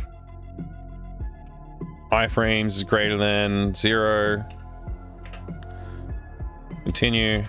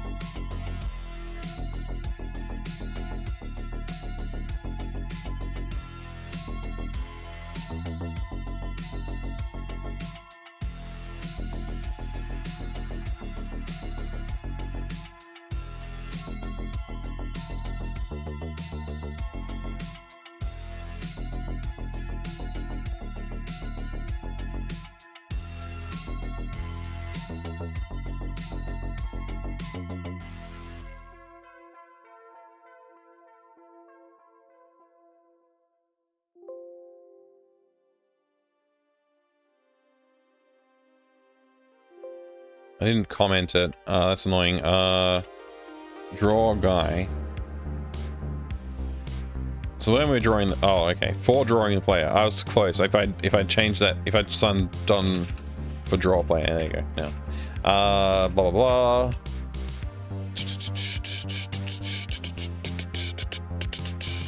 I think we can specify the transparency here. So,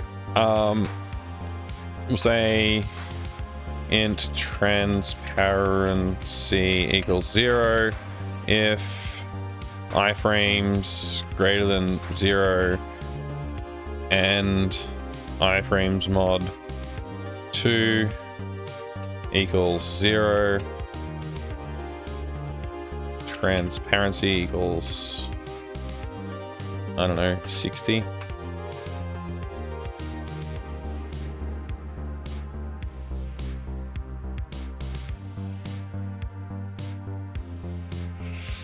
We don't have a way to deal damage to the, nothing's dealing damage to the player yet.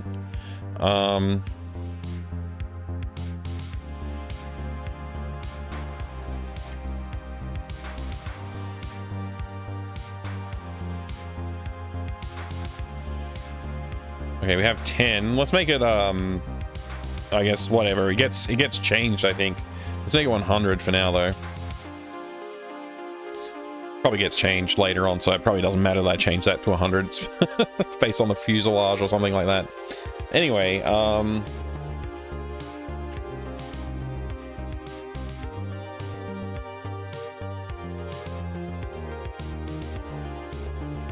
okay. Damage, player, how much damage? I don't know, 5? Let's see if the iframes stuff works.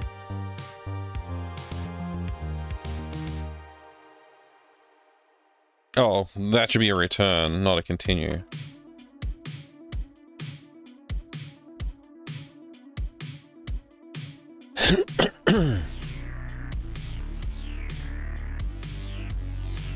Add a bunch of guys. I have iframes to start with, apparently.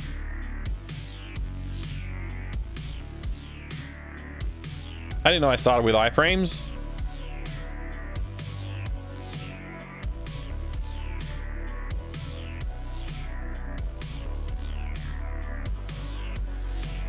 Oh, apparently we start with 30 iframes. That was generous of me.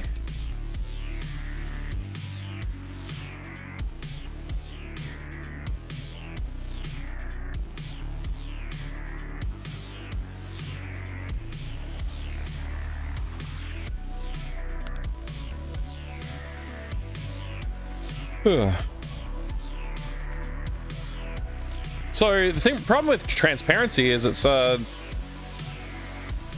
it's filling the transparent space with the magenta color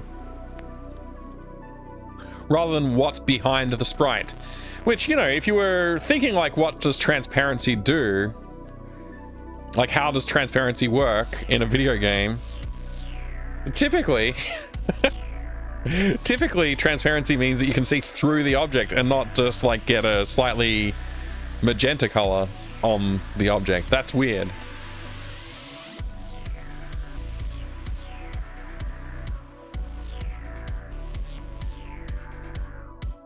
Start every level with a hand trigger reflex to avoid a bomb. Yeah.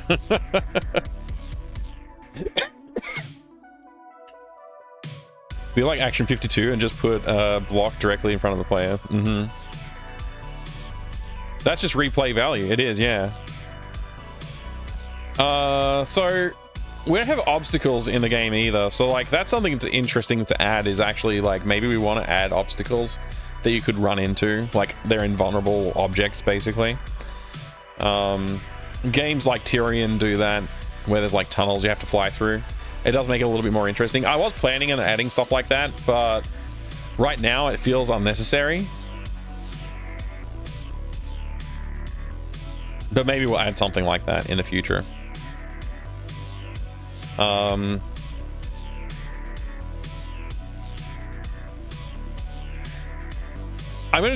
guess I want to know like why I can't draw a sprite semi-transparent over top of other sprites. I think I know the answer.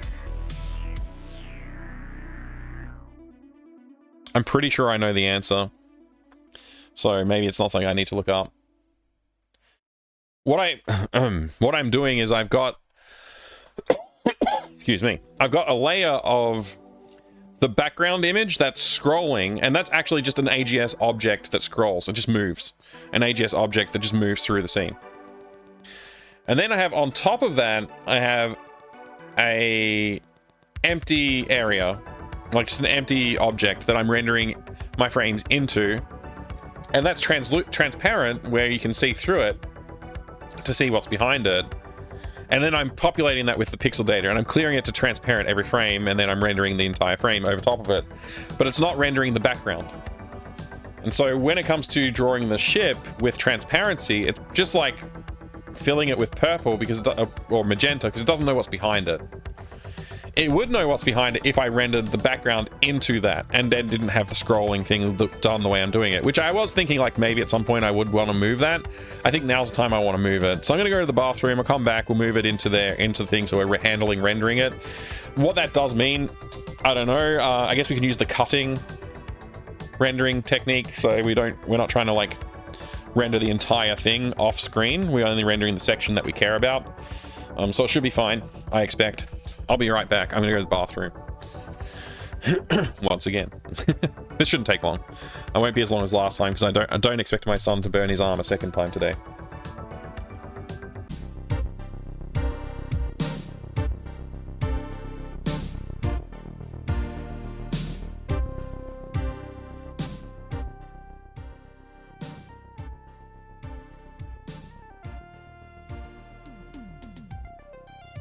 All right.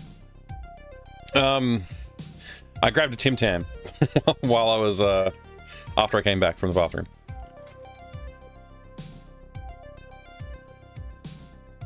Thank you for the welcome back.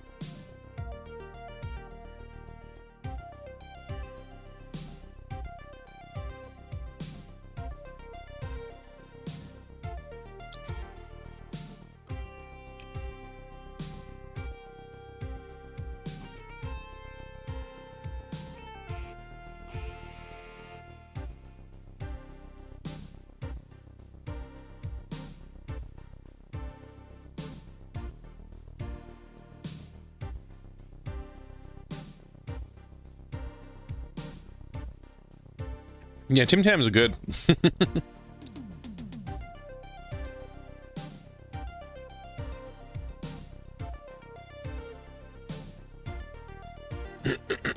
This is Not useful.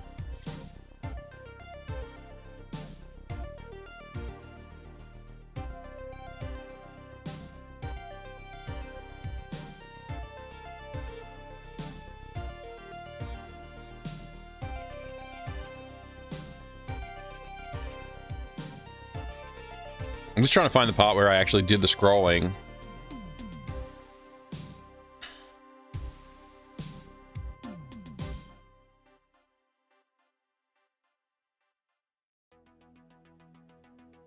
There it is.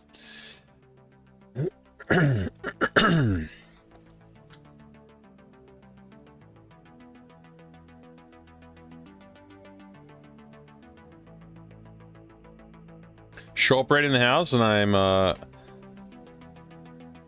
schwitten when I see it. I don't know what that means. Schwetten? Hobnobs and chocolate digestives too, though. It's biscuit season. Oh, okay. Well, enjoy your biscuit season. This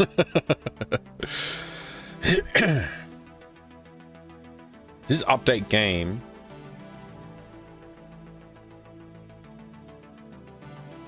Oh, sweating. Just a stupid way of... Oh, right. Sweating. Sweating. I get it. Sorry, I'm dummy.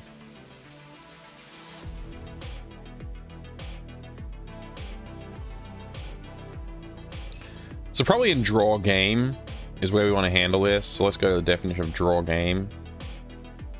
Before we draw game elements...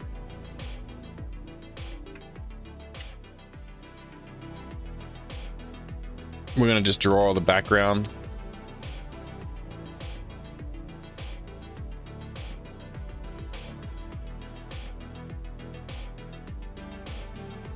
You know what? I don't think we need to break this out. Let's just draw it.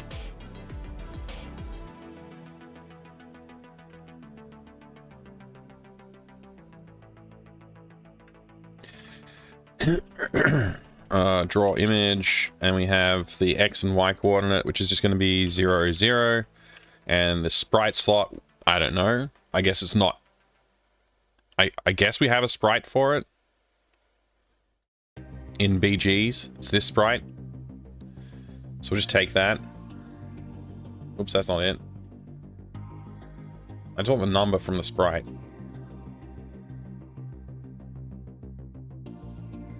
1246. I'll just type it in. I was just trying to quickly copy and paste that. 1246. We'll probably put that into a variable if it's not already in a variable.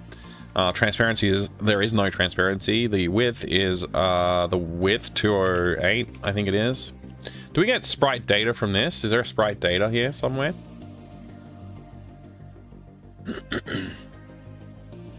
Okay, 208, and it's 2130 tall.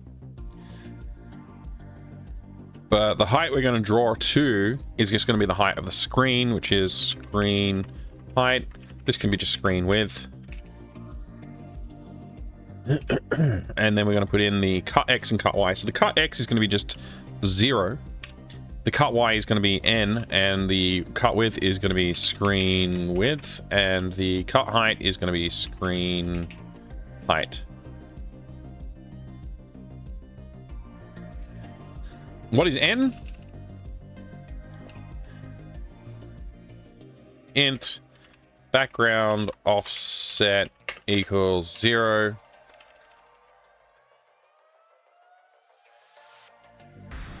But it doesn't equal that. It equals the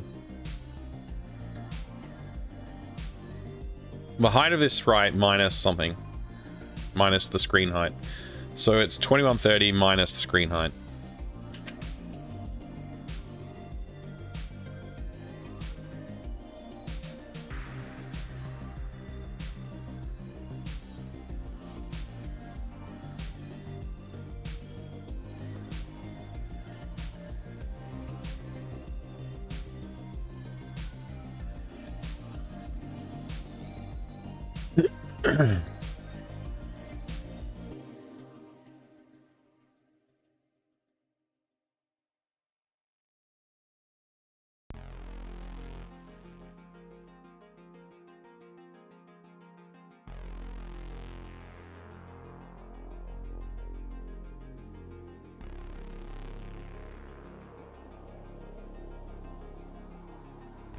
Make them cast iron pan. Make them in a cast iron pan with a kitchen torch. Cast iron pan. Hey, Topper, needs more donut eating. I like donuts. I just haven't got any.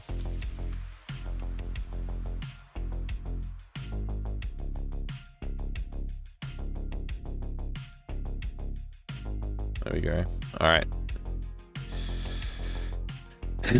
I have a kitchen torch, but I don't think it's got any gas in it, and I haven't used it in a long, long time.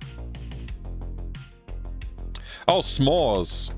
Yeah, we made s'mores for the first time a few years ago. I don't remember how long ago. They're good. I like them. Kids like them too. They've asked me to make, do them again, but we haven't really had a fire in the backyard for a while, so I don't know. Next time we do that, I guess we'll do it. I don't know what I'm doing. I need to move background offset at a viable increment. So let's go draw game, update game, go to the definition of that.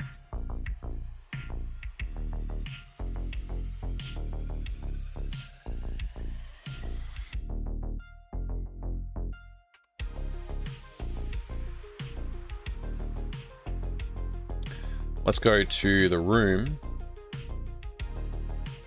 and hide this. So the background will no longer be visible like this background, and we'll have our own background.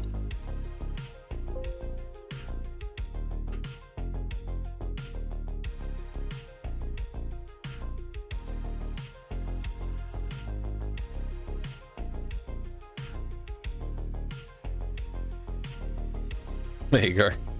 Just throw it right there.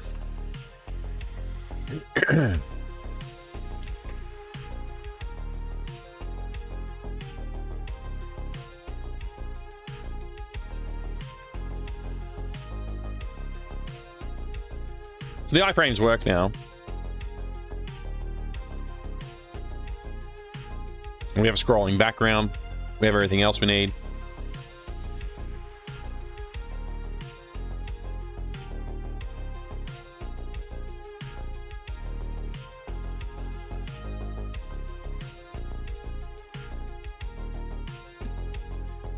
Don't creme brulee often. Yeah, I think I bought mine to do creme brulee initially. A friend of mine was like, yeah, you should do it. It's great. I love making it. I was like, okay. It's like a lot of effort, actually. So I don't really want to do it anymore.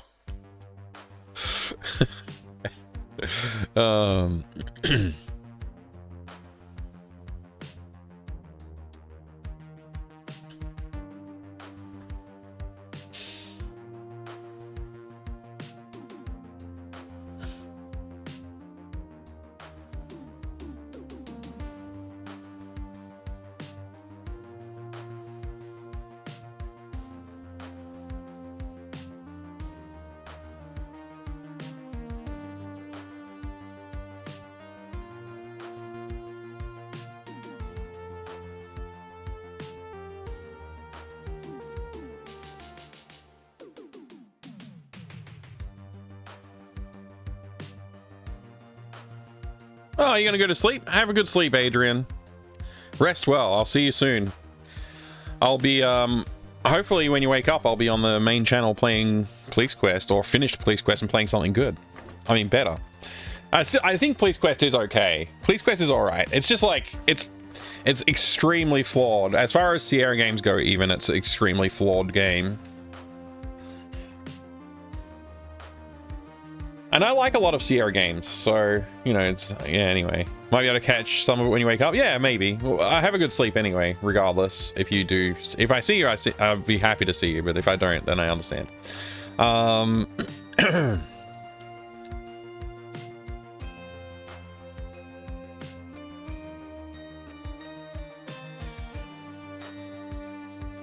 So let's use the background offset as like a trigger point for encounters. And we'll create like an encounters array, and an encounter is like how many guys you want to spawn, what routine should be used to render them, Like position them and like how should they move? Maybe.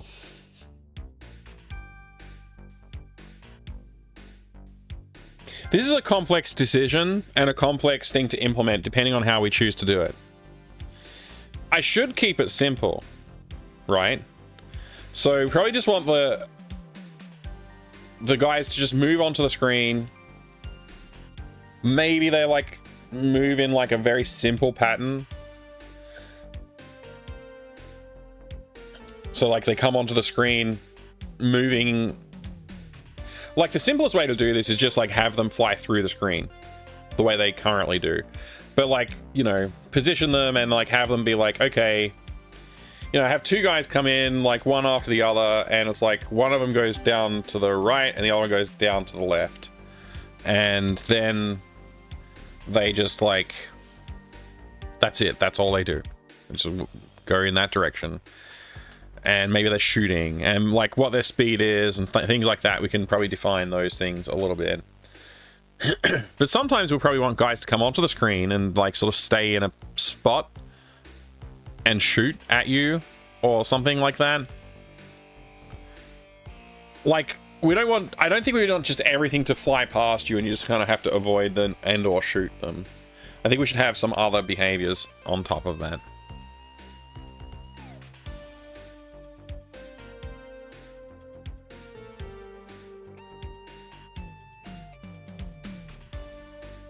I don't know. I'm thinking about it. We'll see.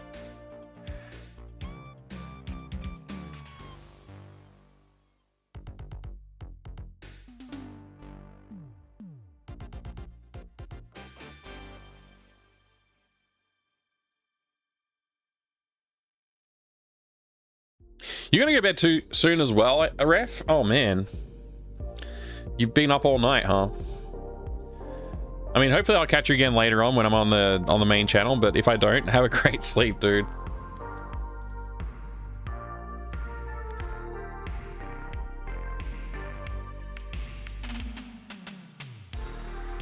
Yeah, this is like actually some things to think about, and I know it seems like it should be straightforward and easy, but there are like a lot of ways you can do it.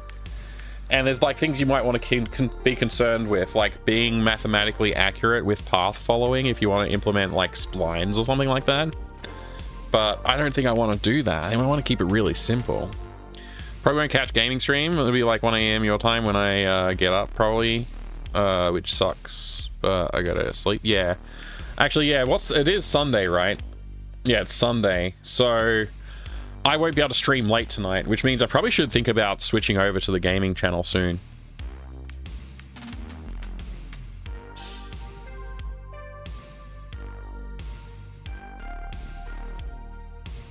I'm thinking about it now.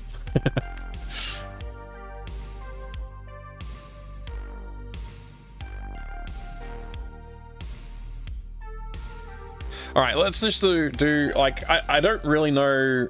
I guess we'll leave it where it is at. The next thing we're going to tackle is creating level content, I think. This is what we're going to tackle next time. So let's create our day 59 stuff.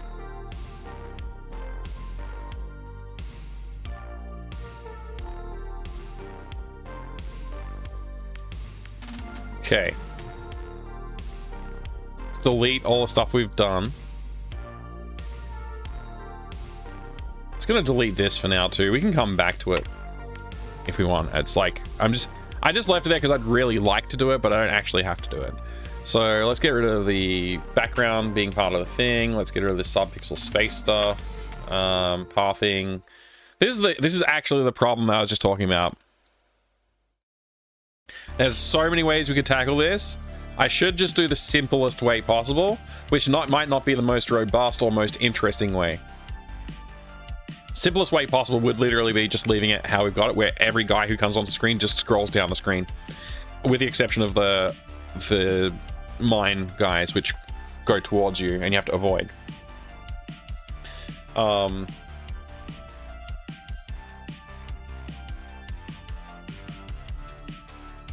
Yeah, I got other thoughts. I have other thoughts about this, how we want to make it.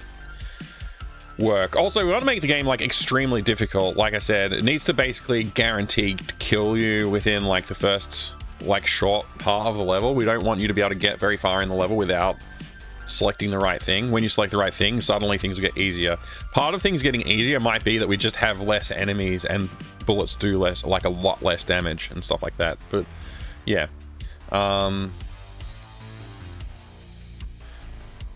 create moments where we spawn, thank you, a series of guys that will attack in some kind of interesting formation. Create patterns that guys could follow on screen, like a time-based movement or screen position-based movement. Not sure about this stuff. I'm just typing it down. Relocate back in a sec. Yeah, no worries, man. No worries. Create a create an interesting series of encounters. Maybe maybe create special encounters that have the scroll of the BG stop for a while until either timer or until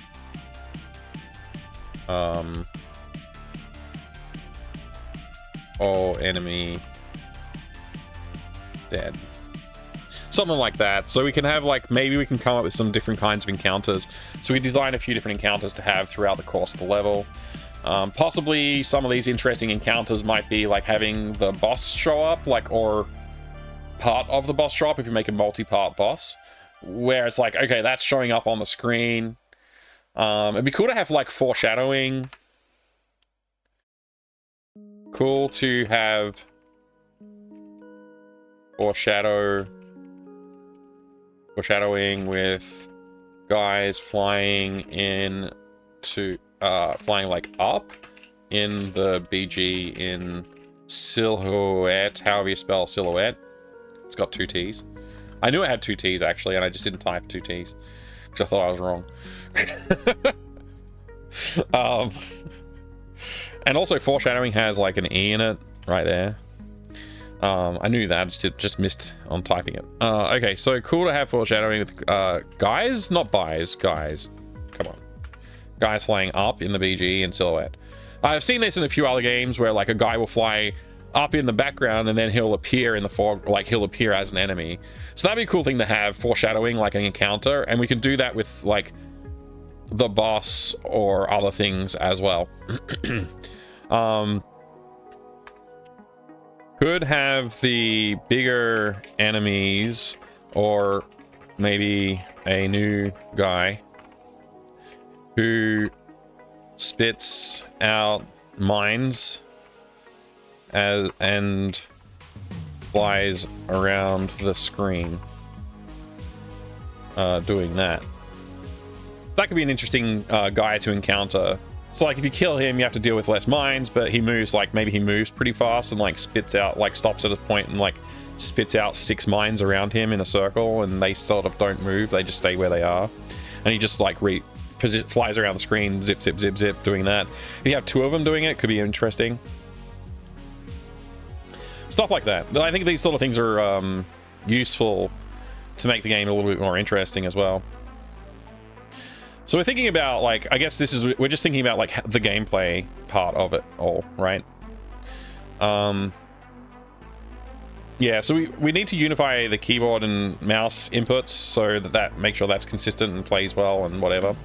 And pathing is something I've been thinking about. I think I'm just going to delete this because we're going to think about it as part of the level content. So the last thing we have to worry about the engine at an engine level is really just the input from the look of it. There might be a few other things we'll add on engine level, but I think we've addressed all of the important engine level stuff except for input.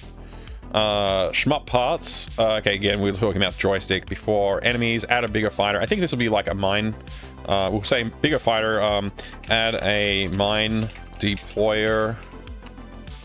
Add a guy who spawns smaller guys as well. So we have like a fighter, like a destroyer platform, or like, what do you call it? A carrier ship. Yeah, have a carrier ship. And when he flies onto the screen, he just like opens a gate and like 3 little guys fly out, or 4 little guys fly out of him, and he moves to another point on screen, does that. Similar to the mine deploying guy. Those could be fun to add, just as like different enemy types, make the game a little different. So if you kill them before they've deployed all their guys, it's like you automatically like don't have to deal with those, but obviously they'll be tough. They'll be heavily armored. Yeah. I think weapons, we need to address the weapon problem. Right now, our weapon's really boring. It just shoots like a 1 pixel dot across the screen. So maybe we need to think about weapon designs at some point. Because I want this game to feel like it's cool and people want to play it. And I think one of the coolest things about like shmups is like the cool weapon designs that people come up with. So maybe we should come up with some weapon designs too. Maybe design / implement some cool weapons. Lightning is a cool one. Lightning? How do you spell lightning? Lightning. Big laser. I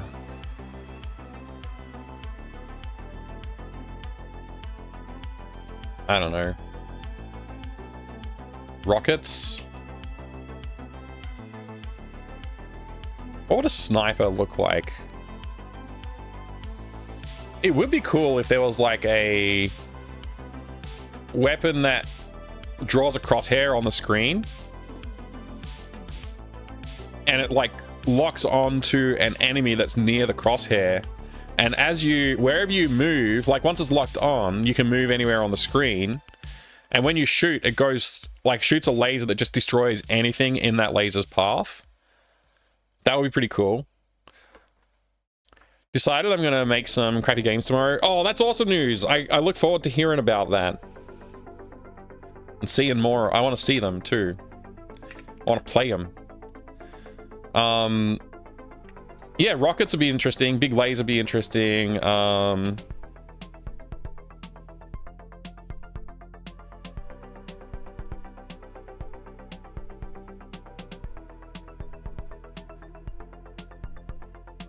I'm trying to think of like interesting stuff that like could do. Yeah, so lightning would be like you know, hit nearest guy, chain to next, etc. Split each time, less damage. Something like that. Something like that could be fun. A big laser is always fun. Grenade style bomb. Yeah, I think bombs is good. I don't want to make the player too powerful because I want them to have to suffer and not win. But yeah, bomb would be a good idea. And rockets is another, like, you know, rockets is a good idea. Homing missiles. Thank you for the follow. I appreciate it. I have anonymous follows on the channel, so feel free to jump in the chat and say hello, or lurk if you would like to. Yeah, I'll put homing missiles. I'll put in like big bomb. We probably do want to have a big bomb of some kind.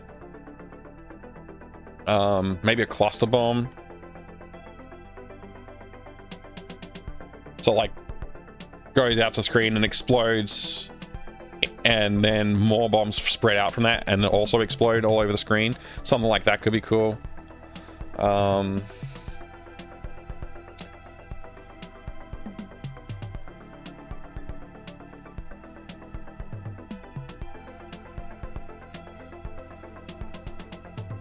Like, just to, like, also, like, maybe just like a wave attack. Spreads out as it moves forward, kind of thing. So it like sort of like a curve, like so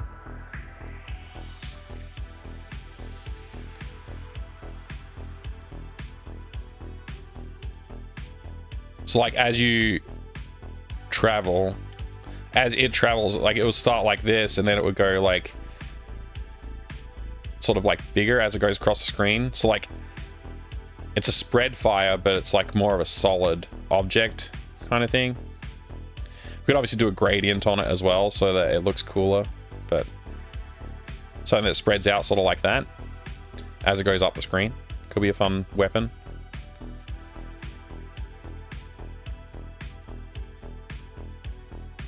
I'll let you know how it goes. Yeah, I'm excited, man. I'm actually really excited. It'd be very cool to see what you come up with on there. Yeah. I guess we need to also implement our points system for the upgrades.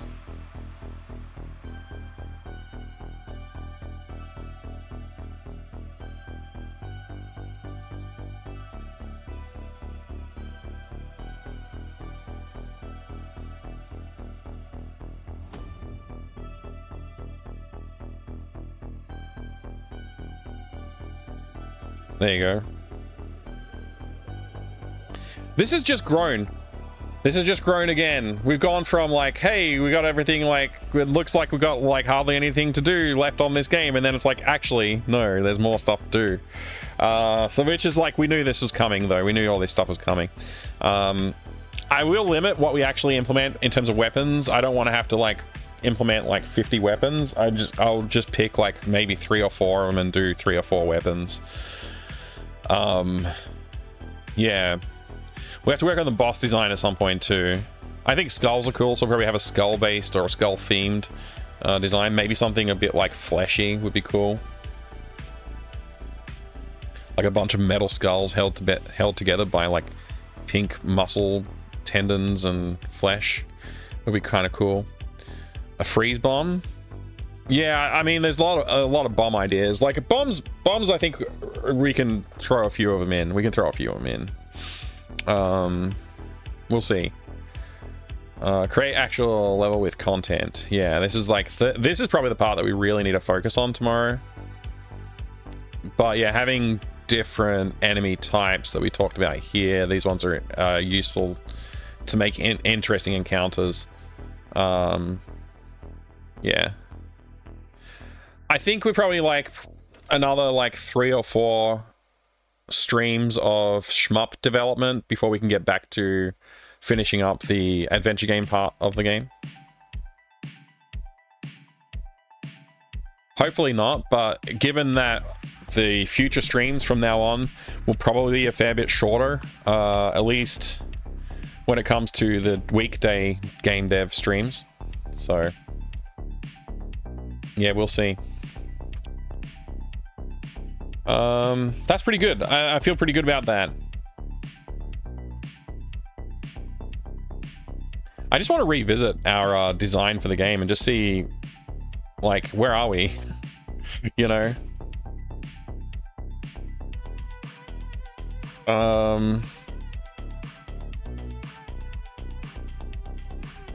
See, Act 1 is pretty much done, which is like getting out of the house. We just need to add dialogue. Dialogue's really direly missing. Part 2, or Act 2.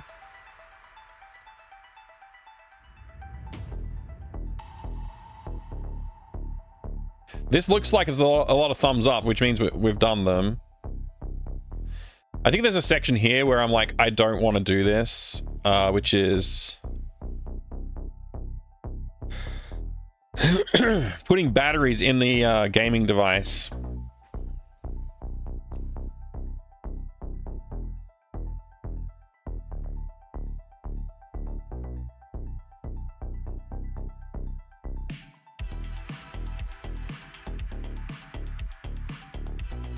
I gotta think about that. I actually think I did an animation of Aunt Jenny reaching for the remote and being like, wait, where's the remote gone? I think I did that.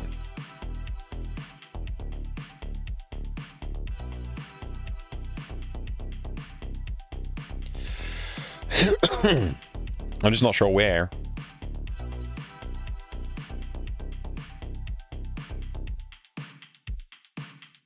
Maybe this is it. Yeah, no remote, look. She's like looking for the remote.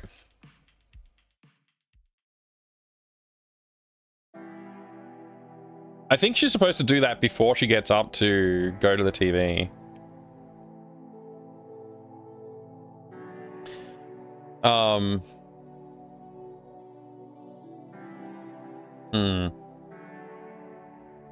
I wonder if I should put that back in. I think I should probably add that to the game.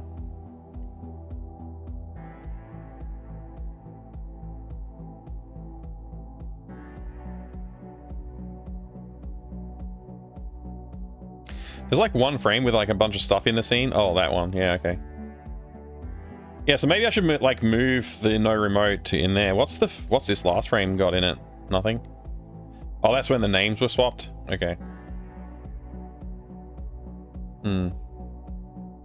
All right. Anyway, let's just. Sure, we'll save it, I guess. Whatever. We don't need that. We don't need that. We don't need that right now. We don't need that. We don't need this.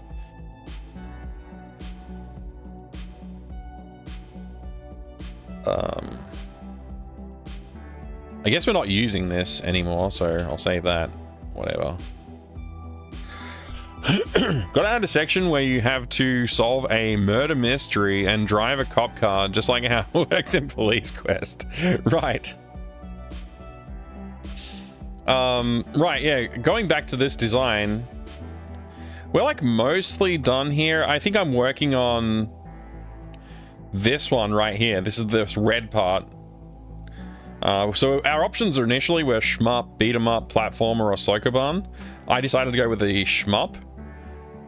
So we need to implement this, and then this, obviously we're working on. Once we win the game, we can give the device over, and then we're allowed to go into the junkyard. So there's probably a few more. I feel there's a lot of room here to add some more puzzles and more interesting things. Maybe some more blockages or parallel puzzles, like maybe having multiple puzzles on the go at once will be good. Not like too complicated, but just like some simple puzzles that we could add. I think there's enough here to like keep interest for like an hour or so anyway. So we'll see. Don't miss out the inspection. Right, yeah, you got to inspect the car before you drive. Right. Use yarn on fence to attract the cat. The call's still over. Yeah, this is like the whole rat situation. We got to deal with that. Dog treats, right. Stealth minigame. We got to do the stealth minigame. That's like the next big thing. I think of all of the other stuff, that's the next one that I'm worried about. And the animation for introducing the dogs. Those are the two next big items that I'm like, I don't know how long that's going to take. I need to get it done though. The last puzzle is just a dialogue puzzle, basically. Get keycard from guard using complex series of actions. It's just like, we haven't really designed this puzzle. I assume it's going to be something to do with the dino grabber, but we might need to like go into dialogue to get him into a certain position. Then we need to use like a feather on him to like tickle his foot so he moves to a certain spot so that the keycard's hanging off his chain on his belt, and then you use the dino grabber to grab it. You know, something like that. So it's like you got to set him up, then you got to do something to move him into a new position, and then you can grab it, kind of thing. That will be fun to add a little puzzle there, just to add a little bit more flavor to the final puzzle of the game. So you can get the code, but you can't use the code without the card. Then you have to like do stuff to get the card. I think that'll be fun. Add a little bit more of an element of puzzling to the game. And then we get to the exit the junkyard. I'm going to redraw all of the outro scenes that we did in Day of the Sandwich and Day of the Hamster. those outro scenes, like where you can see across the horizon and stuff, I'm gonna redraw all of that, and I'll probably may draw like 1 or 2 more additional scenes at the end of this. But yeah, I want to redraw them to make them look nicer for one thing, but also I want to introduce a new element on the horizon. So like right now you can see the spooky mansion come up on the side on the right, but in this one the distant horizon, something else is going to come up over the horizon that's never been seen before, and that will be the actual target for the next game. So that's going to be fun. There's a lot of things to do. But right now we're just focused on this little red square right here. This is the entirety of our efforts for the last little while on the game. Working on the shmup. But yeah, I really do feel like Act 2 has more room for more puzzles, and Act 3 may also have more room for more puzzles. So we'll see about that. Maybe we'll like throw in a couple more. There is a whoopee cushion puzzle idea that we had, which I think is just funny, and we maybe should just do it. Yeah, that's it. All right, cool. So I'm going to go ahead and move on over to the gaming channel. And I'm going to take you all with me, and we're going to start getting ready to play Police Quest. I will take a short break between streams while I just go deal with some stuff. So, you know, getting some more to drink, maybe eating a piece of bread or something like that before we get started. But yeah, I don't know what Mudvay means, but oh, maybe I'll see you there. Maybe, yeah, maybe you'll see me there if you're still awake. Oh man, yeah, I need to stretch my legs. I've been sitting on this chair for too long. There's no guarantee. There is no guarantee, indeed. The other thing is like switching channels is actually like a pain, because I have to like re-enable all of my cameras and stuff once the other, like, yeah, because OBS conflicts with itself when I run 2 instances of OBS. One of them has access to all of the resources, kind of thing. Anyway, I'm going to set that up. Launch anyway. But yeah, we'll be back again soon. Thank you again, everybody, for joining me. I do appreciate it. I hope you've had a good time hanging out, and I hope you're enjoying seeing the game progress from, you know, day to day. We see all these different changes going in. Making a mini game, a mini shmup game inside of AGS, I think was a good idea. I'm having fun working on it, and it seems capable. The engine is capable enough for me to implement things. As frustrated as I have been, we've been able to do it. I think we could easily make a more complex game if we wanted to. We could probably make like a raycaster or even a 3D renderer in there. I don't know how fast it is. I haven't really encountered like slowdowns that I'm aware of. So it could be very interesting to see what else we could do with it. Thanks for being here, dude. I appreciate it. Good job on the game. Thank you. Yeah, making this little mini shmup is quite fun. I got to lower the pressure on myself to make it super interesting, but as long as it's like interesting enough, it'll be fun. Weapons is something that I think I need to think about. Those I want to think about those. Also, we didn't really think about power-ups at all. Maybe I'll have a few power-ups come into the game too. We'll play it by ear. This thing has not been like, we haven't thought about it very much. It's just sort of like throwing stuff together. But so far it's going pretty well. So I'm having fun with it. The mines are great. I'm really happy that we added the mines. I'm happy that we've added iframes. Technically we can damage the player. Nothing happens when the player dies, but we'll work on that too. I have to draw a cool explosion for that. Probably tweak the graphics for the mine explosion too, because it definitely just looks like a square. You can see the bounds of like the sprite size, so I'll make that bigger as well for the next time. Anyway, I'm not going to talk on and on and on. I'm kind of repeating myself at this point. I will see you again soon. We'll be ending probably, and probably I'll be starting the next stream in just a minute. So we'll raid over there, and